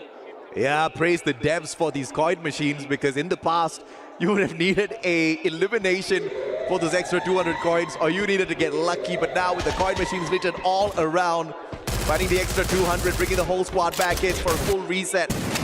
All those players will have a minimum of 2 glue walls as well as the P90. And this was a replay. M10-17, Pina, freaking hell. Just with the phenomenal aim. You cannot miss with this gun, and this kid did not miss. Stepping it up when all the chips are down to keep Falcons breathing. With that play, and with Falcons still in the game, you look at the total points on your screen right now, Falcons is going to have a temporary tally of 38 points. That is going to go up because we still have 11th squad left. Only R7 has been removed from the equation from the early encounter against Falcons. The state of the circle, it's not going to get any easier. AGAL, Dragon Esports, Vitality, BRU, RRQ, Core Memory, they are all in same proximity. But AGAL nowhere close to activating the champion rush condition just yet. We've only been able to achieve 1 out of many conditions, which is remain alive on the battlefield. Core Memory with a wild rotation, very far away from champion rush, but they can put a dead stop here to AGAL's hopes of activating the champion rush condition right here, right now outside of Jim. That dream might go on a bit longer. AGAL investing that Riptide rhythm. There's no follow-up just yet, just as a deterrent. EVOS moving over to Farmtopia, getting to loot up. some supply box for them to check, probably emptied out by BRU early on, but look at this rotation again from EVOS. A safe passage into the circle whenever they want. If there's one team that has really proven to have done their homework, I think we're looking at them on the screen right now. I don't know, man. I think the team that has done their homework is Dragons Esports, because game after game, circle after circle, these guys are finding the safe zone and they are out-surviving Fluxo, they are out-surviving Movistar R7. They are the true champions out here and they represent Saudi Arabia. They may not be well-skilled enough to pull away those eliminations, but these boys have sure as hell done their research. But now EVOS, as they fly on in to yet another firing squad. It's Pain Gaming looking for their heads, and they've got the high ground as an advantage. EVOS back for round number 2, and this time revenge is to taste so sweet. Ray, Ross, they're all getting lit up, but they're not down just yet. Goose not so lucky. Koju finds him with that rage.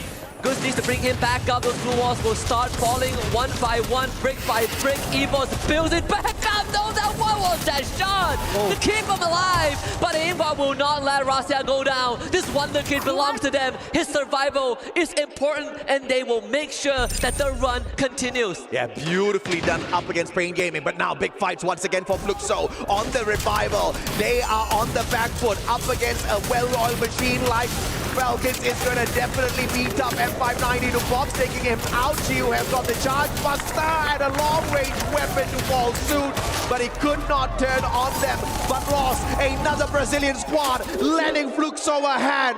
A miraculous save for their brothers Fluxo. And once more, Falcons fall in their own nest, and this time not just in the hands of Fluxo, but Lost lending a helping hand as well from afar.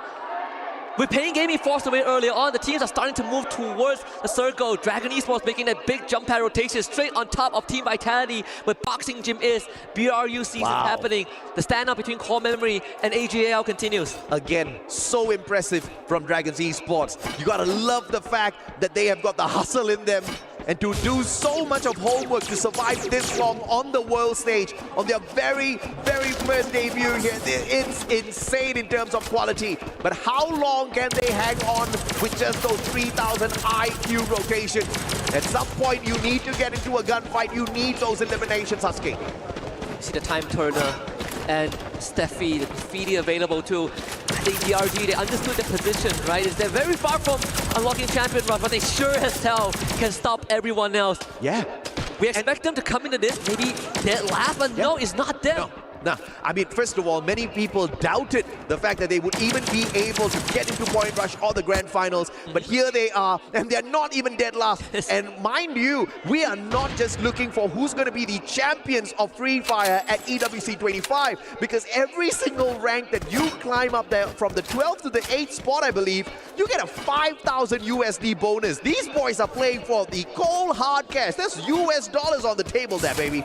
Everyone's going to return home rich, but that biggest piece of the pie is not just the grand prize of, I believe, what, $300,000, but on top of that, not just crushing other teams' totals. And the trophy, right? You get to encase the fallen opponents. Oh, yeah. Your rivals, your nemesis, however you want to see them as, and bring the corpses back home, or the remnants of what's left of them. Oh, that's the best part of the Esports World Cup. I love it. Yeah, not brutal. Yeah, not just a trophy, but the fact that you get to choose 3 of your opponents that pissed you off the most, 3 of the opponents that try to stop you dead in your tracks, and you get to lay them down on the ground and build your trophy above them. That's beauty. It's just pure style at Esports World Cup. But of course, the rematch between Fluxo and Put It Up, the two teams that seem to be struggling. What used to be a rematch for dominance is now just a rematch for survival. Never thought that we would come to this permutation of the storyline, but here we are. The narrative continues between Fluxo and BRU, as Fluxo are the ones engaging and initiating the assault. BRU laying out a labyrinth to keep Fluxo away. Butcherson is incredibly low, knocked down by the ability in the process. BRU now piles on forward. Fluxo could not overcome this nightmare that is Buriram United Esports. Yeah, the A124 popped at prime time here. Gio now needing to deal with the Riptide Rhythms, can't even pull up a decent blue wall to save himself. And Fluxo remains at the 12th spot. How unbelievable this is. From the best to, at this point, the worst in the grand finals. EVOS They're going to show up a great drop. Vitality, Dragon Esports core memory for the picking, and EVOS chooses core memory as their point of contact. They see Pain Gaming, they see RRQ, but they are somehow in a good position to fight all of them. Yeah, RRQ needs 25 points minimum, but the way this is looking, it looks like it comes to an end right here, right now. Pain Gaming goes down, and Pain is what RRQ receives as well, courtesy of EVOS and all of those shots. Budiram, on the other hand, struggling to survive. A bus they will use to go back to the lobby. And Rasta with the final blow too. 6 teams remain. Vitality now enters the picture. It's them against Lost. Dragon Esports will play slow. But somehow EVOS are still in a good spot. Yeah, absolutely. They have got their minds in the right place here. Their head is set. It's not just about activating Champion Rush. It's about making sure they get as many points as possible, and if potentially they can stop AGAL from activating Champion Rush for themselves. And they are in prime position to do exactly that. Circle's going to start moving towards the team of Core Memory. AGAL in a deadly battle up against Vitality, and EVOS can play spoiler. They certainly can. For themselves, for the trophy, or at least to catch another whiff, a sight of it that was placed right in front of them on that grand stage. AGAL with 5 eliminations, still holding strong, but Core Memory are not going to hold on for long. In fact, they are gone. EVOS finding another full wipeout, and now they have control. AGAL needs to be finished off right here, right now, if EVOS wants to be the only team that activates Champion Rush through this match. And they'll have to depend on LOS right behind. But Dragons, the Saudi Arabian team, making a name for themselves once again. This is that team that has got ice cold stuff running through their veins in this hot freaking desert. Yasir taking 1 point back for the squad, and you just gotta love this, man. Everybody being tortured by the Habibis. You ask them to punish AGAL, they go above and beyond. Come on, they punish Lost, they punish EVOS, everyone at the mercy of Dragon Esports, but EVOS survived. They make it through, losing 1 member in the process, but Dragons now finds themselves in a pickle. Dragons Esports, it does not get better than this. This is that Cinderella run. I don't even need to see them as champions. They are already champions with the way they're playing out there right now. Lost on the rotation. AGAL surviving with Cypher, but only till I said that F590 to the back puts him out of the race. And it's now EVOS up against Lost, up against the Dragons. And the Dragons Esports, they have high ground advantage, sure. But EVOS, they have the cover of the building. Riptide is going to take out that glue wall on the ledge. Dragons dropping down for full-on fight. EVOS can't just let this unfold. They don't need to be a part of this. They've already have control. Rigby takes out Simox. Lost also starting to lose body. General's going to knock down. Imgar joins the party as well. Takes out General. And Lost disengaged. They pull away. They don't want a direct confrontation with EVOS, but it is bound to happen. Dragon finally down and out, but not out of our hearts, baby. EVOS up against Lost. Unbelievable quality. 17 eliminations. So close to activating the Champion Rush, and that has just fueled them up even further. But Sexy with those sexy shots. And 590 needs another connection. But Rasia in a CQC with the AWM. Unbelievable. He's still standing. Can he get a no-scope? He cannot. And it's Raone ends it. Brazil still has a reason to smile. Lost gets their booyah, but EVOS Esports knows that all that effort that Lost put in is all for naught, because EVOS has put themselves in that position to win it all. They are the first and only team to unlock Champion Rush, and all they need is to win Solara. And they put in the work to make sure AGAL does not get there. Condition number 1 was find 1 point, but they found 18 eliminations. Talk about some supremacy in the world of Free Fire. Indonesia, this is about to get crazy, y'all, as we head on into Solara for game number 6. The insane thing is, EVOS is one of the better teams on Solara, but here at EWC, not a single booyah at Solara yet. Could this be the game? The championship booyah. Oh, what a dream on the map that they haven't even gotten the booyah yet. It all feels like it's lining up. The crowd, the Indonesian supporters, again, awaiting with bated breath. They've seen this before. It felt like the dream last year until it wasn't. And now they are back at it again. Deja vu is not even enough to describe that feeling in the stands. But here we are, EVOS one step away from that championship title, and to bring it back for Indonesia as the first team to win an Indonesian, an international tournament. My God, after 6 years, and the secret is Russia, the Russia. He is the secret weapon of Indonesia, the secret weapon of EVOS Esports. Dominating. But we'll have to see at Solara whether that happens. A quick break and we get back to the action.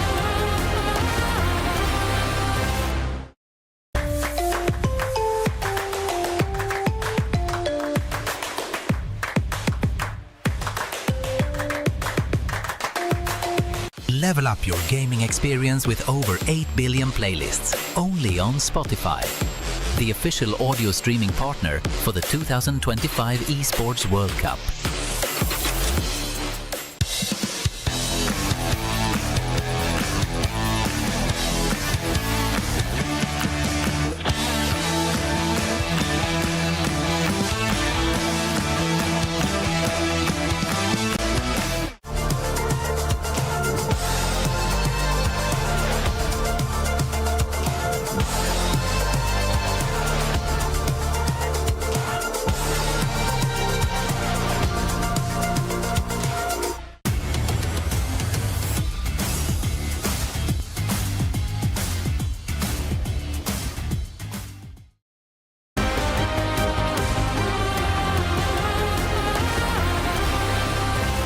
Sobe em cima da casa e tranca a subida. Não, não compensa, não compensa. Acho que não compensa aí. Eu vou, relaxa. Eles estão embaixo aí, esquerda sua, Rigby. Calma. Vai no Rigby, olha aqui, tropa. Tudo lá. Boa. Finaliza ativa. Finaliza que ativa. Boa, relaxa. Foi jogando comigo. Jogando suporte. Deu comigo. Boa, caralho. Tá miado, menos 100 com o Raoni. O tiro. Boa. Sou melhor.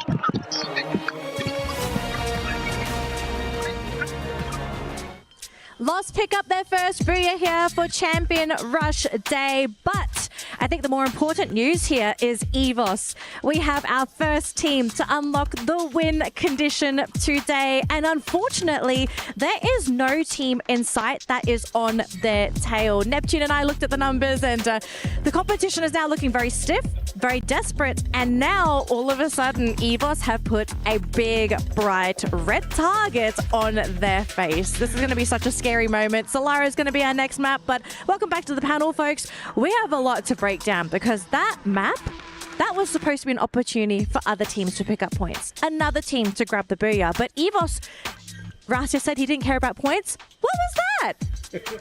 Was that necessary, some may say. It would have been even more ironic if they also achieved the booyah on top of it all. But look, they're still at the top of the standings for the match, coming up with a big 27, and I was nervous for them because at a certain point, when was EVOS even thinking about AGAL and been trying to grief them when it was the top 5 just to say, hey, you're going to need to play 3 maps instead of 2 to achieve your own champion point. Yeah, definitely. I mean, it's a good thing for EVOS Esports to really deny AGAL of getting that booyah or getting a lot more points, because right now they are only 4 points away in activating it. If they manage to clear a squad before being eliminated, like, there would be 2 of them in contention for that championship round. So we'll have to find out though if this is something that they can deny EVOS Divine, because a lot of teams are very close right now, if in case those following AG Global can grab a lot of points. So an interesting discussion that we had, Neptune. I asked you the question is, has EVOS won Solara at EWC? And the answer to that is? Nope. I mean, a top 5 in that specific map, actually top 4th in that specific map, and still no booyahs from them. So it would be tough, but again, there's no need to rush to get a lot of elimination. They can just hide out, or they can just keep their distance. They have Rasia to spout out for any information. They also have the skills. They can use binoculars to be able to, like, just get information as they go into the next phase of the circle. And survivability, I guess they just need to get a page from the book of Dragon Esports. Well, we do have the overall rankings ready, so let's have a look and see where everyone else is on the leaderboard and how far away they are from unlocking the win condition. Because sure, EVOS might have it unlocked now, but if they don't get the booyah next round, but a team gets enough points and they reach 80 points, all of a sudden you're going to have more teams in contestant. Gideon, just looking at the leaderboard here, okay, I want to pick your brain. Look at the teams. It doesn't have to be the next one in line. Who do you think is very likely to be the next team to break into that 80-point mark? Ooh, breaking into the 80-point mark? I mean, this one's a little tough, right? Because we're keeping in mind that the next map is going to be Solara. For me personally, I think it really just comes down to whether or not like Movie Stars R7, Lost, and as well as Pain Gaming can actually make the play, because I feel like everybody else is a little too far away to reach it. They're definitely going to need at least 2 maps to actually get somewhere close. One of the maps almost guaranteed to need at least 20 points to get even remotely close. And I think that's a scary thing right now, because the contention, the race for that championship really boils down to AGAL and as well as EVOS Divine, unless they whiff the next 4 maps, which seems highly unlikely. But at the same time, this is Free Fire, right? RNG might not be on your side. Another team that I think that we need to keep our eyes really open, it's for RRQ, because they ended the FFWS Global Finals in Brazil at the 2nd spot, and they we saw in the interview from Abai that he just said that they are kind of chasing for a revenge, you know. So I mean, maybe they can be able to do the points and try to get a booyah, you know. They are also Indonesian team, so I mean, I think I can feel the Indonesian teams, they are more, I don't know, comfortable doing this type of format, you know, of Champion Rush. All right, thank you so much, panelists. I'm getting a very important update here from Yunsul. We're going to do the STC Club Championship update right now to see what has happened on the League of Legends stage. It's Yunsul live at STC Esports Arena, and welcome to League of Legends. The stage between Gen G and AGL has ended, and yes, as you can see, our champion is Gen G. And of course, in our club championship, Gen G only got 800 points, but since this champion has brought them over the 1,000 points, and right now they are 1,800 points, which claiming the first top spot at our club championship. What an amazing thing, and how such great esports is, right everyone? Big congratulations to Gen G on clinching the title here. I think a lot of people, okay, to be fair, there was a lot of T1 supporters, but AGAL, they closed the book on that story, opening up the door to Gen G. I mean, I honestly feel bad for them. That's 2 international tournaments within a week, getting 2nd place, not getting a championship. But is this foreshadowing for what is to happen here in Free Fire? Maybe. Speaking of foreshadowing, I have been told that we are ready to jump into Solara Survivors. We are ready for our next game. We'll have to see if we're going to crown a champion after this, or if it's going to be another matchup. AJ and Husky, take it away to Solara. Thank you very much, Danny. This is an insane moment here at Free Fire at the Esports World Cup 2025. Only one team has activated the champion rush condition. That team hails from Indonesia, the one and only EVOS Esports, here to make history for their whole nation, and Rasya, the wonder kid for the Cinderella run we have all been waiting to see from Southeast Asia. But can that be done? Will there be any spoilers? Because this is the newest map, and I don't think EVOS is the best team here just yet. In fact, they don't have a single booyah on Solara here at EWC just yet. And that's what would make this story even sweeter if they win it right here. They will quell all the doubts. They will finally quench the thirst for the trophy. And to add on to that even more, the magnitude of it. They haven't gotten a booyah on Solara. This could be it. but this is also map number 6. And if you follow old format, map number 6 is the last map of any grand finals. Oh yeah. And here they are again at the doorstep. Literally, you could see the door ajar. You could reach out for the trophy. And all they need is one more win. Easier said than done. They couldn't close it last year, but they sure as heck are closer this year than they did. And it's unbelievable that teams like Falcon, Fluxo, nowhere close to activating this champion rush condition, let alone win this whole thing. They'll need something beyond a miracle to make something happen out there. AGAL though, 4 points away from activation. That should not be too tough, but in order to still stand a chance, they need to hunt for some heads of these white tigers. Best case scenario is if they wipe out EVOS, that's for sure, but they were too far away to make that happen. In fact, AGL is on the complete opposite of the horizon at Aquarium. But I would say AGL also has a pretty interesting storyline. It goes all the way back to Dew. He is the heart and soul of the teams that he were in, Nigma Galaxy, eventually, EXP Esports, and now AGL. What a sweet moment it would be for him to lift that trophy, but that would take at least 2 rounds. Starts with this and then ends the next, where we get that random map, that rotation, reset it. But then again, BRU on the horizon. This could be what sets off the chain reaction for EVOS. Ray catching fire first, but it seems like they are willing to take on the fight. Moshi is ready, but so is Ray with the VSS. Absolutely. Moshi, RGS 50, one more. Doesn't tag him off the second shot. Moshi is behind. Chill with the spoiler, XM8, powerful enough to take down a player at this point of time. And Moshi is the one that's going to be a tad bit annoying, so he's going to be prey number 1 that Kochil aims for. But he instantly backs away as Jonas shows up from the back. M590, double connection. Kochil in trouble. Riptide Rhythm assistance and get high. Sprays him down, but Aim God won't find Jonah. Oh no. Put the pause on to put it up. This is not good for Buriram. If EVOS wins this, not only they pull ahead and put BRU behind, but also they free up the entire southern side of the western side of the map. AJ, Get High is no more. Buriram is out. You look at the radar. There is only one team that takes over the entire western side of Solara, and once more is EVOS in the best possible spot to win. Indonesia, how am I not hearing you make some noise there at the Kitty Arena? Y'all gotta turn it up, man. EVOS is on a whole other level right now. Cannot believe that this is it, but for Falcons, they better make this round count.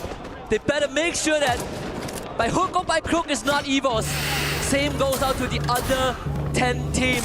And Falcons will make the first move. They're done with loss. Being the team that sets them back, they take the fight straight to the Brazilian champs. They get this as On Fire fails the first approach. 3 players down on the ground. Limit the only one left in this equation.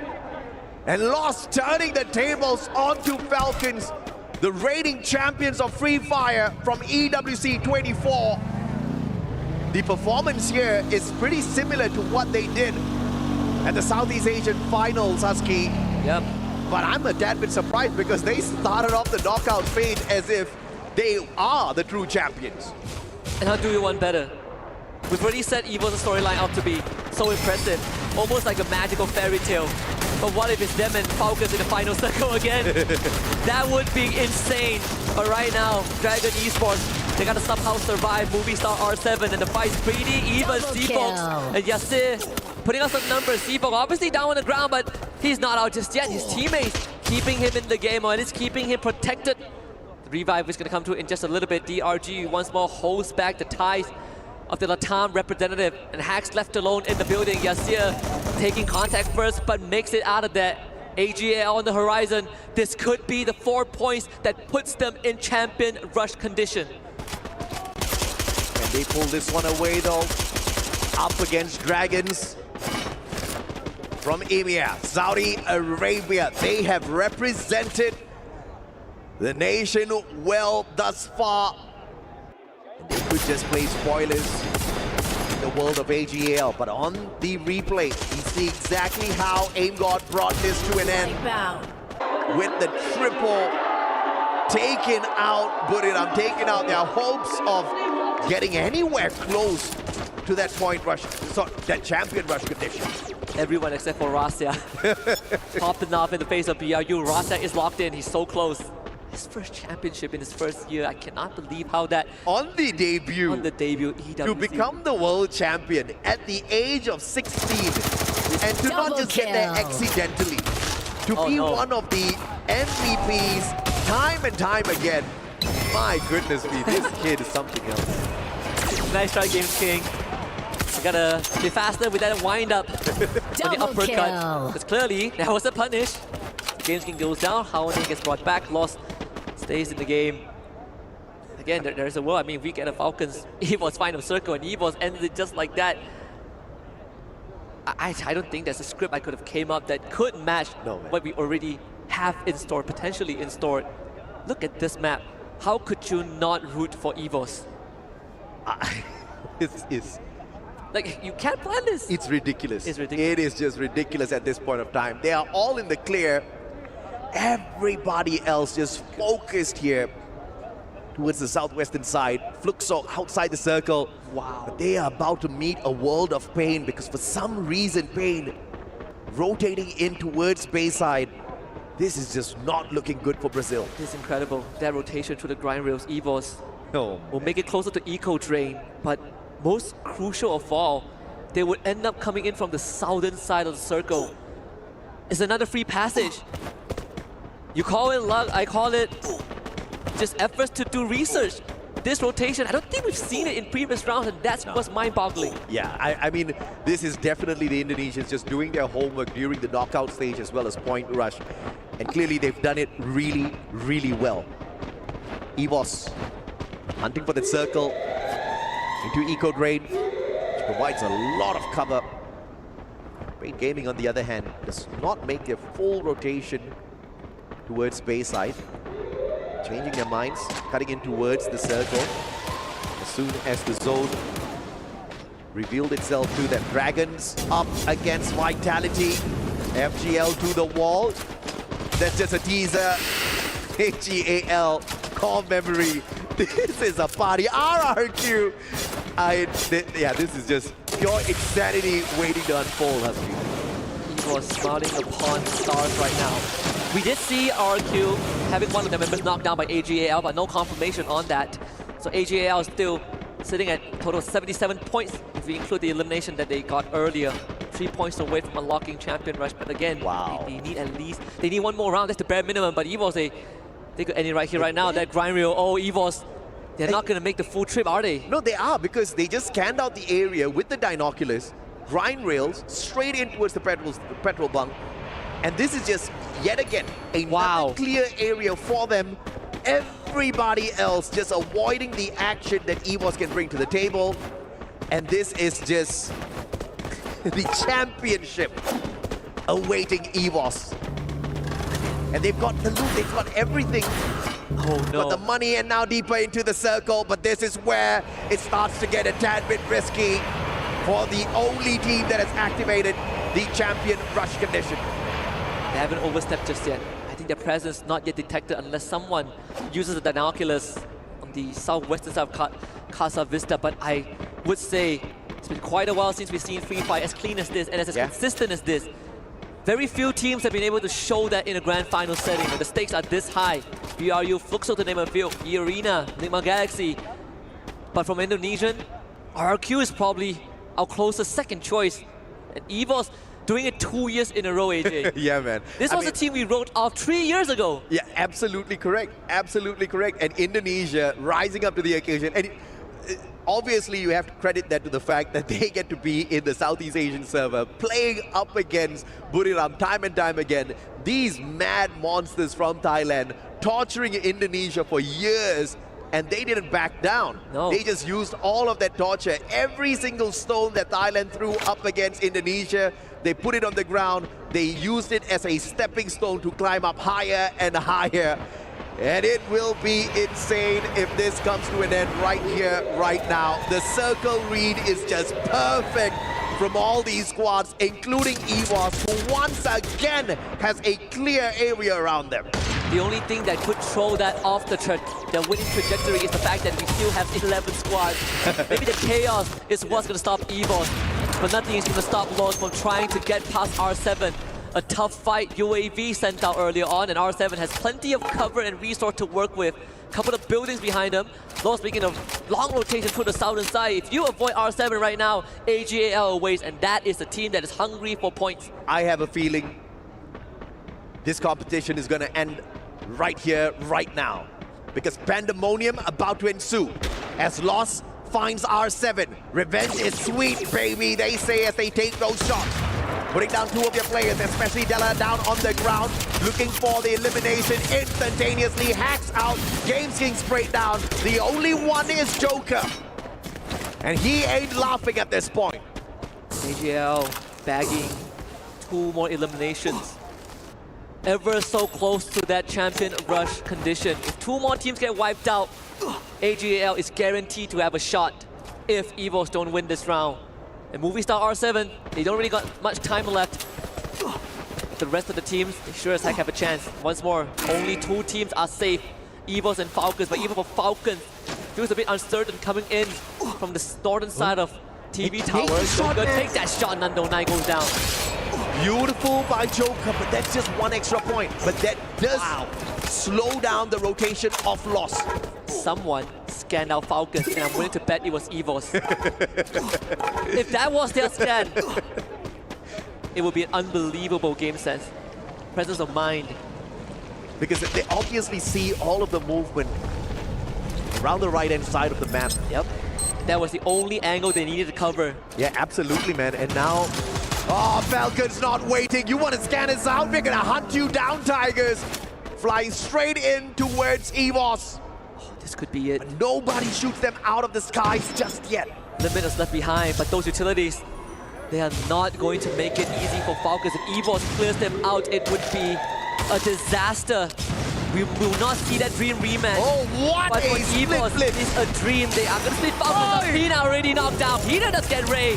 Maybe the solid recovery, Kochu. Good trade, but it comes down to the wire. Aim God and Rasia still up. Ray also recovered. They only lost Kochu in the process. EVOS having control. Here comes the world of pain. Brazil looking to stop EVOS right here, right now. They've got the numbers advantage. Falcons just could not put in enough of a challenge. Perhaps it would have been a different story if Limit had followed the rest of his brothers to take the fight up against EVOS. Maybe then the numbers would have been equal.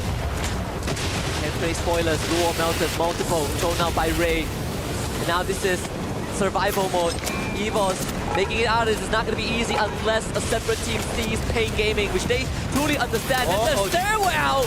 Ray gets the but Rasha actually gets hit in the face. Ray ends up going down. Rasha is back up though. Pain Gaming making it harder for EVOS. And this is the scenario that AGAL wants. And for EVOS, Aimbot, Yoska bursts right to Aimbot. Are you kidding me? A potential hero play that didn't end up in vain. Rasha goes in, and it's him against Peter. There is a world that Rasha could make this work. It's going to start off by confirming the eliminations. Pain Gaming somehow still ends up in a 1v1. The War Melton is going to come into effect. Peter backs off. Unbelievable play from the Wonder Kid. Not only does he save his squad, picks up Aim God, but runs down the players of Pain into the ground 6 feet under with the M590. And leaving Peter to dry out there. Rasia turns around, Aim God still alive and kicking, can make a difference here. Peter desperately trying to put an end to it, and he does. Oh, EVOS, they gotta play one more round. The fans so close. That dream slipped away just by a little bit, but for AGAL, that dream is one step closer to realization. Pain Gaming unwillingly saving the Thai squad. Even though AGAL was limited, they have done more than enough. Just 80 points, right on the dot. And now the playing field is open. RRQ against Vitality on one side. You got Dragon Esports waiting. RRQ needs massive points here. In terms of eliminations, they don't need a lot if they can pull away the Booyah. But on their left-hand side, Fluxo desperately trying to get in. Their own blue wall standing in their way, and now RRQ disabled by that A124. Peter, the one that wrecked the hopes of EVOS fighting the Booyah. Under pressure, but masterful play, saving the whole competition from ending prematurely. Definitely causing Falcons elimination in the process as Vitality mops the floor with the remains of core memory, bringing them down to just one Zen seed. Really nothing much that he could do. Vitality 4 men strong. They still need to move towards the circle, and Fluxo for once has control. For once, Fluxo makes it to the end game. Goods with the grows up. RRQ still looking for that booyah. They should be able to get this done. They need 5 eliminations in hand as well as the booyah to place a huge smile on their face and then later spoil the plays of their little buddies, Esports. Fluxo on the cleanup. And they want to prove that they are still the better Brazilian team, but it's going to be a high climb as they are at the bottom of this mountain. At least they won't be last by the end of this, hopefully, with core memory that really showed up during Point Rush, but it's a no-show in the grand finals. 5 teams remain. Vitality have a good shot at this. Both get knocked down, and Kyung will turn the corner for number 2 with the help of Jinx. Dragon Esports not standing a chance, and Vitality showing that this marathon is not ending yet. Not yet for sure. 2 more players on the side of RRQ to activate Champion Rush seems to be impossible at this point of time, as it is Dragons that makes it even more difficult. Leaving a bay all alone for the Indonesian squad. Vitality alive and kicking, the kings of this map. Not here at the Esports World Cup though. Definitely not. Solara will not be the finishing line. We go again. Bob's taking out Peter. Pain Gaming out in 5. Only one team has a full squad, and that's Vitality, sitting right in the middle of the safe zone. Final circle threatens to close in. Dragon Esports still has one lone survivor, yes, but it's Fluxo that has a chance. I mean, again, Dragons, what an unbelievable run here at the Esports World Cup. Pure survival. Pure survival, and that's what Battle Royales are all about. They got to sharpen up their capabilities in terms of taking away these eliminations though. But I sure as hell can bet we will see more from this squad in the years to come. Vitality, Bob, split blitz, 3 of those nades finding the connections, and Bob's barricading himself in a maze of glue walls. Pushes in, comes in for the save, but he gets sprayed down. Koja fires Vitality, running this final circle. Gio left standing just for this moment. 57 HP left on him, and Vitality makes quick work of that as well. And the only thing left is to clean up the pieces, and that's Yasir from Dragon Esports. And Vitality knows that they've gotten this round in the bag. Finally, some signs of life from this team. We've been doubting them, we've been questioning them, but at least this booyah is going to give us one more round to play. Indonesian fans, they were not able to lean on EVOS to lift the trophy, but they can still lean on Team Vitality as one of the other representatives to give us another round. Yeah, no wonder we weren't seeing a lot of cheers there. Lots of Vitality fans. But it's all right. EVOS working against the grain here. But beautiful stuff out of both Vitality as well as Dragons, fighting their way into the circle. Recovery game for Fluxo as well. 16 points pulled away from that match. But how much more do they need to climb up this very, very, very tall mountain that the rest of these squads here at the Esports World Cup have built? Fluxo, the last time we checked before the start of this match, they were 12 out of 12. Which is crazy, a crazy thought. I think if you watch Fluxo performance, you would not believe this. 2 teams now stand at the summit, but only one can stake their flag and be called champions. We're gonna throw this to a break and be back with more Free Fire action.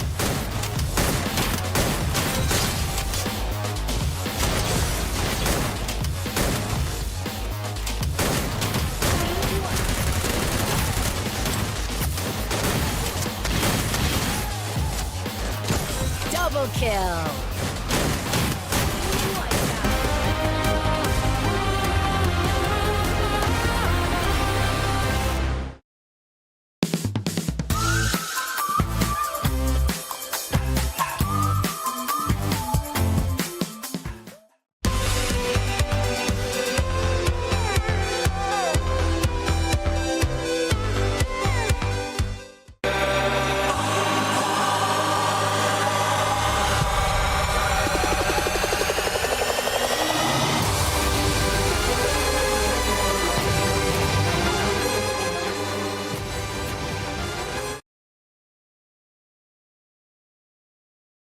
anjing.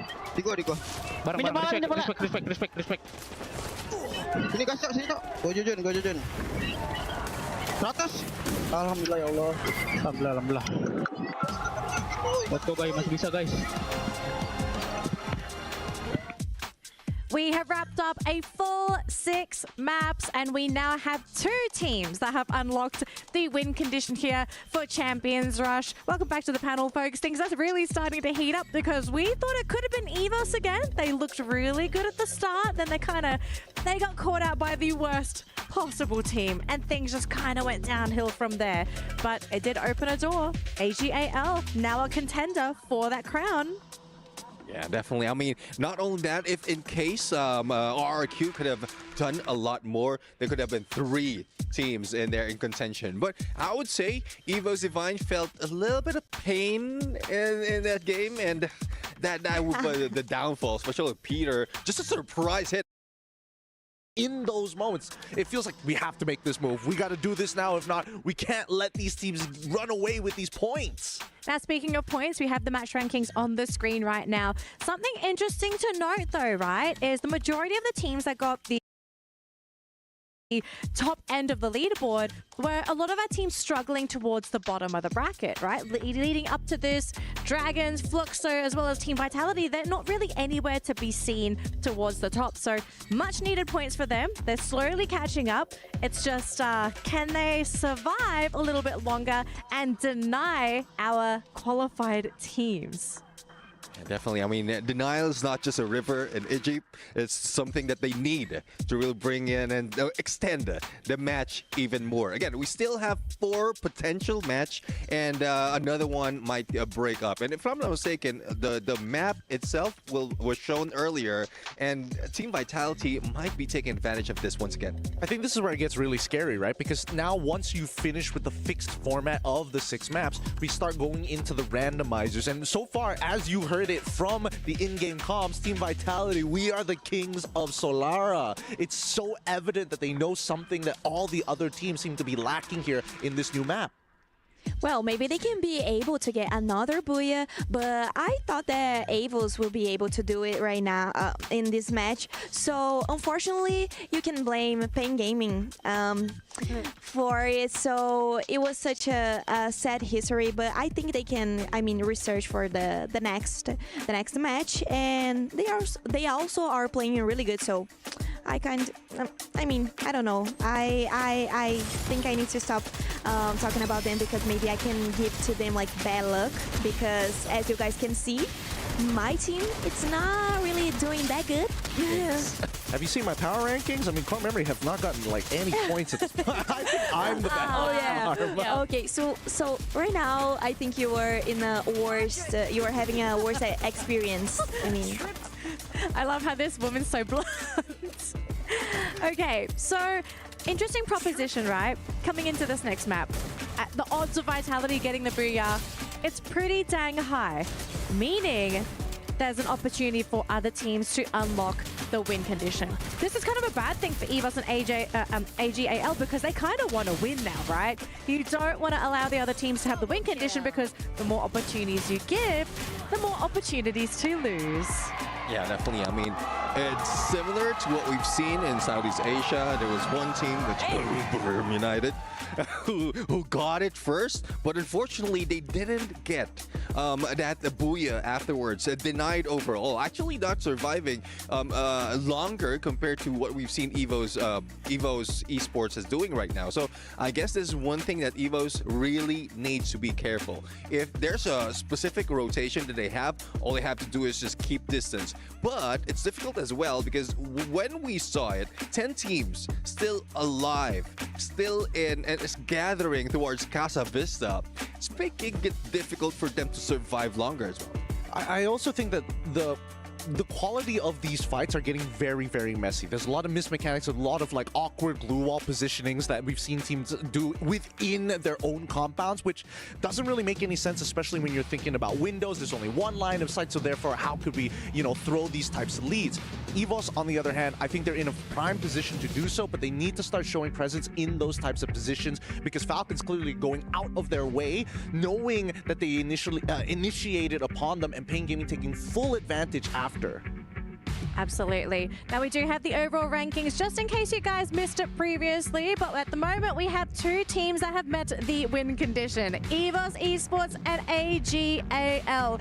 Now RRQ, they're getting close. They're not quite there yet though. They're going to have another good round, but the question is, can they have that good round in this next matchup? Because they did okay, but I don't think it's quite enough for them to just say, hey, next round, we will 100% will get the points and unlock the win condition. And one thing I want to see as well, other than Lost, who is also very close, but Dragon Esports, they are just playing it not only with placement point. I know they're just like trying to their best to survive, revive their teammates, but they're doing a decent amount of elimination, total of 21 elimination overall. So I guess they did it from the knockout stage up until the point rush, just to go to the basics of survivability, and this is where they're putting in a little bit of mix of elimination in the play. I think a lot of MENA representatives have to be MENA fans have to be proud of this team, because this is a huge turnaround from what happened last year. Coming into this year, now they're looking like a true competitor. Maybe not the creme de la creme, but they're getting very, very close, right? Give this team another year, and we might be seeing, a huge shift in power levels amongst the regions, and maybe even a new legacy. A new legacy, a new story for all of us to enjoy as well, because it's really fun to see new teams, new players, new names develop an esports scene. Like, as fun as it is seeing all the old faces, we love them, we know them, but everyone loves an underdog story. Everyone loves new talent, and especially the stories of our very young, talented players. I kind of feel like they sort of bring that special spice, that special glitter, that sparkle to the scene, and you really learn to admire new people as they come into the scene, because they also introduce new ideas to the game, right? We're not seeing the same kind of Free Fire we did 1, 2, 3 years ago. It's evolving every year, not just with the patches, but also with the players. Yeah, exactly. I mean, the movement alone, what you're seeing back then, it was just all aggression. Yes. All of them just chasing each other, but now we're seeing a mix of tactics from a distance. Again, introduction of snipers like Moshi being one of the MVPs in most instances, and then there goes Limit X7, and now we have Rasia, and even Do. Not forget Do. So all those snipers has just brought in a different flavor in the tactics, and even those aggressive teams are slowing down. I think we also have to look at the esports scene as a whole, right? Most people are going to consider a generation to be a part of 10 years, but in esports, it's actually half, if not 4 years worth of time. We've seen the generation of Do being at the peak of his game, to Wasana taking over, and now Russia coming into place. We can see very clear stakeholders and very clear cornerstones of the generation being born here in Free Fire. All right, so as we have all of our teams and players getting ready for their next matchup, we're going to do a quick temperature check in the main stage with Tash Bunny and Admats. All right, things are heating up here in Kidia Esports Arena as we are slowly approaching to see who will be crowned champions for Free Fire at EWC 25. It's getting intense because the Falcons, despite everything, they're still yelling, they're still reeling, and they know that it's not over till it's over. Let's hear it up! Okay, as of right now, we have two teams on Champion Rush. It is EVOS as well as AGAL. For EVOS team, make some noise! And a very good booyah as well for Vitality. Yeah, Vitality rising up and looking good, but Falcons not looking happy about that. So they are looking to rally one more time! Yeah, the Falcons still have hope to defend their title, but anything can happen in Free Fire because this spark right here might go back to Falcon, might be not. So let's see how will it go for the next match right here, right now. Thank you very much to Tash. And that match, here we go again, another round, match 7 coming up. And from one team who unlocked Champion Rush, now we add another onto the list. First it was EVOS, now it's AGAL. Both of them, very contrasting story. One almost won the trophy last year, one forgotten by most of the world. But now they two share the same podium. Unfortunately, only one can remain on top. 2 booyahs for AGAL, 1 for EVOS. But both are at the brink of victory here.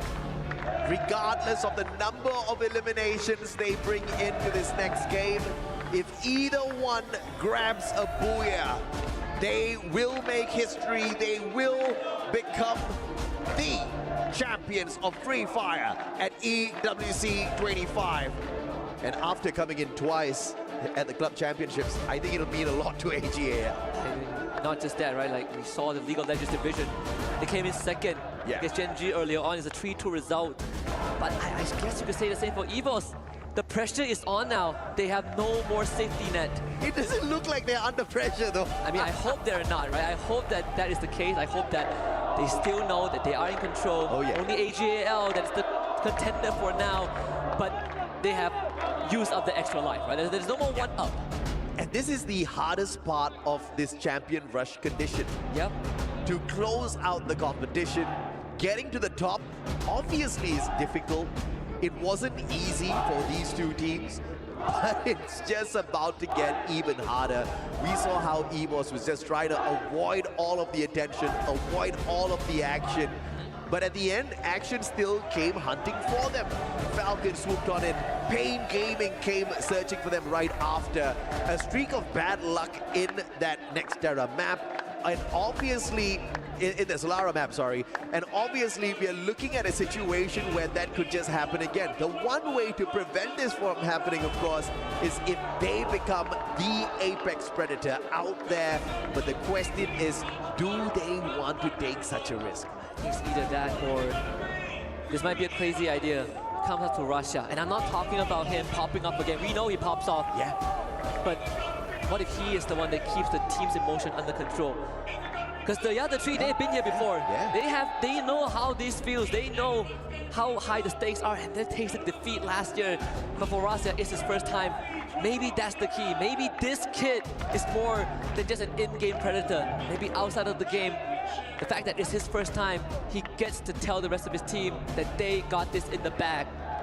And if they don't, he will bring it into the bag through those points, man. One of the sharpest snipers on the battlefield. And that's not just by assumption. He has proved it time and time again. We've got deadly snipers like Limit, MT7, Moshi out there playing with him, and he's just making quick work of the competition. None of the other snipers have been able to outshine this kid just yet. And this is just the start of his pro journey, right? Becoming a pro player was just the first part of the equation. And how many of them can say that on their debut, they went on to the world stage and they were highlighted as the MVP time and time again, and potentially to even say the first time at the world stage at the age of 16, they walked away with the trophy. They walked away as the champion of the Esports World Cup. No one has ever done that yet. Never. For it to be from a team that's always come second and never first, it's unbelievable. But if you look at the other end of the aisle, you have AGAL, especially Dew. Yeah. Who else out there is the same as Dew? You're MVP for Grand Finals, but you were never a champion. He's uncrowned, and at the same time, he is crowned. And he has struggled so much. Oh yeah. He's taken breaks. He's came back strong. But I think some of the memories from many years back then, 2022 Bangkok, FFWS, that still haunts some of the dedicated Dew supporters. Nigma Galaxy, that was a nightmare that I think it took a long time to really get to really let it process. And then EXP Esports, and then now AGAL, and yet Dew is the only one who stayed throughout all of that and has been through the worst. But now he gets another shot. And it has been highlighted time and time again from their own fans that Dew needs better backup. But out of nowhere, when you least expect it, on the world stage, the team has finally stepped up and the team is carrying him up to the top. Dew now just needs to put a smile on his face and go back to playing out there on the battlefield as if this means nothing. Because when there was no pressure on his shoulder, my goodness me, he was a deadly sniper out there and he's still looking for goal. We have a highlight here of Boulevard United Esports as well. They're not looking very happy at this point. I mean, it's very rare that you see Boulevard down in bottom 6. Fluxo also, I mean, both are two-time world champions, and I think that is one of the most shocking things coming into the grand final. I mean, we know that Fluxo is going to struggle, sure, but BRU, with a game 1 Booyah, 24 points, we thought that that is the start of a race. I mean, I did not expect Fluxo to be the champion here at the Esports World Cup, for sure, because we saw so much of quality from the other teams. We saw Loss on a phenomenal streak. But never in my wildest dreams would I have thought that Fluxo would be at the bottom of the leaderboard. This is unreal. Something needs to change here. And I think this is just Lady Luck playing her role, extending these matches, bringing us back to Bermuda once again to give Fluxo an opportunity to become the monster that they are once again. To go out there, not just looking for points, but dominating. But you know, one team with the smiles, that's Dragons Esports, man. They sure as hell deserve to smile. On the world stage, on their debut, in such a phenomenal performance. I am a fan of the Saudi Arabian squad. Yeah, I think there's no better way to put that into expression. But AJ, do you believe in second chances? Hey man, of course. Because we got Solara for the next map. And again, wait, I've highlighted this so many. You cannot write a better script than what we already have, but it keeps getting better and better. EVOS on the cuffs of a world championship. Never gotten a Booyah on Solara. Didn't get it last round, but match 7 brings us back to where they were. Wait, second chance. So we don't bring out the randomizer all throughout the competition. And right when we needed us to go back to Bermuda, the randomizer shows up. And Solara comes back in here to make this as random as it can be. Vitality is the only team that has scored a double Booyah here at Solara. And they are not the team that has activated the Champion Rush condition. In fact, they're quite close to it, but just not there just yet. Talk about having a second chance in 5 match point teams, EVOS, Esports, and AGAL. Even when you look at club championships, EVOS has not at least had a 1,000-point record.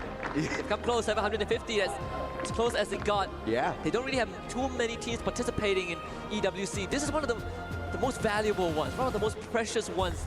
They've invested so much, like this 3-year investment of Rasia, 1 year away from paying off. Right off the bat, Circle goes north. Yeah, GG, bro. So the exact same rotations that we saw out of EVOS earlier on will not be the case this time round. The Circle straight up telling us, yes, it's the same map, but it's just going to be a totally different compound by the time we get to the final Circle. A high probability of us getting pulled towards the Riders Club as well as Funfair. And this is just not looking fun if you are a fan of AGAL or EVOS Esports at this point of time, because in order to get even into the next zone, they have to battle the Brazilians. This is potentially a prelude to the final test, right? The final obstacle. They say it's not how you start, it's how you finish. The finishing line is the hardest to cross when you are the closest to it. And who knows, you might get an AGAL against EVOS final circle. That will be the most triumphant and the most heartbreaking moment at the same time. And there are good odds that that could happen, considering where they drop, right? One on Studio, one at Aquarium. They're gonna converge from the southern side, but on different parts of the map. And you know, Lady Luck was smiling at AGAL because they could have just faced the exact same situation as EVOS, being held back by just 1 point to activate the Champion Rush. which would have been insane. But of course, thankfully, we've got two teams now on activation. Point blank on 80, AGAL sits with the activation of the champion rush condition. Yeah. But in this next game, if these two teams fail, then there's a high potential that two more Indonesian teams jump into this champion rush condition as well. We're talking about RRQ and Vitality. How insane is that for the Indonesian region? To have 3 out of 4 teams in the grand finals and all of them having a chance to win, never happened before. And the 4th team is the champion of Southeast Asia, so... we don't talk about that. Right? This is the best year for Indonesia in the world of Free Fire. Absolutely. I think, and the craziest thing is, both RRQ and Vitality can activate the condition off of this game. Yeah. And then the bar is not high. 12 for RRQ, 13 for Vitality, very achievable. If you look at Vitality's record, it's even more achievable, just based off of track record. And I have to say, we can thank the devs for this insane situation that we have in front of us right now because of how balanced the game is. Tatsuya has just been running rampant all around these battlefields for way too long. And now with the way we've got the balancing of these active skills, Oscar being viable, Cassie being so important, even Steffi still being dragged back in after being left out of the meta for a while because of the kind of protection she provides from all of those frag grenades. I mean, at this point of the time, when you call yourselves champions, you can sure as hell be proud to call yourselves champions. Talk about having some risk being taken too. We saw EVOS rotate deep into Archway, complete opposite of what they did in the previous round when they took it slow. This time they take the fight straight into the middle. Falcons and BRU obviously having a bit of an interaction with Falcons losing out on one member. EVOS taking a bigger risk than they did in the previous round. So far, so good. The one that they were trying to hunt down was from core memory, but AGAL have the same idea. They are already at the north of TV Tower. Oh, this is an aggressive version, and EVOS, Dinocular scanning out the Dragons, looking to end the run of the Saudi Arabian team early here. Actually, they got R7. They saw Dragons through Aim God, but they scanned out R7. Then who scanned out Dragons? I'm not sure if they scanned out Vitality, though. That is the odd one out. That is the X factor. Well, either way, many of these Dinoculars popping off everywhere, but nobody's making the first move. Yes, EVOS could be aggressive, but they're just choosing the peaceful path at this point of time.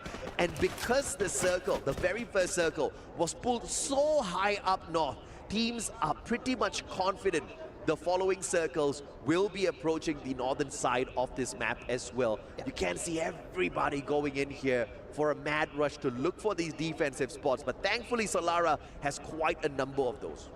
It's safe to say that AGAL has the same approach as EVOS, right? Early rotation deep.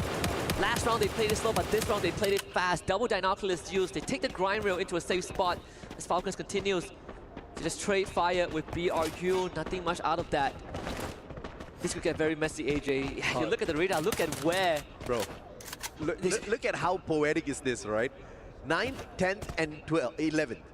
You've got the two-time world champs, the two-time world champs, and Falcons flanking the reigning champions of the Esports World Cup here at Free Fire. Down at the bottom of the leaderboard. I mean, what scares me the most was how close EVOS and our AGAL are to each other, separated by Dragon Esports, which is something that we are going to see in just a little bit. AGAL, another huge rotation. You see it on the map. R7 receiving fire. RRQ now springs into action. Not looking good for R7 at all. RRQ making quick work of them. Wow. M5, 90 supremacy, player after player shut down. And R7 bright as the North Star at Point Rush. But here, when it truly matters at the grand finals, they don't seem to be able to cut it, especially up against RRQ, who are desperate for these points to activate Champion Rush for themselves as well. Looks like it has burned out, at least for this round. They can still hope that AGAL and EVOS don't close it out. But the odds are starting to really tip AGAL It seems like they've made some interaction with Vitality. The circle read was perfect by both EVOS and AGL, sure. But I think EVOS once more benefits from this as VRU looks to clean house against Falcons on fire. Left to pick up the pieces. He has to dig deep, but VRU dug deeper. And Falcons are no more. Well, we just highlighted how close they are to each other on the leaderboard, but Buriram's saying, you stay here, baby. We are climbing up a tad bit higher. Sacrificing the Falcons. Sure, they are going to barbecue them out there a little bit as well as they climb up. Stadium's going to be a tad bit quieter. You guys are going to hear Husky and I a little bit more here as the Falcon fans have not simmered down just yet because of what this competition holds. A potential 10 rounds. So it ain't over till it's over. But my goodness me, Falcons still quite far away from activating Champion Rush, and they have to get through so many teams before that is done. Unless, of course, EVOS or AGAL finishes it right here, right now at Solara. Yeah, unless you tell me that no one wins this round, at least not EVOS or AGAL, and Falcons beat might that 40-bomb record. And maybe that would be insane. We would have a conversation about that, right? That would be a story to talk about. Absolutely. Maybe we get that rematch in last year's finals, in the final circle. But for now, I'm looking at the radar, and I'm liking the odds of EVOS a bit more because for AGAL, they got lost coming for him from behind. That 40-pointer miracle game for Falcons to open up EWC, that was one that nobody saw coming, and it was just absolutely epic. They went on to wrap up the competition as the champions of Free Fire at EWC 24. But clearly, coming in here for a repeat at the Esports World Cup is not as easy as just wishing for it. The heat in Saudi Arabia is just a different kind here in the summer, and the heat that Indonesia is bringing to the competition is just unreal at this point. And I guess you're thinking too, the teams that have a chance to walk away, second place of Free Fire World Series Global in Rio, RRQ. Yeah. Second place of EWC 24 in Riyadh, EVOS.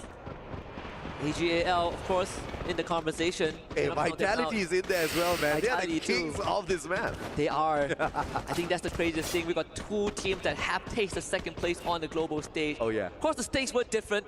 One is the official circuit title and one is the EWC title. But no matter how you look at it, Indonesia has always come close but not gotten it. And what's painful about this is Vitality getting the booyah here will mean nothing because they activate Champion Rush for themselves.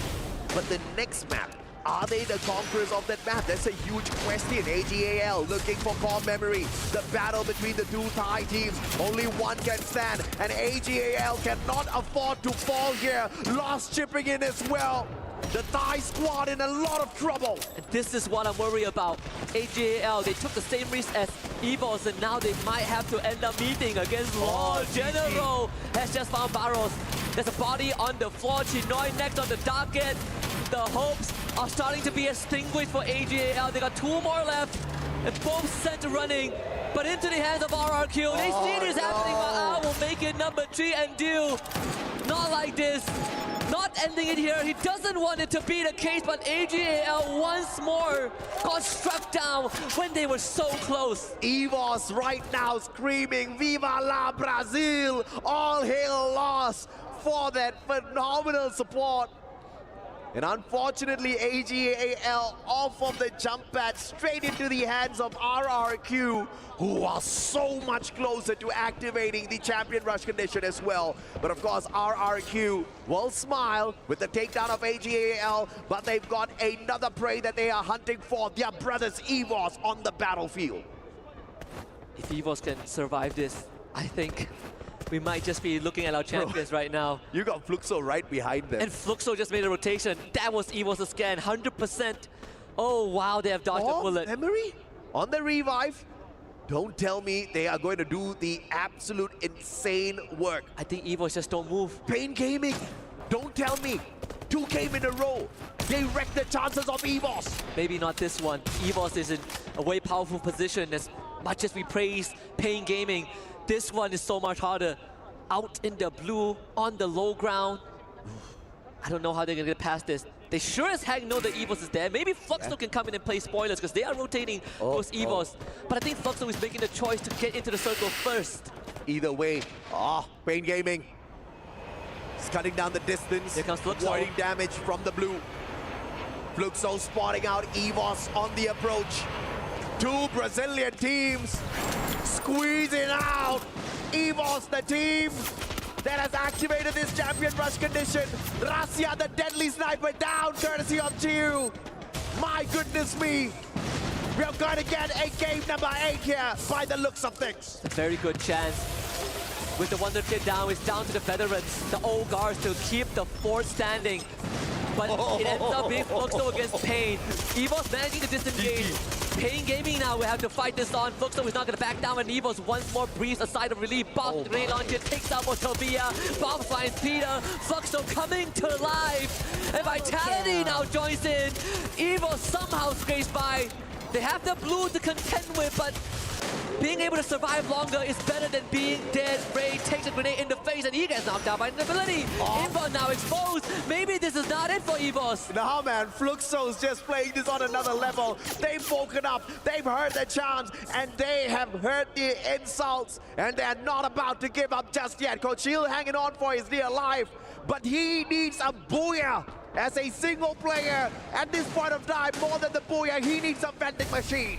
And the closest vending machine is just way too far. It is south of Waterfall. No way Coach Yu gets there. Fluxo knows where he is. We go another round for sure. RRQ, BRU, Vitality on top of one another. But we at least will have one team that gets to the champion rush condition as Coach Yu gets wiped out. We have guaranteed match number 8. It's not dead just yet. But let's see who joins the list. RQ has already joined the list for sure. But if Vitality closes it out, we get 4 teams on the list. 3 out of those 4 teams are from Indonesia. In this grand finals, there are only 3 Indonesian teams. What a year once again for Indonesia. Fluxo flying on in, jump pad straight to the roof, and Steffi do the same. No grenades, don't touch them just yet. Those glue walls blocking out all of those shots. Put it up, cannot grenade on them just yet. Dragon Esports once more makes it to top 6, and now they're going to be under fire by Fluxo and RRQ. It's not an easy rotation. Vitality wants a piece of the pie, and they get all of them. Dragon Esports picked apart left, right, and center. But as this continues, Vitality makes their presence known. RRQ on the lower ground, BRU watching the perimeter. Reptile on top of the roof. Fluxo now next on the crosshairs as Lost takes them out.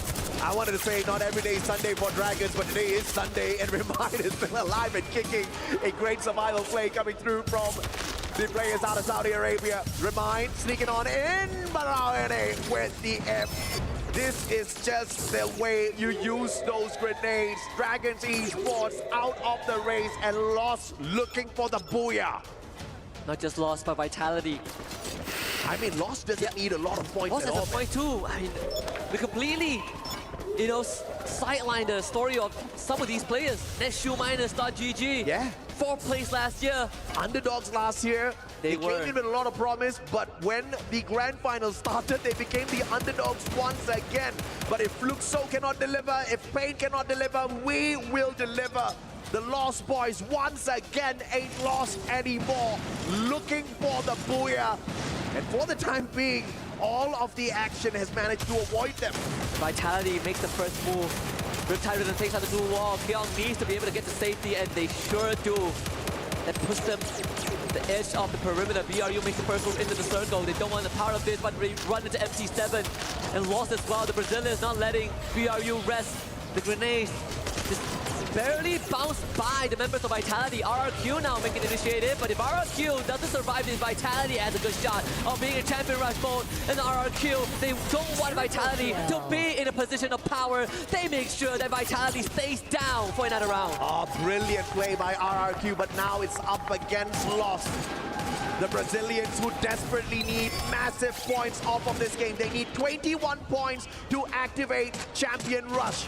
Those grenades looking for them, but thankfully just glue wall melters. Riptide Rhythm breaking down the defenses of Abay, but had a truck right in front of him to block off those shots. Monster Truck playing its role as defense as well, as Abay makes it up to the top of the rock. Now this boulder serving as defense, M590 in hand, and Lost says we don't want to deal with this. They back away from the fight. It's not going to be easy. Haone finding a nade onto Ma'au, and that is going to be green light for Lost to push on forward to get them close to that Champion Rush condition, but Haone gets knocked down. Lost losing Rippy in the process. They need some time to recover. Deuce gets knocked down. It's down to just Kiba. He was the representative from Oni back then, but Lost shuts down the show. And another round we go. An unbelievable performance from Lost. They needed 21 points. And the Brazilians said 21 will give you 24. Welcome to the Champion Rush condition, activated by your Brazilians. The most promising squad out of Brazil, delivering it on the big stage once again. Started Point Rush and ended in an abysmal spot. Started Grand Finals and counted out after round number 2. But here they are, just like last year. They have a shot at winning it all. They join AGAL and EVOS. As RRQ also joins that list, and they've gotten enough points. 4 teams now make up the teams that have chance to lift the trophy. And this went from real to really, really real. We head for a short break, and when we come back, 4 teams have a chance to lift the trophy. Let's see if we will get number 5. Quadra kill.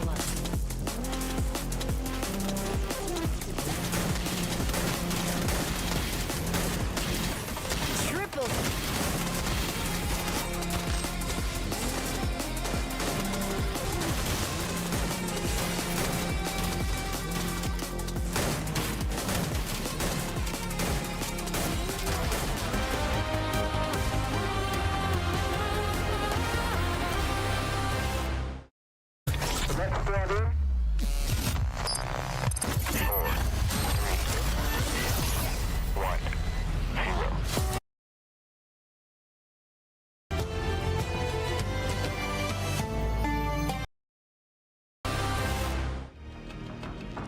The race continues here at Free Fire EWC at 25. We are still not yet ready to crown a champion, but more teams are becoming eligible as they secure those points, hit the 80-point threshold, and set themselves up with the win condition to be our EWC 25 champion. Welcome back to the panel, folks. We have a lot to break down. And in particular, I want to point this over to Gideon because we had a really in-depth discussion watching that matchup. And it was because of a lot of engagements towards that mid-game. Break it down for us. What was kind of the cascading effect that sort of set us up for that end game? Absolutely. I mean, first of all, it started with the northern side ring to kind of kick things off for the beginning of the match, right? All southern side teams, Fluxo, we've seen Pain, as well as EVOS Divine, really getting a little frustrated. It's a long way up there. That's totally fine and as expected. But once they found those spots, I think Lost really got a lot of momentum when it came down to, hey, we're going to start this engagement against CRM, Core Memory. But what Core Memory does, having initial information about the area and knowing that AGAL was actually nearby, they launch pad themselves past AGAL, causing a very big domino effect, technically shafting the chances of AGAL from winning this map. But Lost eventually snowballed their way all the way to the end. Yeah, definitely. I mean, AGAL, a great hiding spot for them, similar to what we've seen EVOS Divine, but EVOS Esports. But it's just unfortunate, but because the number of teams surrounding them is just so much, there's no way out. Compared to the rotation of EVOS Esports, yes, they saw Fluxo as well as a few teams, but even despite of being pinched, they still managed to survive a little bit longer. And Raja, Lost is waking up. We're starting to get some Brazil firepower in here. And look, just based off of everything that we're seeing, right, it just seems like the games are never ending. It is not a case of this one team, they have all the points, they have all the power, and they should be able to take it into that next game. It's always someone new coming in clutch, and with every game, we're going to get more points. I mean, do you feel confident that Lost might be able to bring it back for Brazil? Well, after that reaction, I feel really comfortable. I mean, I feel comfortable and also confident. So I think they can grab the trophy maybe, because that's the energy that they need, and that's the same energy that I saw when they got the FFWS. I mean our regular tournament in Brazil. So the same energy. So I think they can, breathe and try to do the same as they did in this match. And something that I want to add, I feel that the game is kind of, I don't know, they are trying to play it safe, because if you stop in the middle of the match, you could see like the teams that are in the top of the ranking, they were just inside of the zone, inside of the safe zone. They are in such amazing spots. So I think it's kind of better to play safe in this type of tournament. And I don't know what you guys think about it. Do you think it can be good for a team like Fluxo maybe try to play aggressive right now or not?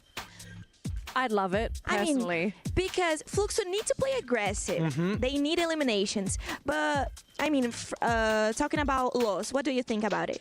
I think I agree with you that, yes, for teams who are not at the top of the leaderboard, they definitely need to kind of step it up and be aggressive in these moments. However, they need to identify certain odds that they have, right? Because we saw Ping Gaming and as well as Fluxo coming in from the same side, eventually pinching champion point holders in EVOS Divine, ruining their chances, but also ruining their own chances walking in, allowing Lost, who came from the northern side, an easier path into victory. Yeah, definitely. Teams with a great potential of elimination can go for a placement point, because the moment that they meet up with a team, like as easy as that, they can just clear it out. So it's just paving their way towards the final circle, and then as well as the Booyah. I think at that point, that's when you're thinking like, hey, how much motivation do you have? How much heart do you have in this game? Because let me tell you, these teams have been playing extremely hard, day after day, no breaks whatsoever, other than the knockout stage. They've been screaming hard, and most importantly, I think this might be the most amount of games that they played in a singular day. Okay, panelists, I've just gotten information on what the next map is going to be. It is in my mind, and Gideon, you know what I'm thinking. You know what I'm thinking. I hope you guys are ready for this. Look me in the eye. I want you to envision what is that next map. Do you know what it is? We're going to Kalahari, baby! And this is probably the setup, the ultimate Cinderella dream for Indonesia, because we have said this time and time again. This is a map that Indonesia loves to play. And look who is at the top of the leaderboard, who has unlocked the condition. If it doesn't happen now, I don't think it ever happens. It's gonna be a really tough battle here, because I know for a fact teams on that second page are not gonna let these Indonesians run away with it just yet. And not to mention that even for Team Vitality, being denied by their brothers in RRQ. Had RRQ just said, hey, we're cool, we don't have to do this, we can both achieve the champion point together, they were like, no, we want this championship more than you do, you're going down, brother. Yeah, just second out in there with only 3 points remaining. But again, Kalahari. This is one thing that Indonesia are being proud of, similar to what we've seen Team Vitality in Solara. But I would say that if this is the case, or since this is the case, and there's a lot of pressure, I would say pressure can be lifted by those from Brazil, from LATAM. They can just play it as it is. No need to plan that much. As you mentioned, if you're a coach, just do this and they will be doing it. Just play it to your whims and just give out everything that you have. Hot drop them. You need to cut the snake's head straight away. We take them out, then there's a really good chance you will be able to gather enough points in the next 2 maps to be able to achieve your own championship point. And then maybe we start thinking about, hey, let's play safe. Let's look to Booyah at the end of the game. But I can't believe it though. You know, we've made it this far in Champions Rush. The predictions for the casters before the tournament even began, okay, we spoke to the casters and they all unanimously agreed that we would go to around 8 games. Maybe a little bit less, maybe a little bit more, but so far we're getting closer to that prediction.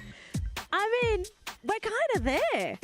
Well, we're seeing how tight it is already for the teams. Once one is taking the lead, another one will be showing up, even from knockout stage, even in point rush. So we've seen a lot of turn of events that happen. And I thought that point rush is just something that like the other teams, especially core memory, those who top the board in point rush could take advantage. But no, I mean, those who don't really care about point rush, similar to what we've heard Evos as well as Russia, they don't care point rush, they just can bring it on. So I guess it's a different mix in terms of tactics. We don't have a finality yet on who can really finish this off. Saving strats work. Confirmed. Saving strats definitely worked. I mean, that's the guess, right? We're not hearing this from the players and coaches themselves. Maybe they kind of approach point rush differently because, right, it doesn't matter if you win or lose in point rush. I think for the lower teams, it definitely does matter because if points are harder for you to get, then obviously the head start makes more sense. But for the top teams that are generally consistent, they know that they can perform and they know roughly how many points they can get per round. Point rush, maybe it's more for them to scout the opponents, right? You learn how everyone else is playing, find out what their drop points are, and also maybe even decide to go for some cheeky hot drops and figure out, okay, we hot dropped this team on this map. We actually felt really confident fighting them. Sure, we lost, but I think we can do it again and make that fight really happen on the grand final. I think the hardest part about it all is the fact that the strats are ever changing, right? Yeah. I think that from the knockout stage, we saw what everybody was trying to do. Hey, let's just play standard and see what happens. We get a little bit of information. We go over to point rush. And even there, we're seeing that teams are deploying completely opposite strategies of what they're used to be known for. And as we see this as we see this champion rush stage slowly progress, we're noticing that we're seeing the sides of players that you don't usually see, right? Desperation is starting to take hold of some of our top teams from both regions, and even then we are seeing other teams take full advantage, like AG Global. Yeah, definitely. I mean, probably it's not just the matches, the actual matches in EWC, the scrimming as well. It adds a little bit more factor that they can use to study their opponents. Though, again, it's just scrim, similar to what you mentioned from Point Rush. It might not be the whole cards being shown, but at least you will be able to play through that because that's also a warm-up for you. So we're seeing a lot of differences in terms of game style all throughout the levels in the competition. I'm actually glad you brought up scrims, Neptune, because again, we had a lot of talking, Gideon, happening behind the scenes. And I think something we also need to consider is exhaustion, tiredness. We've had a really long day here for Free Fire EWC 25. We have no idea if the teams managed to get scrims before finals as well. So imagine you've played, let's say they played some scrims, roughly 2 to 4 games maybe. Then you come into the grand finals and now you're up to map number 8. That's a lot of Free Fire.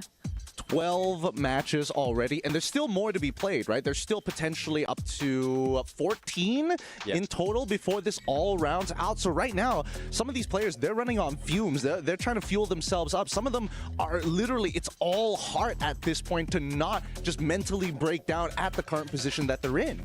Thus, I mean, when we talk about scrims, like, you don't have to really give it all. It's like more of scouting, identifying what can be done, what could have been done, or correcting all the mistakes that you have from the past. So that's one thing as well. Drop spots. If you have failed and would want to change, there's a chance for you to really change that and probably not really play it out as aggressive as what we've seen right now. I think this is what Dragon Esports was taking advantage of. The scrims, the knowledge that they gather, the homework that they've done from yesterday up until today, thus surviving, and they're very close as well. Right, now we are going to go for a quick update on the STC Club Championships as well, because as you guys know, we had League of Legends wrap up their game today, and Gen G now top the charts after securing the League of Legends win. And now they are the team to look out for right now at the Club Championships, but are they safe? Technically, no. We're only in week 2, but you still want to grab as many points as possible, and obviously we have points for the Free Fire division as well. well. So the teams that are playing in Free Fire, they're going to look at this and they're probably going to have to set their own goals and say, okay, if we grab these points in Free Fire, what other titles do we need to clinch to push ourselves up that club championship? It's shaking things up here, right? I mean, this could be foreshadowing for all we know. I don't know how many superstitious people in chat there are right now looking at this and be like, it's clear who's going to be on top, right? It's going to be Team Vitality who turns things around. I mean, they've done, well, probably if they were given another Solara, but I don't think so. Like, I was going to say wrong map. No repeats. No repeats in a random. It'll just go over and it's just tough. It's just tough right now, but they've struggled, but they were able to survive in some other cases. So these teams have done so much of adjustment overall, despite of the teams they're going against, despite of the patches that they have to go through and study every time. And I guess Brazil is one of the region that really struggled when it comes to all of those updates happening. Yeah, I think they are kind of, struggling, I mean, so much actually, but we can see still Los playing really well. I think they are fitting inside of the match, and I mean fitting inside of the tournament in general, and maybe in the next match they can do like such a great job and try to get a booyah, and maybe they can be the winners of the tournament. Let's keep our eyes really open. Let's see if they can grab those points and unlock the win condition first, but I have been updated that we are ready to fly into Kalahari Survivors. Make some noise for your teams. Let them know you're sending them your energy. We're going to throw it over to our casters right now. Husky and AJ, take it away for Kalahari. Thank you, Danalee, Raja, Neptune, and Gideon. Now we head on into the desert. Not the desert here at Riyadh, Saudi Arabia, but the deserts of Kalahari, where Indonesia usually reigns supreme. But if you sleep on them, they will make you pay. They will make you regret. We're talking about the Brazilians lost, who have now activated the champion rush condition as well. And they are not too shabby on this map. You're back here with your boys Mustachio and Husky. Game number 8. Do we go the distance today, Husky? Talk about second chances. This is third chance for some of these teams. Third chance for EVOS for sure. Yeah. Second for RQ. Second for Lost. Third for AGAL. Let's see if the drop spots change. This is where it gets desperate. And especially for EVOS and AGAL, the longer you are at the lead, the longer you stare at that trophy knowing that one game could send you there, the more nerve-wracking it is. RRQ takes Refinery, EVOS takes Confinement, Vitality at Council Hall. And it's Falcons in the middle of all of it. Early hit list purchase by Captain Jonah onto Butchizin from Fluxo. Early purchase of the hit list here, targeting Falcons by Dudes. And very early on, they can either be getting just pure information to avoid the early engagements or potentially go in for the hunt. Because looking at Fluxo and Buriram, they have got absolutely nothing to lose at this point. Yeah, and if we know Buriram, their next rotation most of the time will be looking at command post. Core memory around Santa Catarina. EVOS play a safe spot at Confinement, but Falcons are playing a risky game. RRQ, Ma'al starting it off with first blood onto R7. Again, the eliminations don't really matter as much. You look at your screens, 4 teams are eligible to win it all. EVOS, RRQ, Lost, AGAL. But on this map, the Indonesians are always favored. Absolutely, and 2 of the Indonesian squads already have activated the champion rush condition. 1 was just literally 3 points away, undone by their brothers RRQ, putting a quick stop to that. And the rotation from Buriram into Santa Catarina does not happen. Instead, it was Core Memory that overextends from Santa Catarina into Stone Ridge. But they very, very quickly hightail it out of there, potentially losing 2 players here to the hands of Buriram. Good scan from Falcons early on. They just caught wind of EVOS making a rotation. So you know that someone is passing through Confinement towards Santa Catarina. That's where EVOS is heading. Maybe might run into a beaten up Core Memory. Zenzi would just the name on the list. That is as far as we can be sure about. EVOS playing it safe. Yeah. Both them and AJL have taken risks in the previous game, and they both, ironically, ended up falling in the hands of the Brazilian squad. Cougar, final player on the side of core memory, looking for a vending machine for sure at this point of time. And all thanks to those coin machines, he should be able to bring at least one player back in. So we will see more of core memory in a little bit. Nothing much to stress about at all. But loss, the Brazilian team to not just outshine Fluxo once but twice now. Yeah, the Esports World Cup, they continue to do so. Well, thanks to the fact that the revivals are there, core memory still hanging on, but all three players on that fantastic revival play. Coins galore for sure. Back to 47 players we go. And if it wasn't for Buriram, we would actually have 48.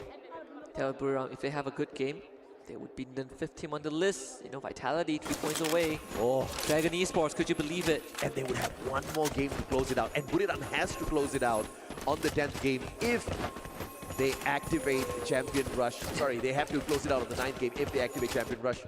Mainly because if you just want to depend on those points, man, EVOS and RRQ, they're quite far away from them. I mean, if we ever go to game 10 and EVOS wins by cumulative points, that would be the sweetest victory.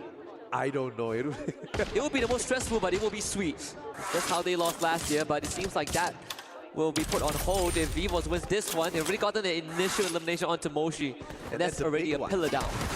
It's a big if here because Buriram, as deadly as ever, looking for the Champion Rush activation. Jonah, captain, take him down. Wasana with the trade though, but Rasia very quickly puts him down onto the ground. Moshi, final player in the mix. And thankfully, he managed to hightail it out of there. Was that a revival? Either way, Buriram hanging on for their dear lives. It's just not good enough from BRU.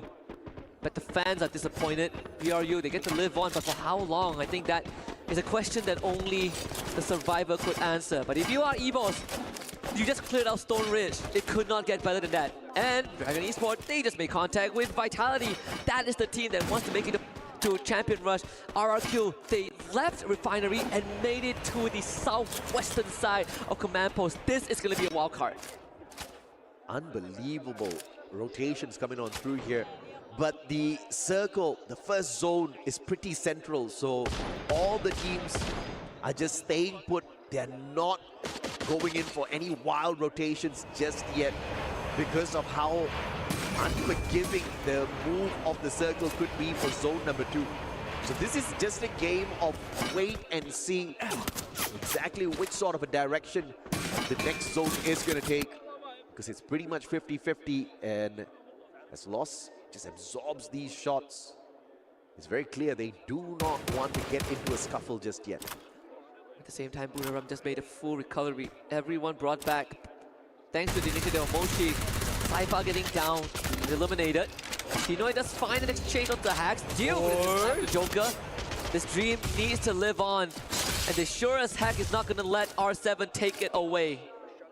They've got a vending machine right there beside them, so R7 not too fast at all. Blue wall melters laid out. Time turner pulled out as well for a secondary defensive measure. Chinoy on the instant revival, understanding that R7 will not get cheeky, and the glue wall melters once again laid out. Even if R7 expires here up against them, the team still stays in play thanks to that vending machine. If they can get Saifa, this would be great. Come on, Games King, you gotta hit that shot. You gotta hit that shot. Oh. This is not good enough. No. Saifa survives. And Games King in squad, all thanks to those revivals, will still be in the game, but ATL now at the brink of outnumbering them. But look at the split jump away, using the jump pad, forcing AGAL back, because going in for the hunt could be deadly. And AGAL chooses to play the safer route. Just happy that they could scare away R7 from Shrine. And we talk about how slow Fluxo plays, and overall I didn't really like the approach, but every once in the blue moon they could end up intercepting a crucial team, and in this case, It's probably EVOS. They're gonna take the launch pad and hop away to safety, deeper into where they want to go as RRQ continues to make it further towards the edge, the perimeter of the safe zone. And EVOS now finds themselves smack in the middle of everything. And the next circle finally shows itself, dragging us straight down towards the southern side of this Kalahari map. The sub and command post pretty much in there. And RRQ up against their brothers EVOS, who are leading the fray with the eliminations thus far. Predator or Prey, which one are you, RRQ? It's gonna be so close. Not to mention that BRU are moving towards EVOS. Vitality just for RRQ. Pain Gaming could be a third party. Fluxo could do the same. Oh, wow. Don gets knocked down. Lost puts themselves on the map. Remember, this team, the only Brazilian representative that has a chance to win it all. They did strong in Kalahari last year as well. That was what put them in the conversation in the first place. This is definitely a big map for Lost. It is. One where they very rarely falter. And they already have one Booyah here, proving that they are definitely one of the Predators. Just does not help the cause of Indonesia at all that they have activated this champion rush condition for themselves. Buriram not looking for a round 2 up against EVOS, but they sure as hell will find it if they continue this pathway. And Fluxo is just lying in wait. Funnily enough, even Fluxo now has reached a point. We've dragged on the finals long enough for Fluxo to have a chance. Yeah. Get champion rush, 25 points. A good round is all it takes. It's EVOS, they gather around one single tent. Get high with the grenade in his hands. This could get messy. This could be what sets off a chain reaction. If BRU takes the fight now, Fluxo and RRQ will be activated. Dew up top. AGAL with the safe plays this time around. Spreading out all throughout Refinery, but they will have to make a move now because this next circle is surely not going to be in the confines of Refinery unless they get some wild luck of randomness. Yeah. But based on our calculations, they will have to move. Quite a long way that will be. EVOS about to face the toughest test of their career of this tournament. 5 teams surrounding them. Wow, look at this, man. Top eliminations, all decked out with the EVOS players. It's not good enough to win in the finals, and that's the harsh truth. Here comes team number 6. Wow. Falcons. I think if you're EVOS, you stay still, stay low, off the radar. Let the battle unfold. Let your opponents take each other out. EVOS does not want to be involved in a 6-team slugfest. Be it eliminations or damage, it is just Indonesia shining bright at this point of time.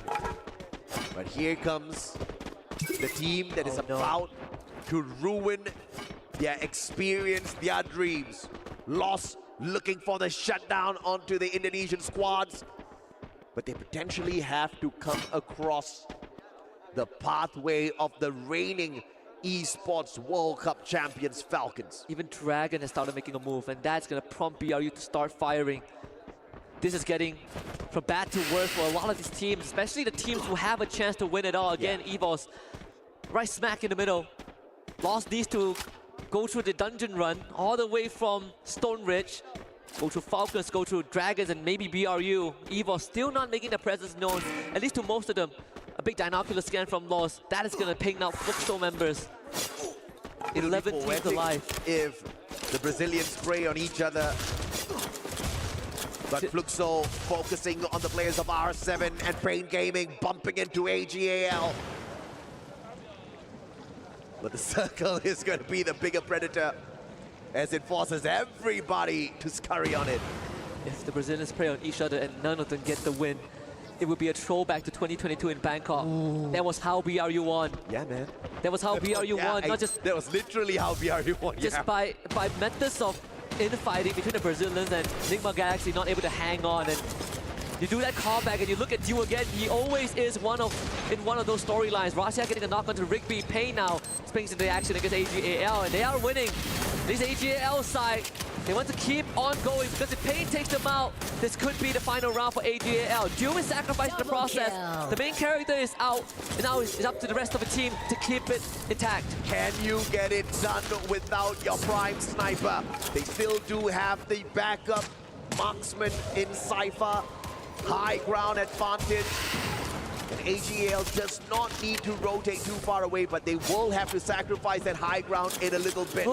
Focus is gone. On the other hand, falters as Lost takes the fight to them and wipes them out instantly. The only team in the center of the circle is RRQ, and that is one of the teams that can win this. We say that this is Indonesia's map, but RRQ have always ruled Kalahari. Evo now gets some room to breathe and move. AGAL not done just yet with Pain. Peter on the ground as Cypher confirms the takedown. Gus and Noda in the 2v3. Moto Via supporting them from afar, but R7 now is going to join the conversation. A three-way fight. AGAL, one of the teams that has activated the champion rush condition. In fact, all 4 teams that have activated it is still alive and kicking. The numbers not looking strong on the side of Lost. All thanks to vitality of all teams. As R7 scrambles looking for the circle, AGAL playing with fire on top of this hill. EVOS has to start moving as the circle closes in, and Pain slowly losing members. R7, they have a good spot to work with. AGAL confirms a triple for Chinoy, taking down stragglers from the side of Dragon Esports.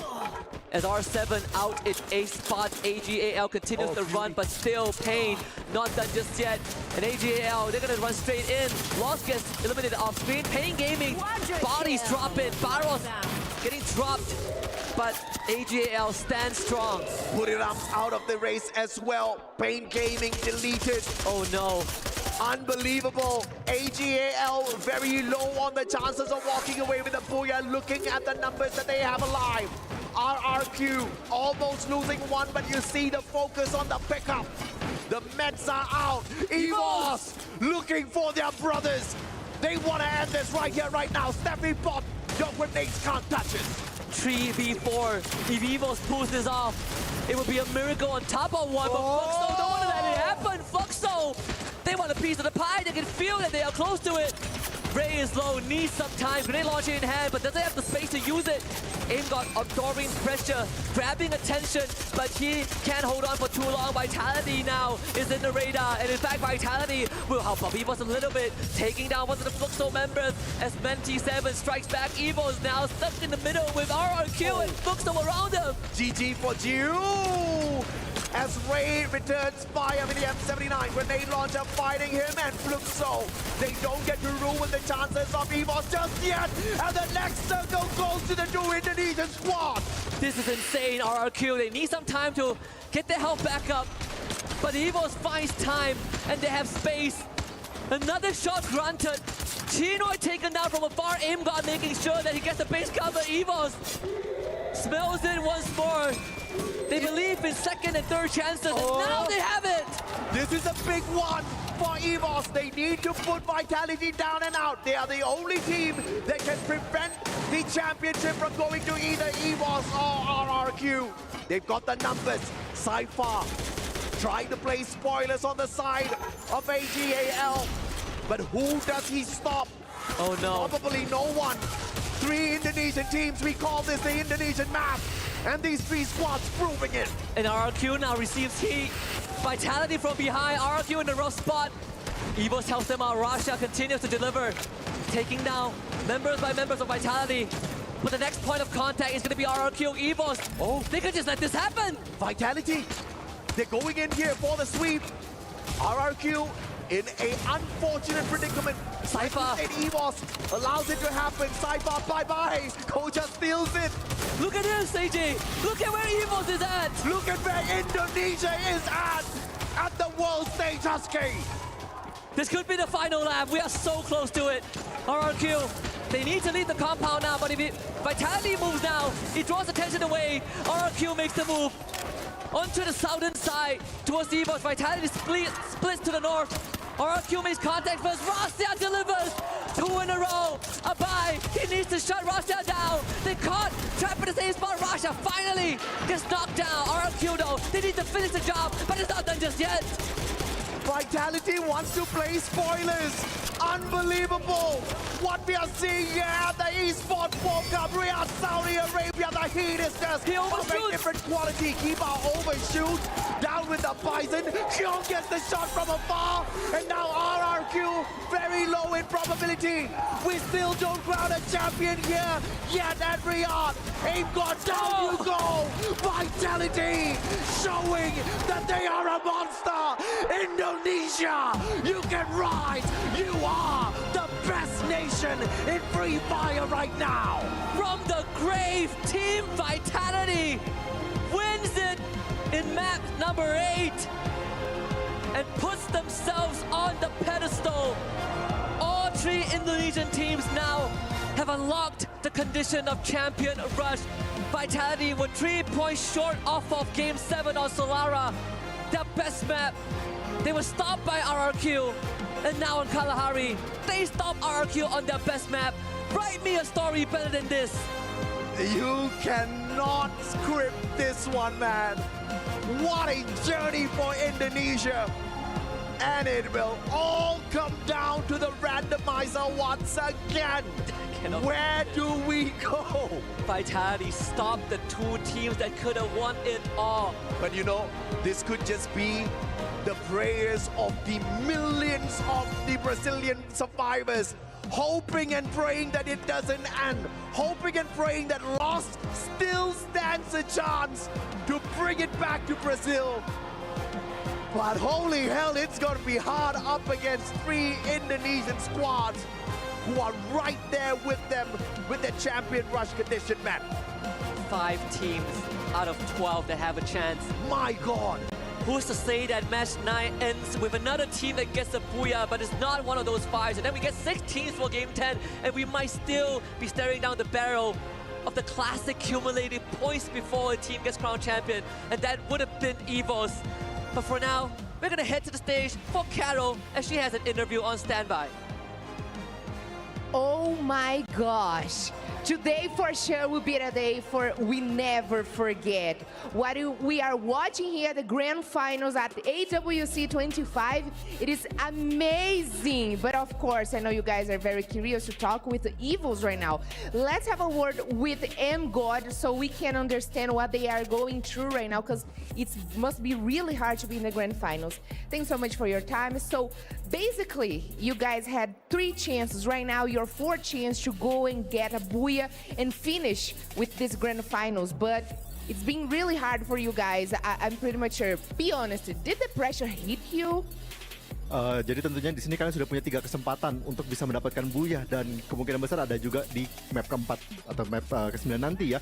Tetapi ada masalah apa gitu untuk menutup map ini gitu, dan kalian tadi juga udah sampai di akhir tapi belum bisa menutup juga. Apakah ada pressure yang mengenai kalian?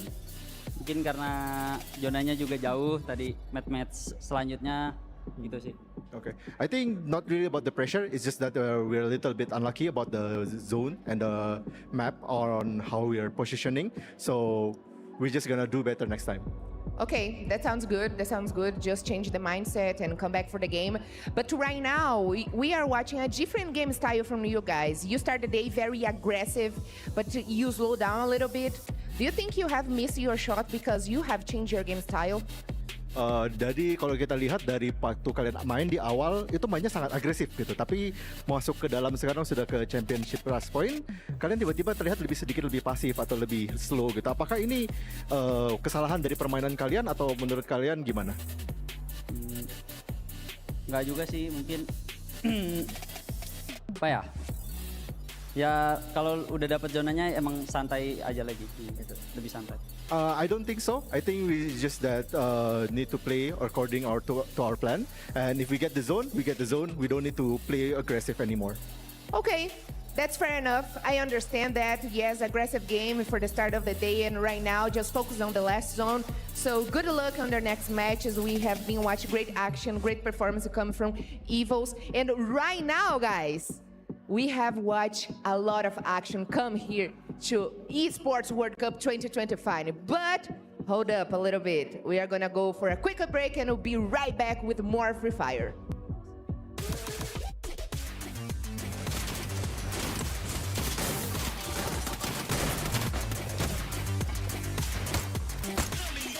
dominating.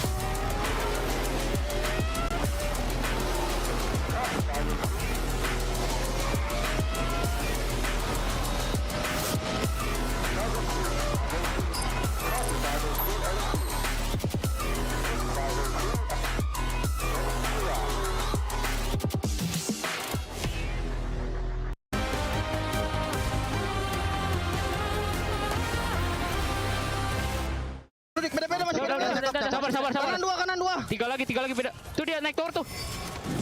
Deketin nggak sih? Itu atas woy. Nok, gas sih tower. Sabar. Tower kasihnya satu. Sabar, kita harus boya woy. Tower weh. Dua lagi sabar. Kita boya. Depan keong dulu. Ini ngepron woy. Satu lagi di depan gua nih. Pantai woy.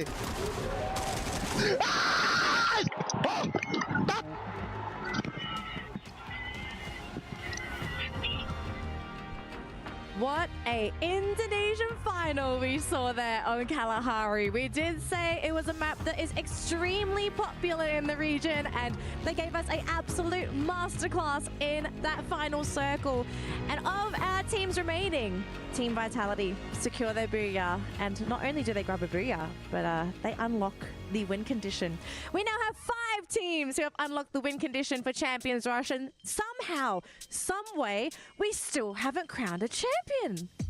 Yeah, definitely. I mean, that is what Champion Rush condition is about. I mean, even if you are late in grabbing and accumulating those 80 points, there's still a chance. If you can deny everyone else of getting the booyah, then so be it. And that's what Team Vitality just did. And they did it in such a exciting, scary way. Yunsul and I, backstage, we were screaming for a Game 9, and we got it. I cannot believe we're going into a Game 9, because not only is this crucial, because Kalahari is now officially out of the map pool, meaning that we have to pick a brand new map. And I have already been informed what this new map is, but I want my panelists to give me a guess. What map do you think we're going into next? What's left? Give me Purgatory.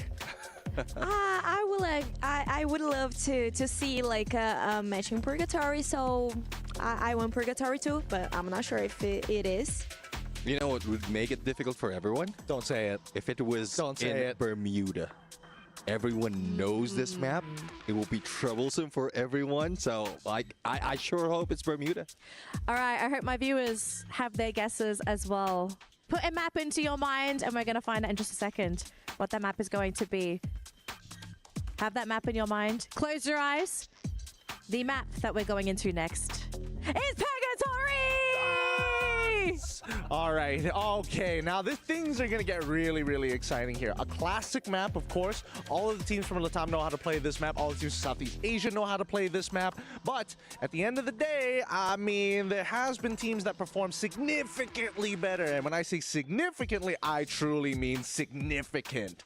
Well, one thing about this is the ones leading, the team that's leading this map is Lost. And they are also part of the teams that grab that Champion Rush condition. So, they might pull another Onyx on us. That would be probably one of the most chaotic crownings I have ever heard. And I mean, if you're putting those numbers out, it means it's proven. This team has a track record.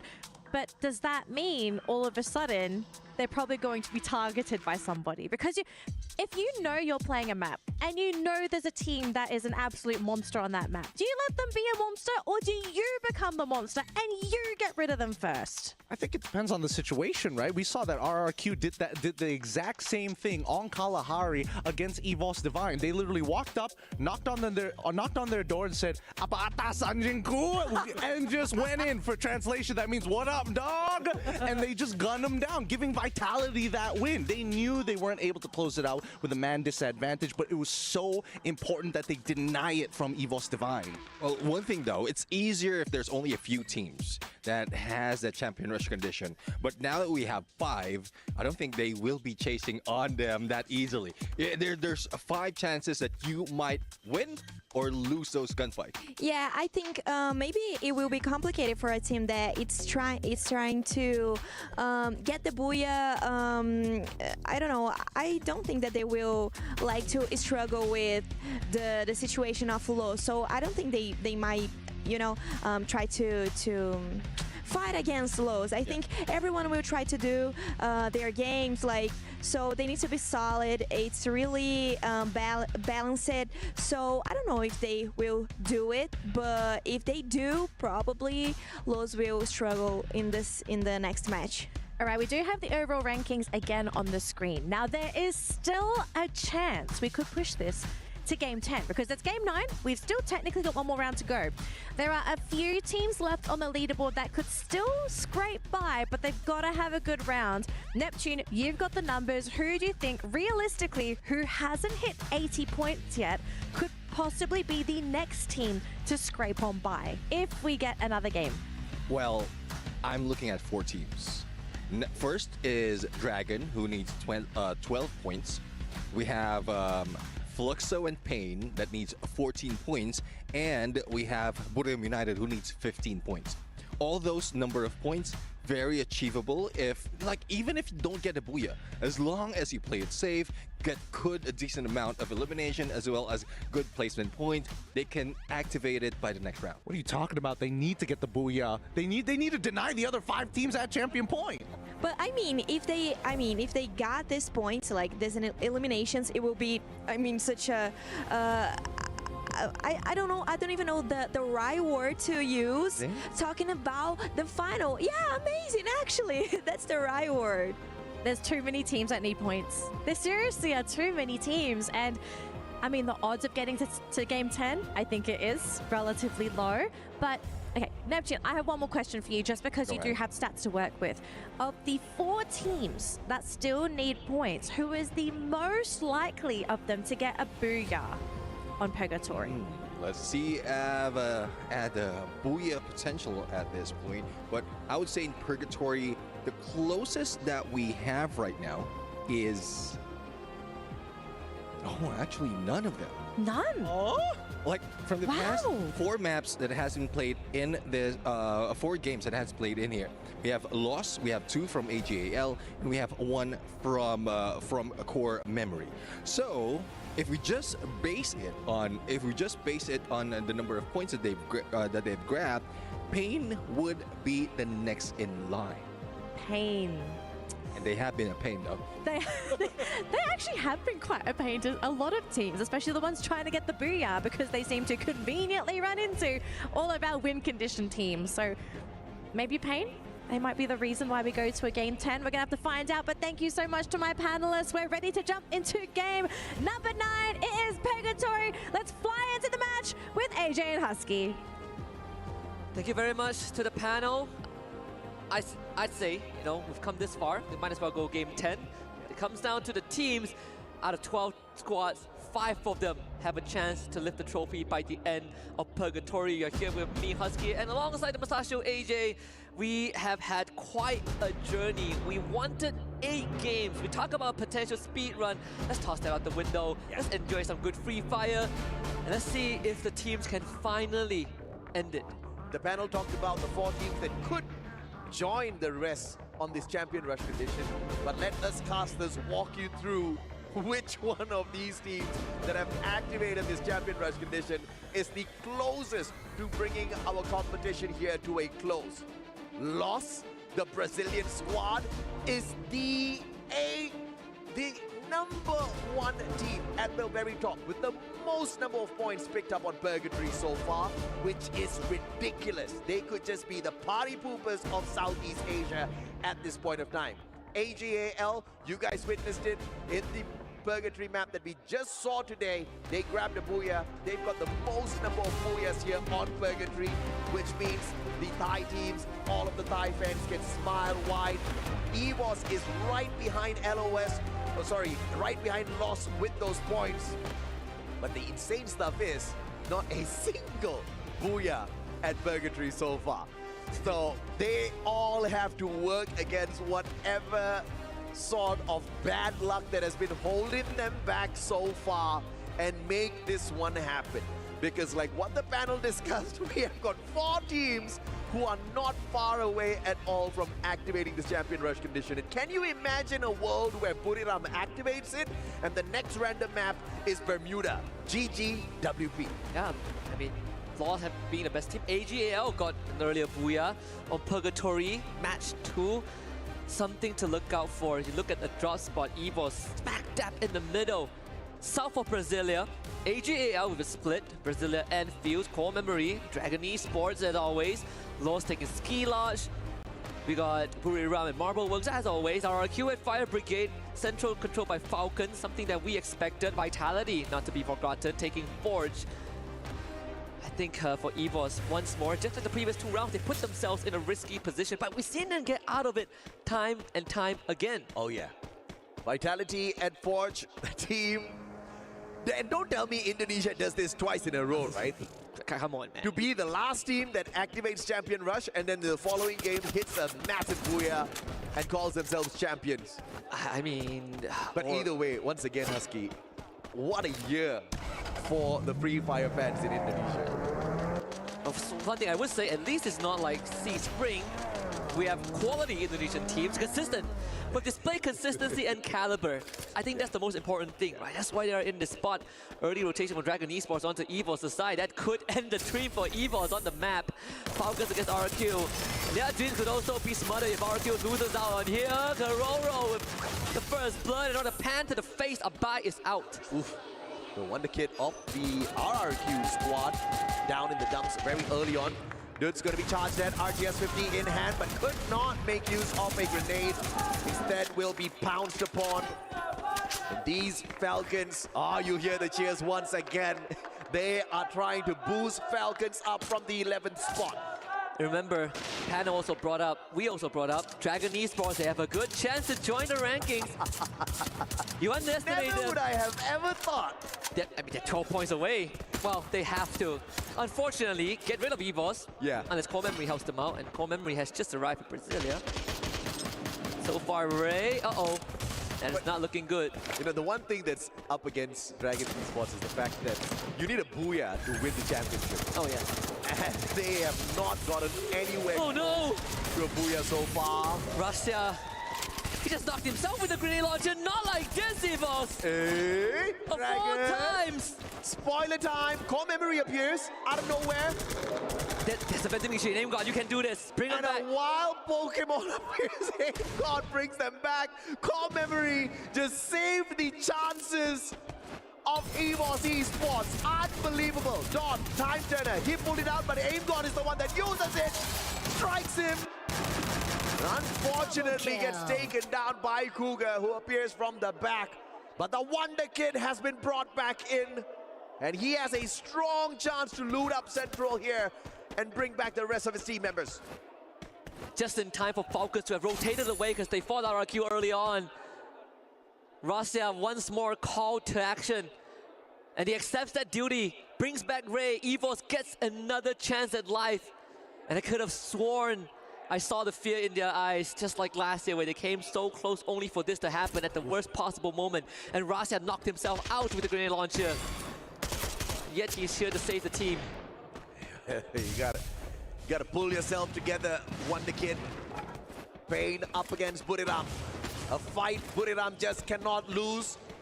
But Pain Gaming feels the exact same way as well. Both of them so close to each other on the overall leaderboard, looking for the activation of this champion rush condition. The winner just stands a better chance. No hope at all to stop the 5. Phenomenal Buriram. Out of the pen, into the fire. Firing range, set up by Fluxo. And they funnel them in, shut them down. Whether we get the championship or not, they will smile that they have managed to stop Buriram. But one final survivor on the side of Buriram. Captain Jonah hits the revive before getting taken down. It's the revive for Pain 2. Peter gets brought back very fast. Falcons encroaching onto EVOS's territory. Or more also, they return to their own territory. Ray will have to be sacrificed here for sure, but the rest of EVOS have been able to make it to Mount Villa. Ray, can he take at least one with them? The answer is no. Keroro rescued by his teammates. We saw the same exact rotation that EVOS made earlier on Purgatory. If Falcons pursue this, EVOS could meet at early end. But if Falcons decide that they just want to hold south side because of where the circle is going, EVOS gets a second chance, but then R7 becomes their problem. Can EVOS pull a Falcons on the competition? From the verge of being annihilated to making a full squad recovery and heading in for a booyah. Been done one too many times here at the Esports World Cup 2025. Might just see that once again as the final player on the side of EVOS gets revived. Ray will catch up with that action in a little bit. For now, the Dragons at the verge of extinction. Falcons deciding against taking the zip line, but I think they're heading towards golf course. This is not going to be looking good for EVOS. Rigby taking out Remise. Dragons loses another member. The challenge for EVOS continues on the map. They have R7 to deal with at Quarry and then Marble Works, and then wow, Wasana roaming around. But with golf course taken control, the Falcons, it puts Lost at very good odds. Unbelievable. That de-rotation by EVOS, it might pay off if R7 runs into Falcons. And obviously, look at this. It's going to head on further and further up towards the northern part of Purgatory. And EVOS has got the right rotation here because the probability of it bringing up towards Crossroads and Marble Works is fairly high. Oh no. I mean, oh, look at this. They have a good chance, but R7 has to go. Either that or Falcons. And they're already starting a gunfight. Aim God playing on the flank. This is a risky move from EVOS. It can still backfire. Let's see if or not EVOS manages to keep their heads down as they try to get out of here. I expected the engagement between Falcons and R7 to continue on a little bit longer, as I say that, Games King. Eliminated from the run. But that should have dragged in another Prey into play as well. EVOS, but we'll catch up with that action in a bit. For now, Thailand versus Thailand. Core Memory meeting AGAL. One of the teams that have activated this champion rush condition. About to have the party ruined by their brothers. It's going to be very tough. Density getting knocked down as well. Chinoy right through the defenses with the Valiant dash. AGAL making sure that they cover all their bases. Now in the building, the maze of glue walls all being knocked down. Jumping the crossfire. Point getting knocked down by Cypher. The trade that's come true. It's everything. EVOS taking Plantation and Catalystewa. Core Memory to the north. AGAL playing it safe as Sentosa like they always do. RRQ taking Rimnam, peak for BRU. And Falcons with Vitality around the same. After a phenomenal showing at Point Rush. Brings back Ray. EVOS gets another chance at life. And I could have sworn I saw the fear in their eyes, just like last year where they came so close only for this to happen at the worst possible moment. And Rasya knocked himself out with the grenade launcher. Winner just encroaching onto EVOS's territory.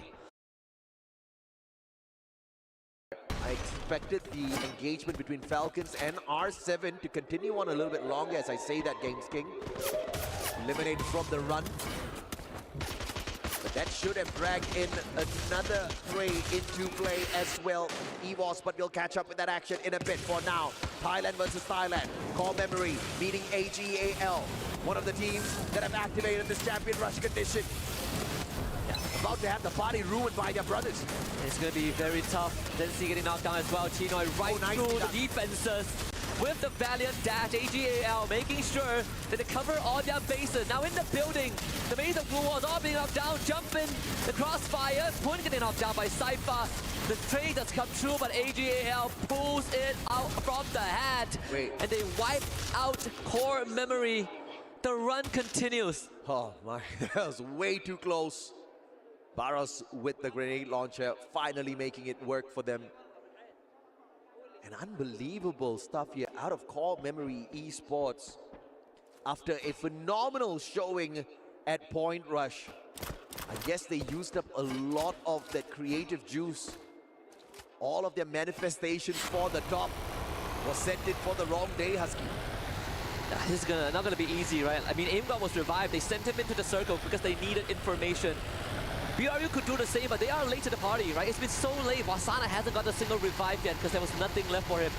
But this is all for the marbles.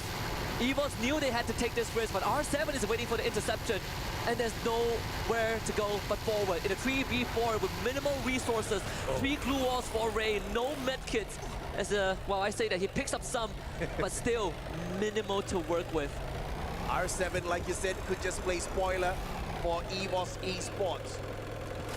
They're in prime position, but they will be tickled by Falcons as well. As you see on the northern side of your screen right now. Lost with a high ground advantage, has got no competition whatsoever to cross on into this next circle. Oh my goodness, EVOS, that rotation.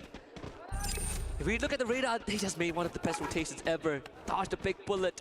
Falcons takes on R7 off screen. Look at that, EVOS. Can you believe it? Miracle right there.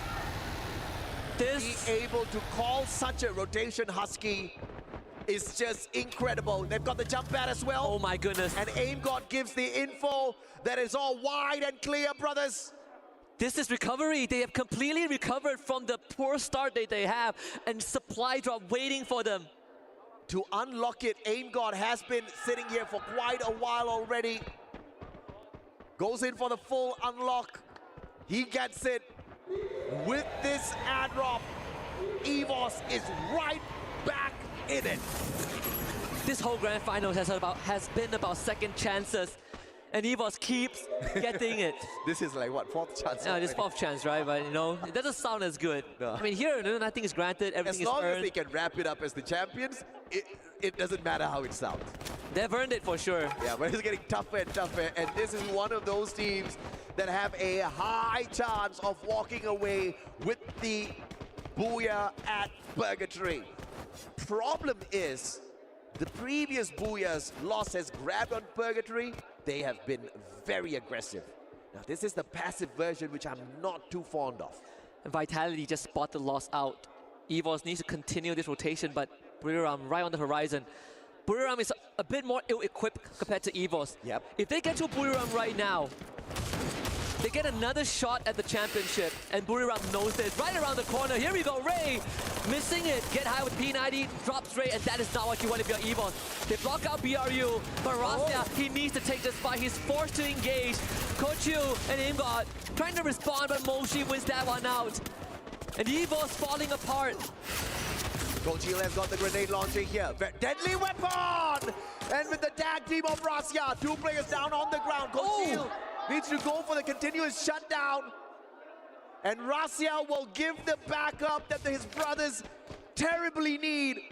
And the big brothers will smile as their kid, straight off the block, the Wonder Kid himself makes a huge play. Rasya! Again! And the Wonder Kid continues to deliver. And he bails out the team as they take the launch pad deeper into the safe zone, away from the blue. Wasana left reeling once more, and this time in an even worse spot. But the next contender arrives. Dragon Esports in front of EVOS, and Dragons is so close to 80 points. Oh yeah. Unbelievable, Saudi Arabia, unbelievable. out of the EMEA region, Dragons Esports, with just pure survival gameplay. They've lived out here in the deserts long enough. They know their way around. There's no more vending machines, and that's what's going to sting for EVOS. They will play with 3 members for the rest of the round. For Buriram. And Buriram gets eliminated. No champion rush for them, sadly. Just not enough points. Lost against Vitality. At least one of them will fall short at the end of this loss. Will take offense. Vitality holding in the building across them. And Lost clearing out the compound. Nando 9 started off. Kyung gets knocked down, but no confirmation yet. The glue was just enough. FGL through the glue wall. Riptide with the committed interception. As Vitality keeps on holding. Wonderful nade into the trailer once again. Vitality pops the steppy. That bit too late. But that will slow Lost down a tad bit. Nando 9, Riptide Rhythm to the back as AGAL now comes in as the next contender, looking to make Lost after break. Valiant dash by Rigby, F590, and Rahone with the backup. Lost making quick work of the Thai squad. And Rigby resets his Tatsuya cooldown from that knock. We talk about the nerf. People go for Oscar, but in times of need, that Rebel Rush could make the difference. And AGAL left with Cypher, left to pick up the pieces, and he falls apart. Lost keeps that run running. But for AGAL, this could be it. There might not be another chance. EVOS is out too.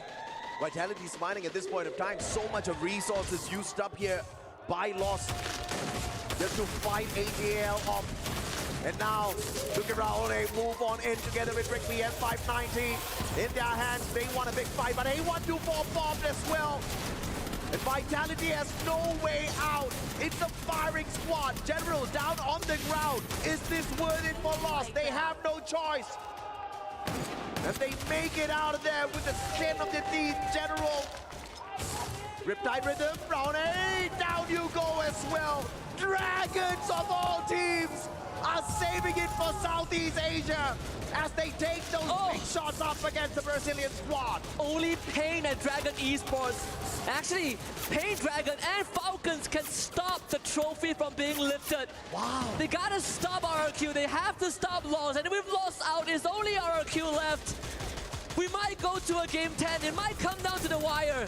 Unless RRQ pulls off a miracle run here. It's the final circle. Repositioning towards the back end where it's all clear. But Lady Luck not on their side. Oh my pulling away the goodness. circle. Dragons Esports down. And now the circle with Falcons who are on fire literally. Pina finding Kiba. Big knockdown coming on through. Dudes with the Groza Ma'al looking for that snipe, and the glue wall melters taking down their defenses. M590 courtesy of Ma'al, but Pina strikes once again. The sniper went in too early. And Limit finds another knock. I think it has happened. Falcons stop the end game. 20 eliminations. You wanted a miracle, and Team Falcons delivered it at the 11th hour in front of a home crowd. 32 points. And Falcons now joins the ranks of teams who can take it all home and get that two-peat in front of a Saudi crowd in their nest. From nowhere close to now, one round away from being your back-to-back Free Fire Esports World Cup champions, Falcons. Unbelievable run. And what is more unbelievable is that on this world stage, 5 teams had activated the champion rush condition and none of them could bring it to an end. The script keeps getting better. It was Falcons who stopped an Indonesian team. They did it last year against EVOS. Now they did it against RRQ. You see how shattered Ma'al must have felt. They had the win. It was a 4v3. And guess who pulled through? Pina. Once more. One of the latest additions for Team Falcons man. to send them into match point. Incredible. 6 teams, half the squads, half the grand finalists can take it all home, and still we don't know if we will be looking at a Booyah win or accumulated point. Is this where it ends for Indonesia when they've come so close, not just with one team like EVOS last year, but with all 3 representatives? My question is, did Dragons get the 12 points? I don't know. They got 15! Dragons got 15. Dragons is in the champion rush condition as well. We're going to take a quick short break. When we come back, match number 10 out of possible 10 here at the Esports World Cup of Free Fire. Triple kill. Quadra kill.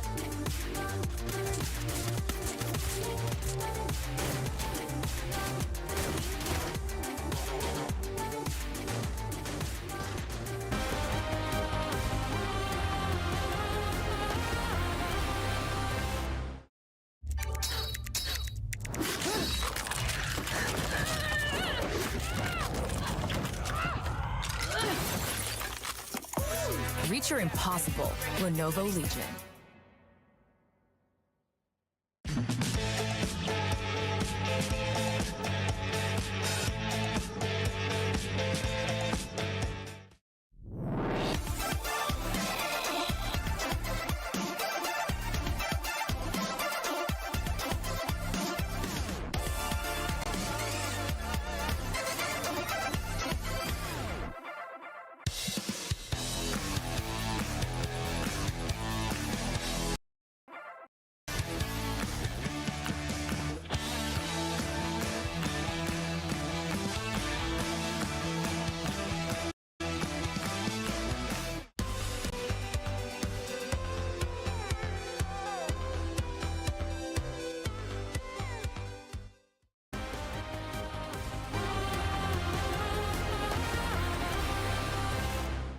เฮ้ยมีเขียวปลากดเลยถ้ามีเขียวอ่ะมีเขียวปลาไปเลยไม่มีแล้วกูมีอยู่เฮ้ยมึงมาขวาได้ป่ะกูเล่นซ้ายตรงไหนขวาหน้ามึงเลยหน้ามึงเลยเซ็นระเบิดไปก่อนรถหมดแล้วว่ะเพื่อนจะได้อีก100นึงมาเปิดเตะว่ะรอก่อนใส่ตัวนึงตายพี่ถอยพี่สองตัวเดียว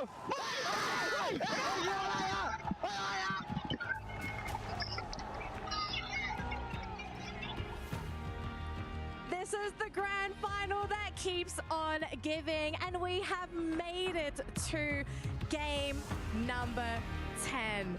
This is the match to decide who will be our champion, and we have 2 conditions that could be met here. 1, a team that has 80 points nabbing the Booyah here will crown them champion. Alternatively, if a non-qualifying team secures the Booyah, then the team with the most points will be crowned champion. It's a tense moment here on the panel because we honestly do not know what to expect for this final map. We thought we knew what the results were going to be for that map, but look at the leaderboard. I'm seeing Gideon, his jaw is on the ground. Neptune's still trying to get his formula working because that's broken after that last round. But Gideon, walk us through what is updated with the match rankings. Okay, so first of all, with Team Falcons getting 32 points and as well as Dragon Esports getting 15, Dragon Esports should qualify for their own champion point. For Team Falcons, I would assume straight away that they've also qualified for it, which would mean that half the lobby is already qualified. But based on previous calculation, they needed 38 points. 38? No! Okay, we need a total ranking update. I think that's what everyone wants to see right now because we need to know who is in the running to win via a Booyah and who is in the running to potentially win with points, right? Like that is what we want to know right now. We need to know what is the threshold that everyone is aiming for when it comes to points. And obviously we've got our teams, they're still talking. Here is the overall rankings and oh my goodness, we almost had a 7th team make it through, but Pain, they missed out by a point. By 1 point, Team Falcons missed out by 6 points, which means unfortunately for everybody on the second page, it doesn't matter what they do. They decide who could potentially win this at the very end. Because EVOS Esports are leagues ahead of everybody else at 150. So even if they go 0, as long as a page 2 member wins, they take this championship home. And that's the reason why they didn't slow down. Because at some point, what they need is just a booyah. And they can just like slow down, wait for the zone, and just surprise everyone else and grab the booyah, similar to what we've seen in Southeast Asia. But no, they want to make sure that even if it goes to the distance, they are still number 1. I think the most important question we need to answer is what is everyone working with for this final map? Because again, we're running with a random system. We don't know what that map is going to be, and the players only find out when it's time to play. And I have been updated with information. I know what the last map is. I hope you guys are ready for this because I think it's a great way to end the tournament with a bang. We are going back to Bermuda for game number 10. Back to where it all began. I'm in the scriptwriter's heads already. I can foreshadow it. I can see it. There's a reason why this game is starting to look like a work of art. 10 maps already played, and that's why I've got the Van Gogh socks right here. It's a starry night, baby. Anyways, I mean, this map, I did mention it earlier. I might have been wrong in terms of prediction, but it still is the same. It will be chaotic. Everyone knows this, and this is where everything really matters. It's either someone from the group who has reached the champion rush condition will grab the booyah, or no one. But I guess Evo's got that second part. I don't know what to say. I mean, is there anything to predict? Is there anything that we can foreshadow? I don't think we can. It's just a mixed bag. It's down to the teams, where they land, who they target, who decides to be the bigger man and potentially hot drop any threatening teams. I think one thing we can fall back to are numbers. And Neptune, who so far has been the most successful team on Bermuda? Well, at this point, let me just quickly look at that, because there's so much that has happened already. And looking at it, top 3, Riyadh United, Team Falcons, and Core Memory. Ooh, all of which haven't hit champ point. So who's maybe EVOS? Who's the next down then? RRQ. I don't know. After watching that very last map, we got to see them up on that stage. They were devastated. Absolutely devastated having dropped the map, especially with a man advantage coming into that final ring. Yeah, I guess they're more hungry right now. Hopefully it didn't damage their motivation. Hopefully they are still up for it. And I guess they're relaxing right now, making sure that they have clear a mind before they jump into the map. I trust the coach to be able to collect the team's thoughts. But panelists, we are done here. We are ready to fly back to Bermuda, where it all began for every single survivor. Give it up for game number 10. Husky and AJ, take it away. Panelists, you rock! Ladies and gentlemen, boys and girls, survivors of all ages, this is Free Fire at the Esports World Cup 2025. And holy hell, we are damn sure you're having a good time watching from all over the world. Team Falcons, unfortunately, they falter. They do not activate the champion rush condition. But so many of them have activated it. And Saudi Arabia's very own Dragons Esports, with a miracle run, they have activated the champion rush condition. Indonesia is up there with 3 squads looking for the title. Lost with the heavy representation for Brazil. And on the desk once again, you've got the Mustachio and Husky. Let's kick it, brother. I'm not gonna lie, when Falcons made that booyah, it made me believe for a fraction of a moment. But I gotta correct myself, they have no chance, but it does not mean that they cannot take away the chances of the other squads. They did that to RRQ. We saw how heartbroken Ma'a was. Oh yeah. But we just saw a glimpse of a smile on his face. They light him up. It's good to know that at least RRQ have gotten back into the zone, and hopefully this is going to be their best. The panelists said that they are the 4th on the list in terms of top performers on Bermuda, but guess what? The top 3 teams are all teams that have no chance of winning. and they could work in the favor of EVOS, who now have 2 ways of winning the grand finals. Either they do it with their own hands, or they pray that the teams who are good on Bermuda do it for them. And at the end of the day, all EVOS needs to do is not worry too much about the booyah, but stack those points like their lives depend on it, because their lives do depend on it. If one of the teams that have activated the champion rush condition does not get the booyah in the next game, it all comes down to which team gathered the most number of points throughout the 10 matches played. Ma'al can still turn that frown upside down. The best sniper out of Indonesia at one point of time used to be the guy, but the Wonder Kid obviously stepping it up, showing his big brother exactly how it's done out there. This is the kind of grand finals nobody could have imagined.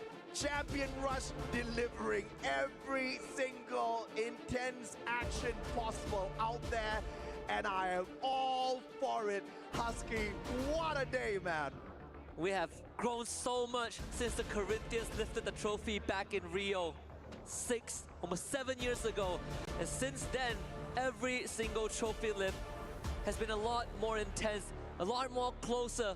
And every single grand finals, it somehow keeps on getting better. I don't know how these teams do it. I don't know if it's because of the meta or the new format, but the fact that it keeps on getting better and closer, the odds keeps getting higher, is what makes this so sweet, so precious at the end of the day.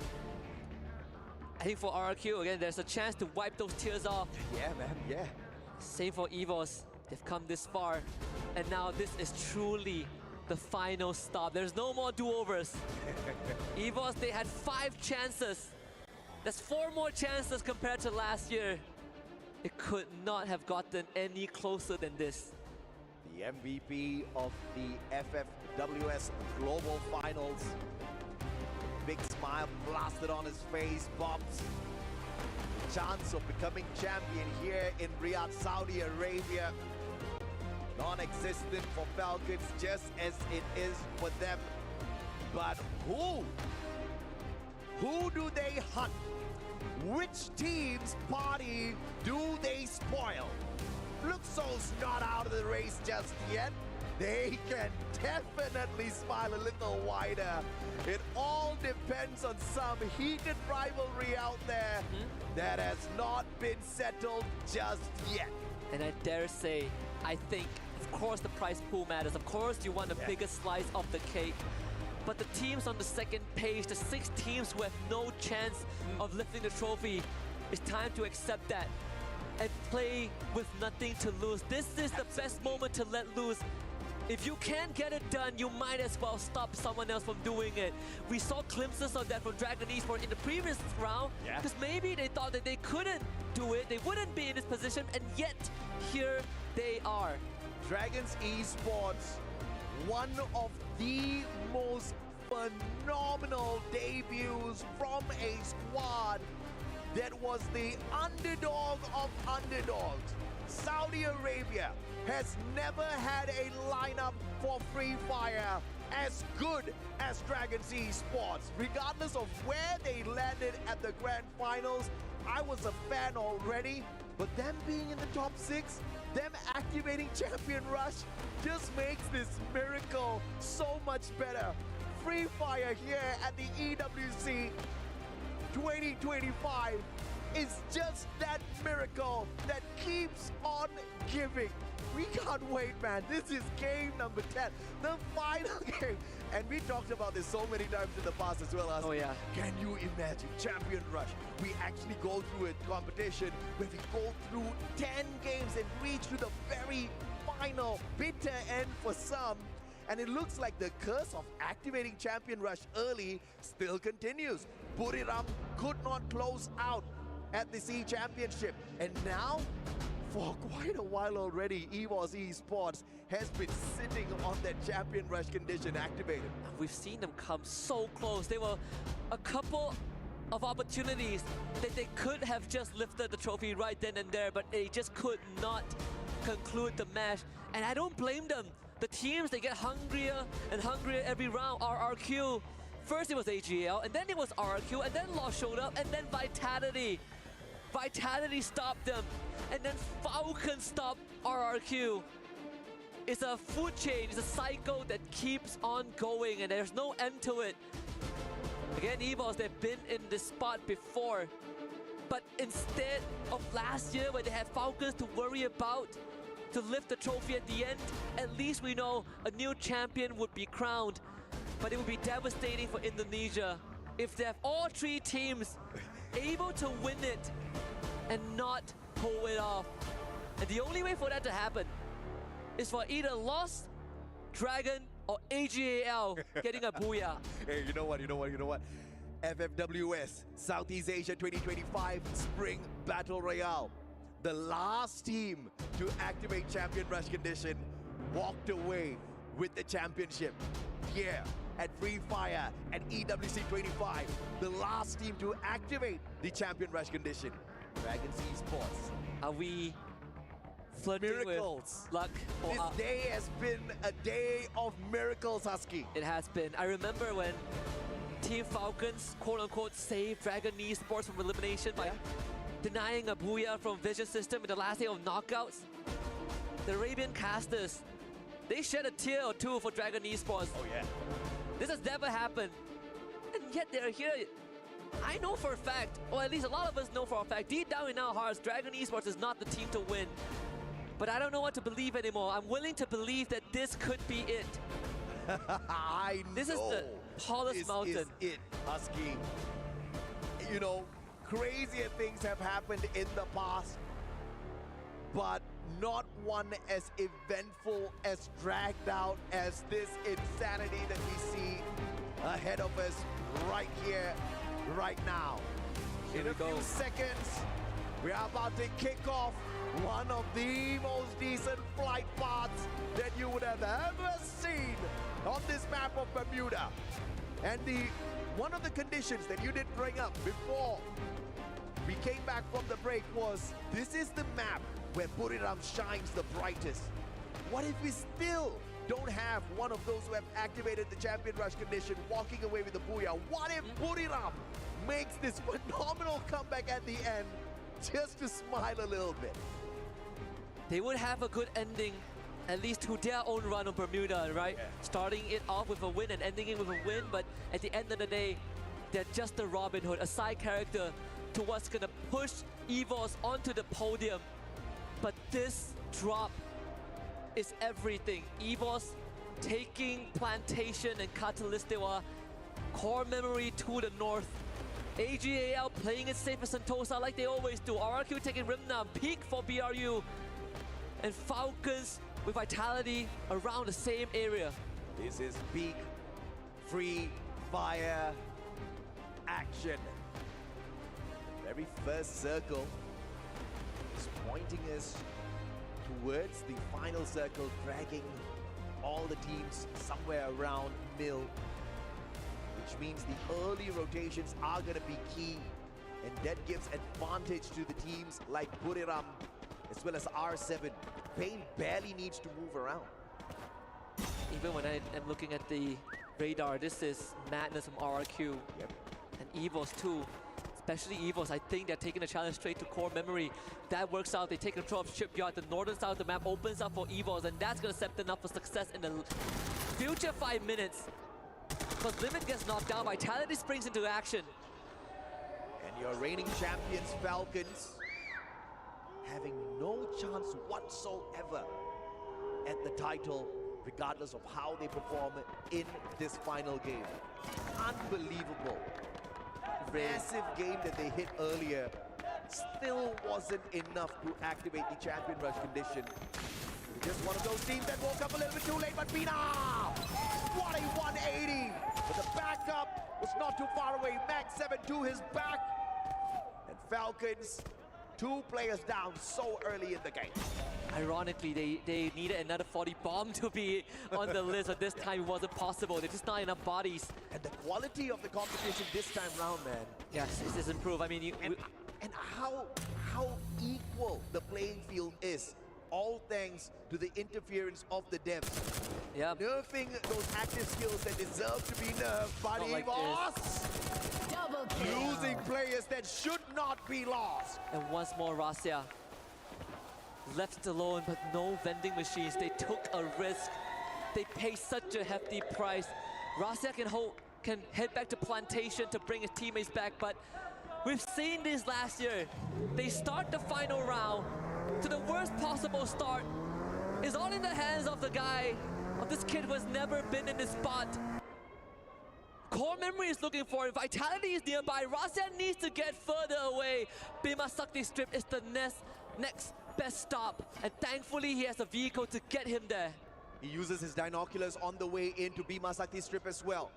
Rasia should be able to pick up decent number of coins here to bring at least 2 of his brothers back in before he goes in for the final revival. Bima Sakti does have a vending machine. As I say that, Coach Shield purchased right back. This kid, one of the fastest players out there. That's exactly how you hit the revive when you get to the vending machine. We saw a little bit of a blooper in the knockout stage. Dragons taking a little too long. They probably didn't really expect to get this far, but what a performance from the Saudi Arabian squad. For Dragons to activate Champion Rush faster than, in fact, the Falcons, Fluxo, Buriram, R7, Core Memory, Pain Gaming.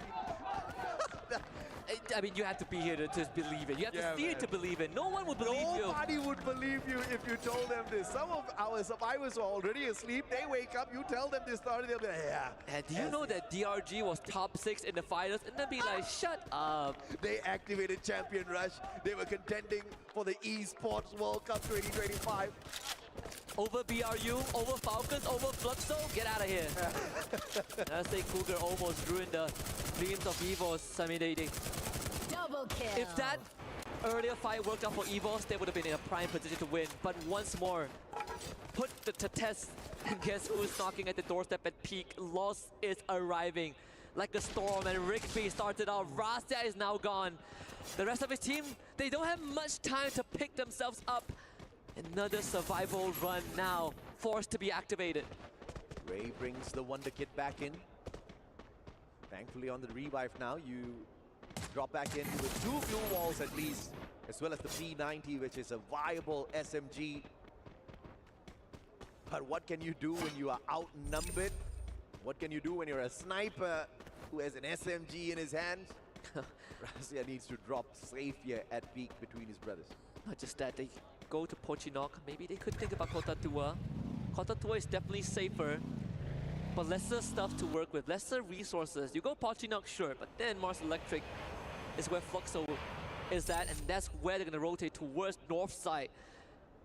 Last time, the very first time that EVOS had to fight Fluxo head-on, they were denied the chance to win it all. So Riverside is definitely going to get very crowded in a little bit because of the trajectory of our circle. Pain Gaming, Core Memory already there. Falcons, we did spot them approaching the area as well. But as I say, Core Memory, Pain Gaming, my God, you may dominate Point Rush, but that in no way means you're gonna do anything here at the Grand Finals. At least they got their highlight moment on that platform earlier at the start of the day. And EVOS going into recovery, but I think they will make it work. They just scanned Sentosa, that's where they'll head to. Initially it was by AGAL, but of course AGAL has already made their move up with the Kerathon. This could work out to be good. Whatever is happening at Riverside, these teams take each other out. In fact, it puts teams like Lost at ease. At least the second factor that enables EVOS to lift the trophy at the end shrinks. The odds lessen. The playing field's leveled. Now this is where sometimes the circle plays a trick on me. Goes the opposite way, but please don't do that. I think he's gonna go up. Come on, circle. There you go. Oh boy. All right. BRU smack dab in the middle. Beats right. Dragon is there. Yeah. I mean, dude, I tell you, Dragons Esports. Who is the analyst for Dragons Esports? That person needs like 40 to 50% of the prize pool, all right? Export him that somewhere, person right? has single-handedly helped the Saudi Arabian team survive all throughout these Esports World Cup. purely survival. Dragons Esports is currently in the top 6 with the least amount of eliminations compared to the top 11 teams. They got... let's just put it out there. Survival instincts pays off. Amen, yes. It was something that we disliked because we knew that eliminations matter a lot more. Don't count me in, not we. I always... Well, when we were back on cumulative points, that's not the consensus, right? And that's something that at least we could be on the same page about. But I guess in Champion Rush, it does... The perspective does change a little bit, especially when you are already at 80 points. And that's where you really get tested on your fundamentals. And you are forced to fight. You need to close the game. You need to close the game. You need the booyah. So eventually, some eliminations are needed. Look at this. Dragons going up against R7 early on. Remind opening up strong up against Games King. The Drogon delivering, but Joker turning the tables instantly on them. Della and Joker. 2 more players left here for the side of R7. Nobody else to pick up as well. Down in numbers. What a play once again from the Saudi Arabian squad. The worst part is that it's not even Dragon Esports that crippled R7. They were already battered before this fight even began. The Dragon Esports are just here to reap the rewards that was sold by a separate team, but... Oh, beauty.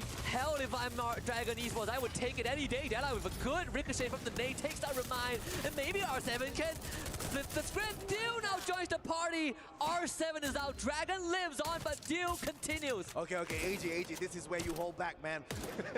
Dragons, we're just about to celebrate. Could not pull away all the points off of those knocks. It's a single elimination in hand. But the more important point is Dragons not extinct just yet. No.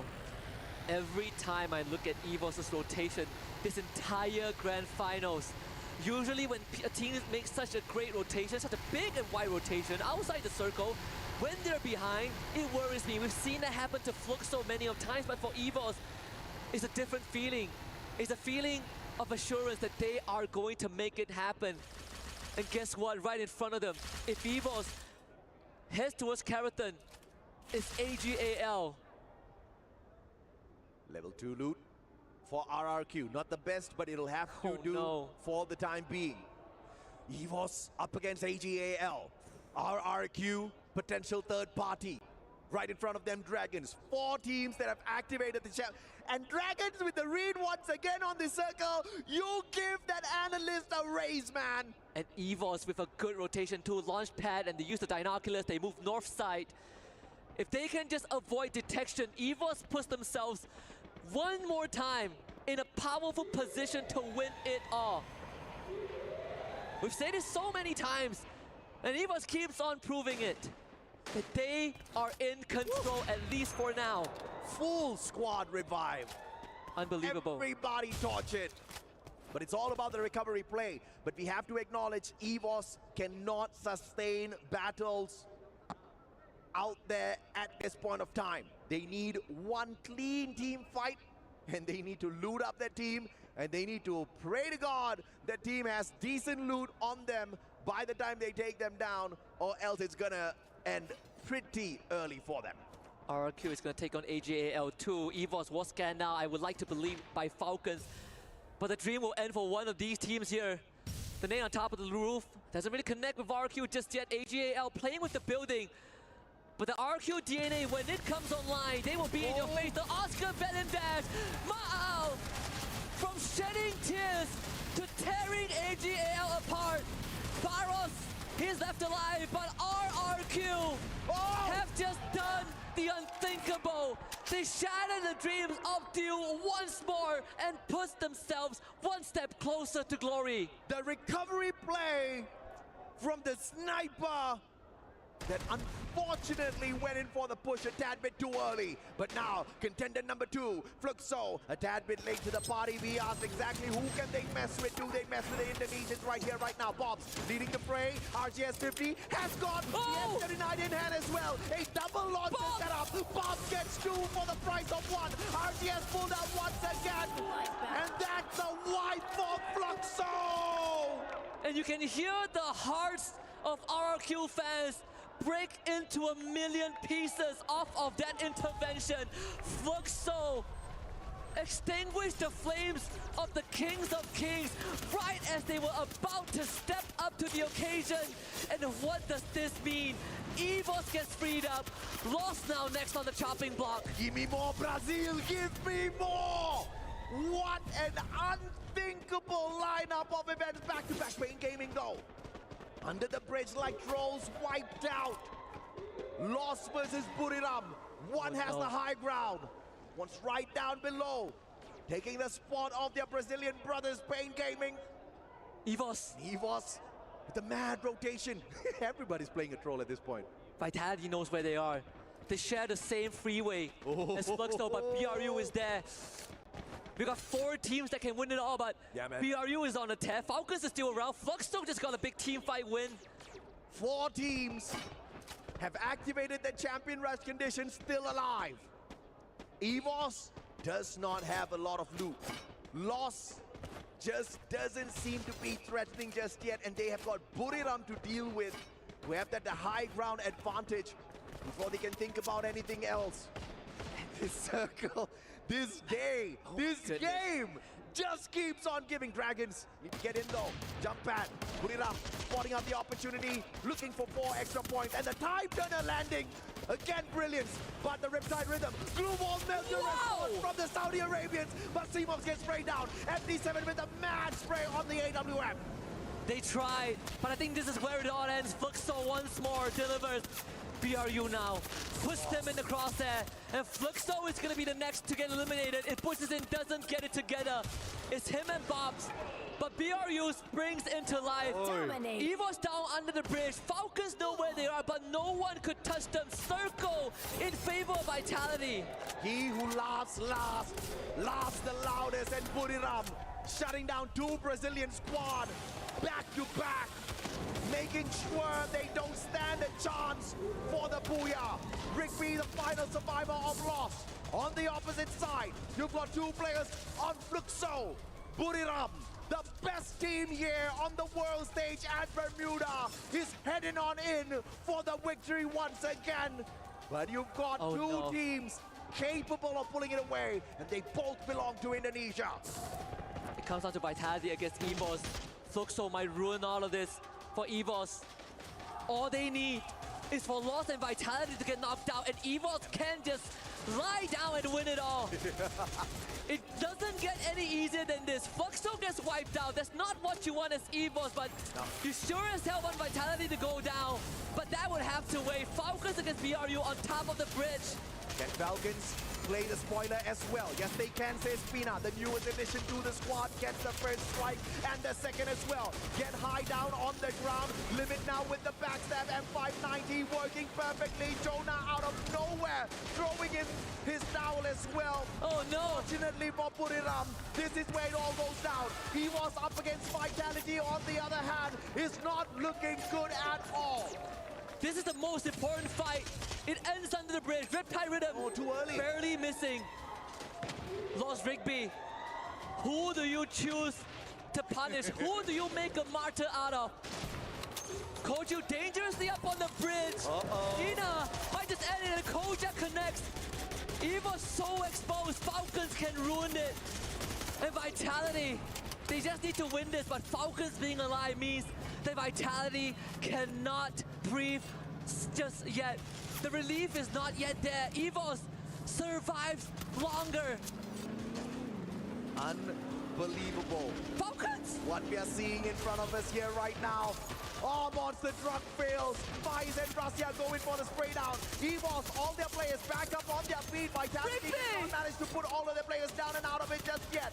Ray bleeding out, but the instant picked up thanks to Diva. Aim God pushing on forth once again. It's all about the action now out in the open. And this is the championship fight. Ray takes down Faiz and gets Aim God delivers second in a row. Falcons still have 1 more guy left. Someone can still be made a sacrifice. The scapegoat to it, but EVOS, they're not gonna wait. Final rush. Fire is back up for the 3rd time, but EVOS, they can smell it. The victory is damn and Vitality. EVOS right in front of them. Here comes the nade. Limit out by the circle. First nade, Ray, triple. The first team to activate Champion Rush. And the team to end it, Russia with the final elimination. The job done. 1 month short of his 3rd anniversary with EVOS. The greatest investment, the best player, the MVP of MVPs, the Wonder Kid has helped dominate the world stage again after 6 long years. Champs back then at the Free Fire World Cup 2019, and now the champions of the Free Fire and Esports World Cup 2025. Ashes to ashes and dust to dust. After 371 days since they first stepped foot on the grand finals in the Esports World Cup 24, they complete the saga from always second to first, not just for the team, but for the region. And that's for the organization, first doing it with a Thai team and now with an Indonesian roster. The storyline is completed. A new era has begun. And the crowd can finally cheer for Indonesia as a collective. And the journey for this 16-year-old kid who has been bleeding Free Fire for so many years now. And just like a beautiful game of chess played by EVOS Esports, investing in him before anybody else could beat them to it, and raising him up to be one of the deadliest, if not the deadliest sniper out there in the world of Free Fire. And it was not like the best of the best weren't playing. Your 2-time world champs in Fluxo, your 2-time world champs in Buriram, they both have phenomenal snipers. You, Ma'al, sit down. This now is the world of Russia, the world of EVOS Esports, Indonesia. My oh my, what quality Husky. They finished a job that they could not do a year ago. They took down legends, gods, and elites to leave a mark of their own in the Hall of Champions. It is just heartbreak for those that didn't make it, but for EVOS, this moment belongs to them. That's it from me, Husky, and the Mustachio AJ. We'll toss it over to Carol to celebrate this momentous moment. Gidea Arena! Please welcome the champions of Free Fire Grand Finals at EWC 2025, EVOS Esports! Congratulations Team EVOS. You are now the champions of EWC 2025. How does it feel to be the winners of the EWC 2025? Jadi gimana perasaan kalian tentunya sebagai juara dari EWC 2025? I so proud all of you guys. Thank you for carrying me.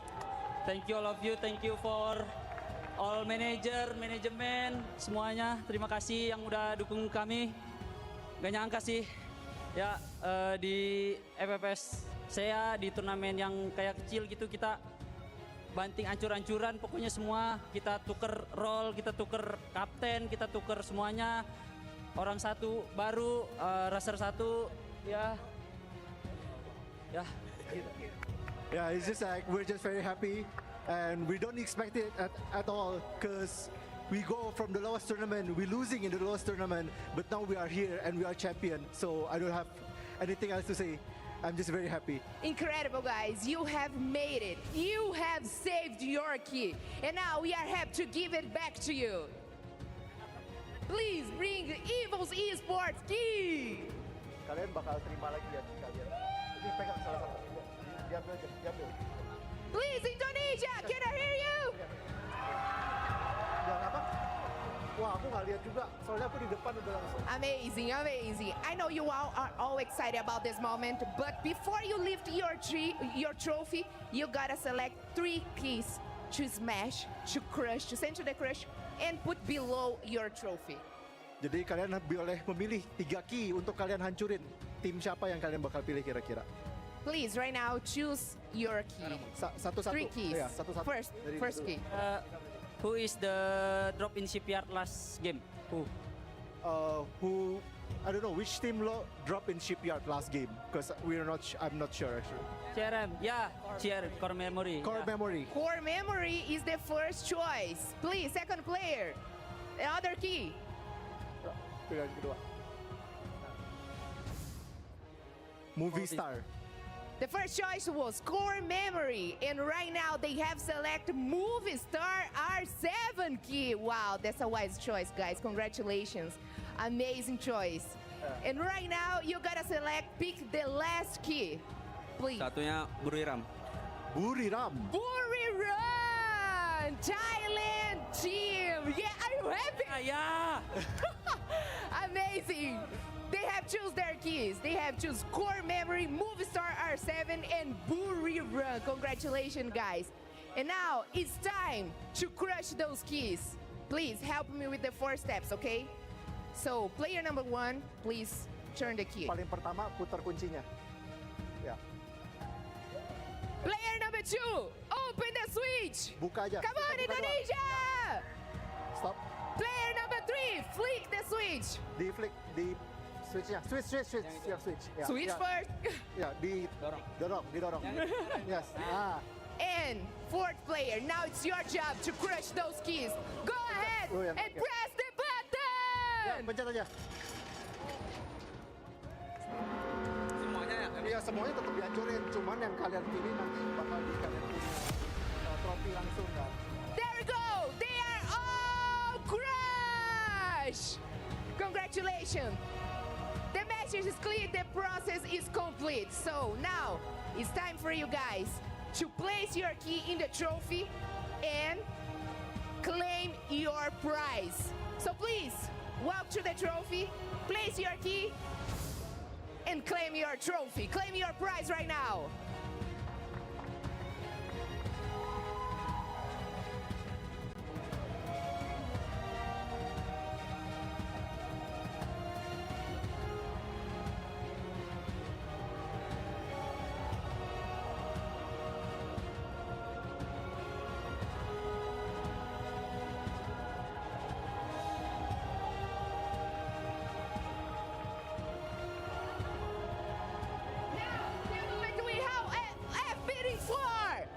Please give it up loud and proud for the Free Fire Esports World Series 2025 champions, Team EWC Sports!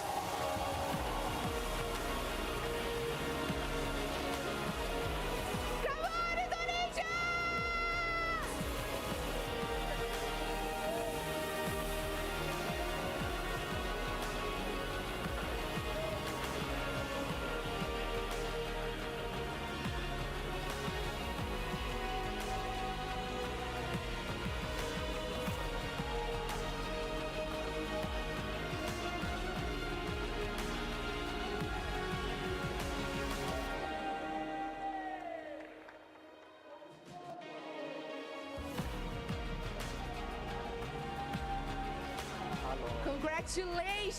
Congratulations, Evils. That must be a really nice moment to be here and showing your trophy to your enemies right now. Congratulations. And I would like to know, how does it finally feel to hold this trophy in your hands? Bagaimana perasaan kalian memegang trofi ini? Good. Anything else to share? It seems like Russia has something to share, but I'm going to talk to you in a minute because I know this moment, it's everything for you guys. Congratulations. Indonesia, are you there? Awesome. So I'm going to walk through here right now because I'm going to position Russia close to the translator. Russia ke gua. Please. We're gonna have a chat for a moment. Congratulations, Russia. This is an awesome moment right now. Now, the moment you all have been waiting for. We have watched great performance here today. And now it's the time for the Sony Tournament MVP. And the Sony Tournament MVP is Russia!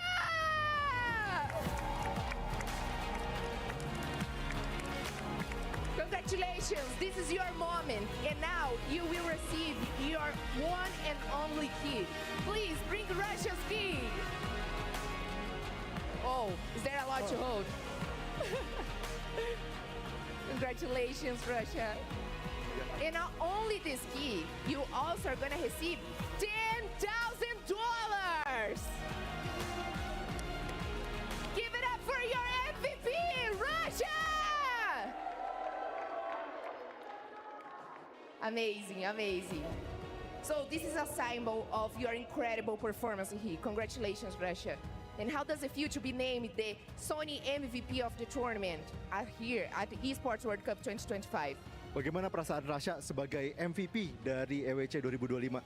I don't know, I can believe this day. You know, as the youngest player in EWC, I will, of course, I will try my best to be champion. And yeah, Alhamdulillah, I got this champion. And that I am the true wonder kid.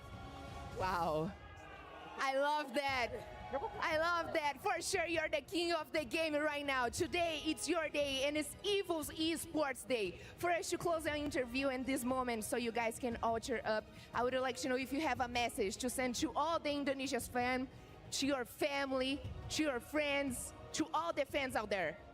Terima kasih buat EVOS Fam yang ada di sana yang udah dukung kita dan yang lagi nonton. Terima kasih juga untuk keluargaku yang sudah mendukungku dan ya, piala ini juga buat kalian semua, guys.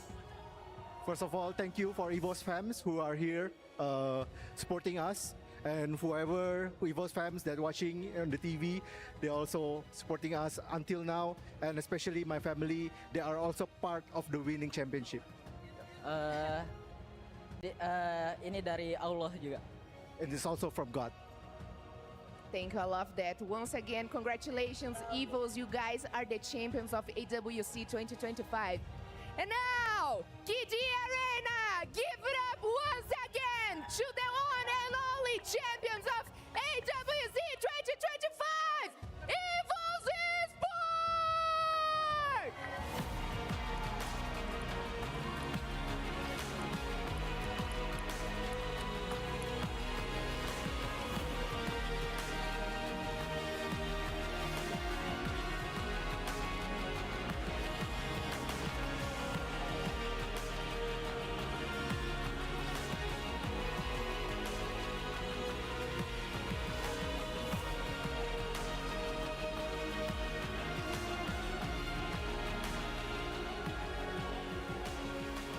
Last year, EVOS could only dream of this moment as Team Falcons swiped it away in that final match. But EVOS, the dream has finally come alive as they hold up the trophy and claim the title in 2025. And they truly have deserved it. From start to finish today, not only did they lead their opponents, they were being chased by some of the best, the absolute best in the world of Free Fire's esports.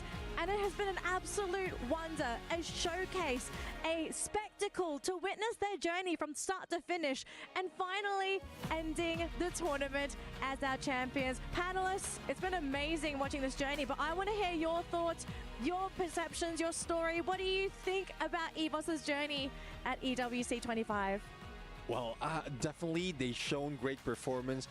Being introduced with the Wonder Kid in this year's EWC, Free Fire at EWC, it shows great potential, but there still was doubt.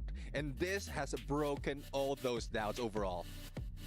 I think this is just for anybody watching out there, everybody who's tuning in, EVOS Esports, this has been a very long journey for them of rebuilding, recreating, and finally getting a roster that can actually win despite getting closer and closer each year. Even if they don't watch the esports itself, how can you not be not only proud, but feel emotional for these kids winning this title? I'm so emotional right now, and I'm also really happy for them. Well, it was such an amazing day. I love to see them playing, and I mean, I was kind of cheering for them in the end. So I'm really happy. So congratulations, EVOS. They deserve the title. Maybe this is another step in the right direction here for EVOS, right? This is only the beginning for them this year. And of course, there's also going to be the World Championship. That's going to be the next thing that they would love to take. Imagine a team taking both titles, the true world champions, and all of it starting here at EWC 25. Like, they showed us they were capable of beating some of the biggest names in the entire scene, and a lot of people looked at Falcons and the way that Falcons played at the beginning of the tournament. They looked like they could have taken the title. Broman was in the competition as well. There were so many teams that could have won, but EVOS did it in such a demanding, very commanding, a way that a champion should take their title.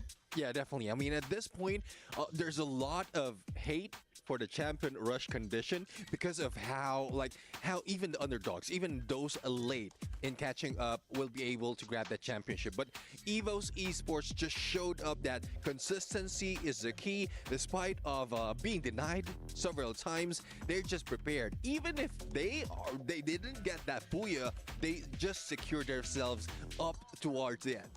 Well, let's not forget about the competitors here. Even though they are having the best moment of their lives, this is just the starting point, and honestly some of the worst moments for Team Vitality in particular. You're after everything that they put you through, at the end, it just comes down to a single Clash squad. Oh, it's heartbreaking to watch. You could see them, they were destroyed.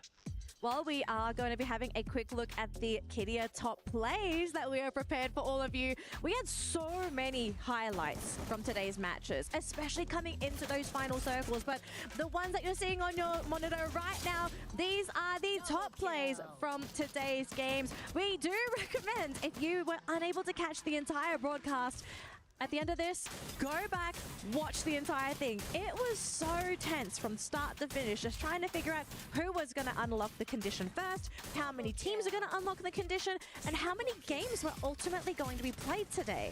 Yeah, exactly. I mean, it's the number of teams that's being taken down, the anticipation that whether they will be unlocking the champion rush condition or not, or will they be the ones grabbing the next booyah after achieving that champion rush condition. That's what brings excitement, especially for tonight. I'm telling you, $1 million idea anime series, we need it now. We need it now. The story's already painted, the script is here, and it's just so free. We got to get on it right away. Or you can watch it for free if you go back and watch the entire broadcast. I mean, Raja, I want to hear your favorite moment at EWC this year. Like, what do you think really made the event stand out? Probably all of them. I'm loving being part of it, so I'm really happy also. But I mean, I'm really happy about the EVOS winning the tournament. I think, I don't know, I don't even know how to explain, but I was cheering for them because of the whole history, you know, and they are playing really consistent, and also they deserve it a lot. So that's probably the best part for me. So I mean, I'm really happy about it because Brazilian team, they also, I mean, didn't play that much. Loss actually did such an amazing job, but well, I think it was the time from EVOS, and that kind of explains a lot. And it's also going to be preparation for these teams once they do play the new format in their region. So they do have a bit of an advantage. But you know who else had an advantage? Rasya, who was our Sony MVP of the tournament. And look, he deserved it. He got MVP twice before this. So the boy, he clearly left his mark here at EWC 25. And he's probably going to be the gold standard that everyone's going to aim for at EWC 26. Oh, it's going to be tough right now because you're talking about 16 years old and he is becoming a standard, and those other snipers are will be growing older. You know how it is. When you grow older, you won't be reacting that fast, and it would be difficult to catch up. So we might see new bloods coming in just to make sure that they can keep up with Rasya. I mean, he's the next generation, right? Next generation of Free Fire esports heroes, legends currently in the making, and now developing a legacy. And I think the scariest part about it is that how the story aligned literally so perfectly. His 101th knockdown, he gets the championship title. That's it. I mean, there's just so much. I'm your fan. Rosie, I'm your fan. Please teach me how to play like this. I think I need it. a lot of us how to play this game. So you're not the only one, Raja. But we do have EVOS heading their way to the trophy. We need to do their award ceremony. They need to be given their dues because they have worked hard to earn this title. And so they're making their way to the trophy ceremony. I mean, you can see the smile, the happiness. They also have people waiting for them as well. I can't imagine how the players are feeling. We can see it, but I don't think anybody can feel that level of happiness, that achievement of being an EWC 25 champion. Yeah, I'm pretty sure like after game they have felt it, but they haven't realized like the impact. Shock. Yes, it's a shock, the excitement, because they know that that's the only thing that they're waiting for. But the impact of this win, it would be great. I mean, Raza is already big, but I guess after this, he'll still be bigger, but not yet in height because he's still 16 years old, but you know what I mean. He's got time to grow. He's got time to grow, but also just the raw exhaustion here as they're looking to put their frame in the totem to create that legacy, right? The weight of all of their struggles also in the weight of their trophy. Now, we are going to be doing our ceremony here. We have a VIP. We have Mike McCabe, COO of the Esports World Cup Foundation, helping to give the award to EVOS. This is such a momentous occasion. The fact that they are being given the award, they're finally realizing it, right? The moment is actually happening because this was supposed to be them last year.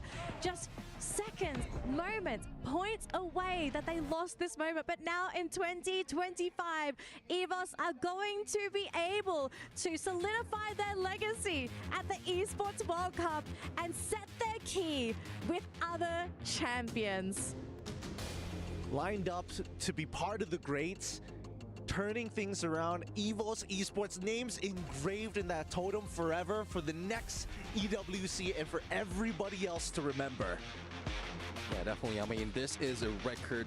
This is something that EVOS Esports has been waiting for since last year. That disappointment that we've seen from them has now been erased. It's all joy, it's all pride, and I guess there's a lot more that will be seen from them, especially for the next season in the regional qualifiers as well as the World Series.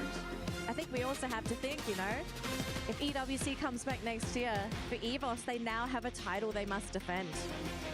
Imagine the pressure, the stress, the preparations you have to already set forward to defend that title. I mean, it's a completely different experience when you are chasing that key, but now they finally have it, and it's now time to defend it from our other teams. But EVOS, congratulations on your title. What a way to end EWC 25 for Free Fire. Thank you to all of our amazing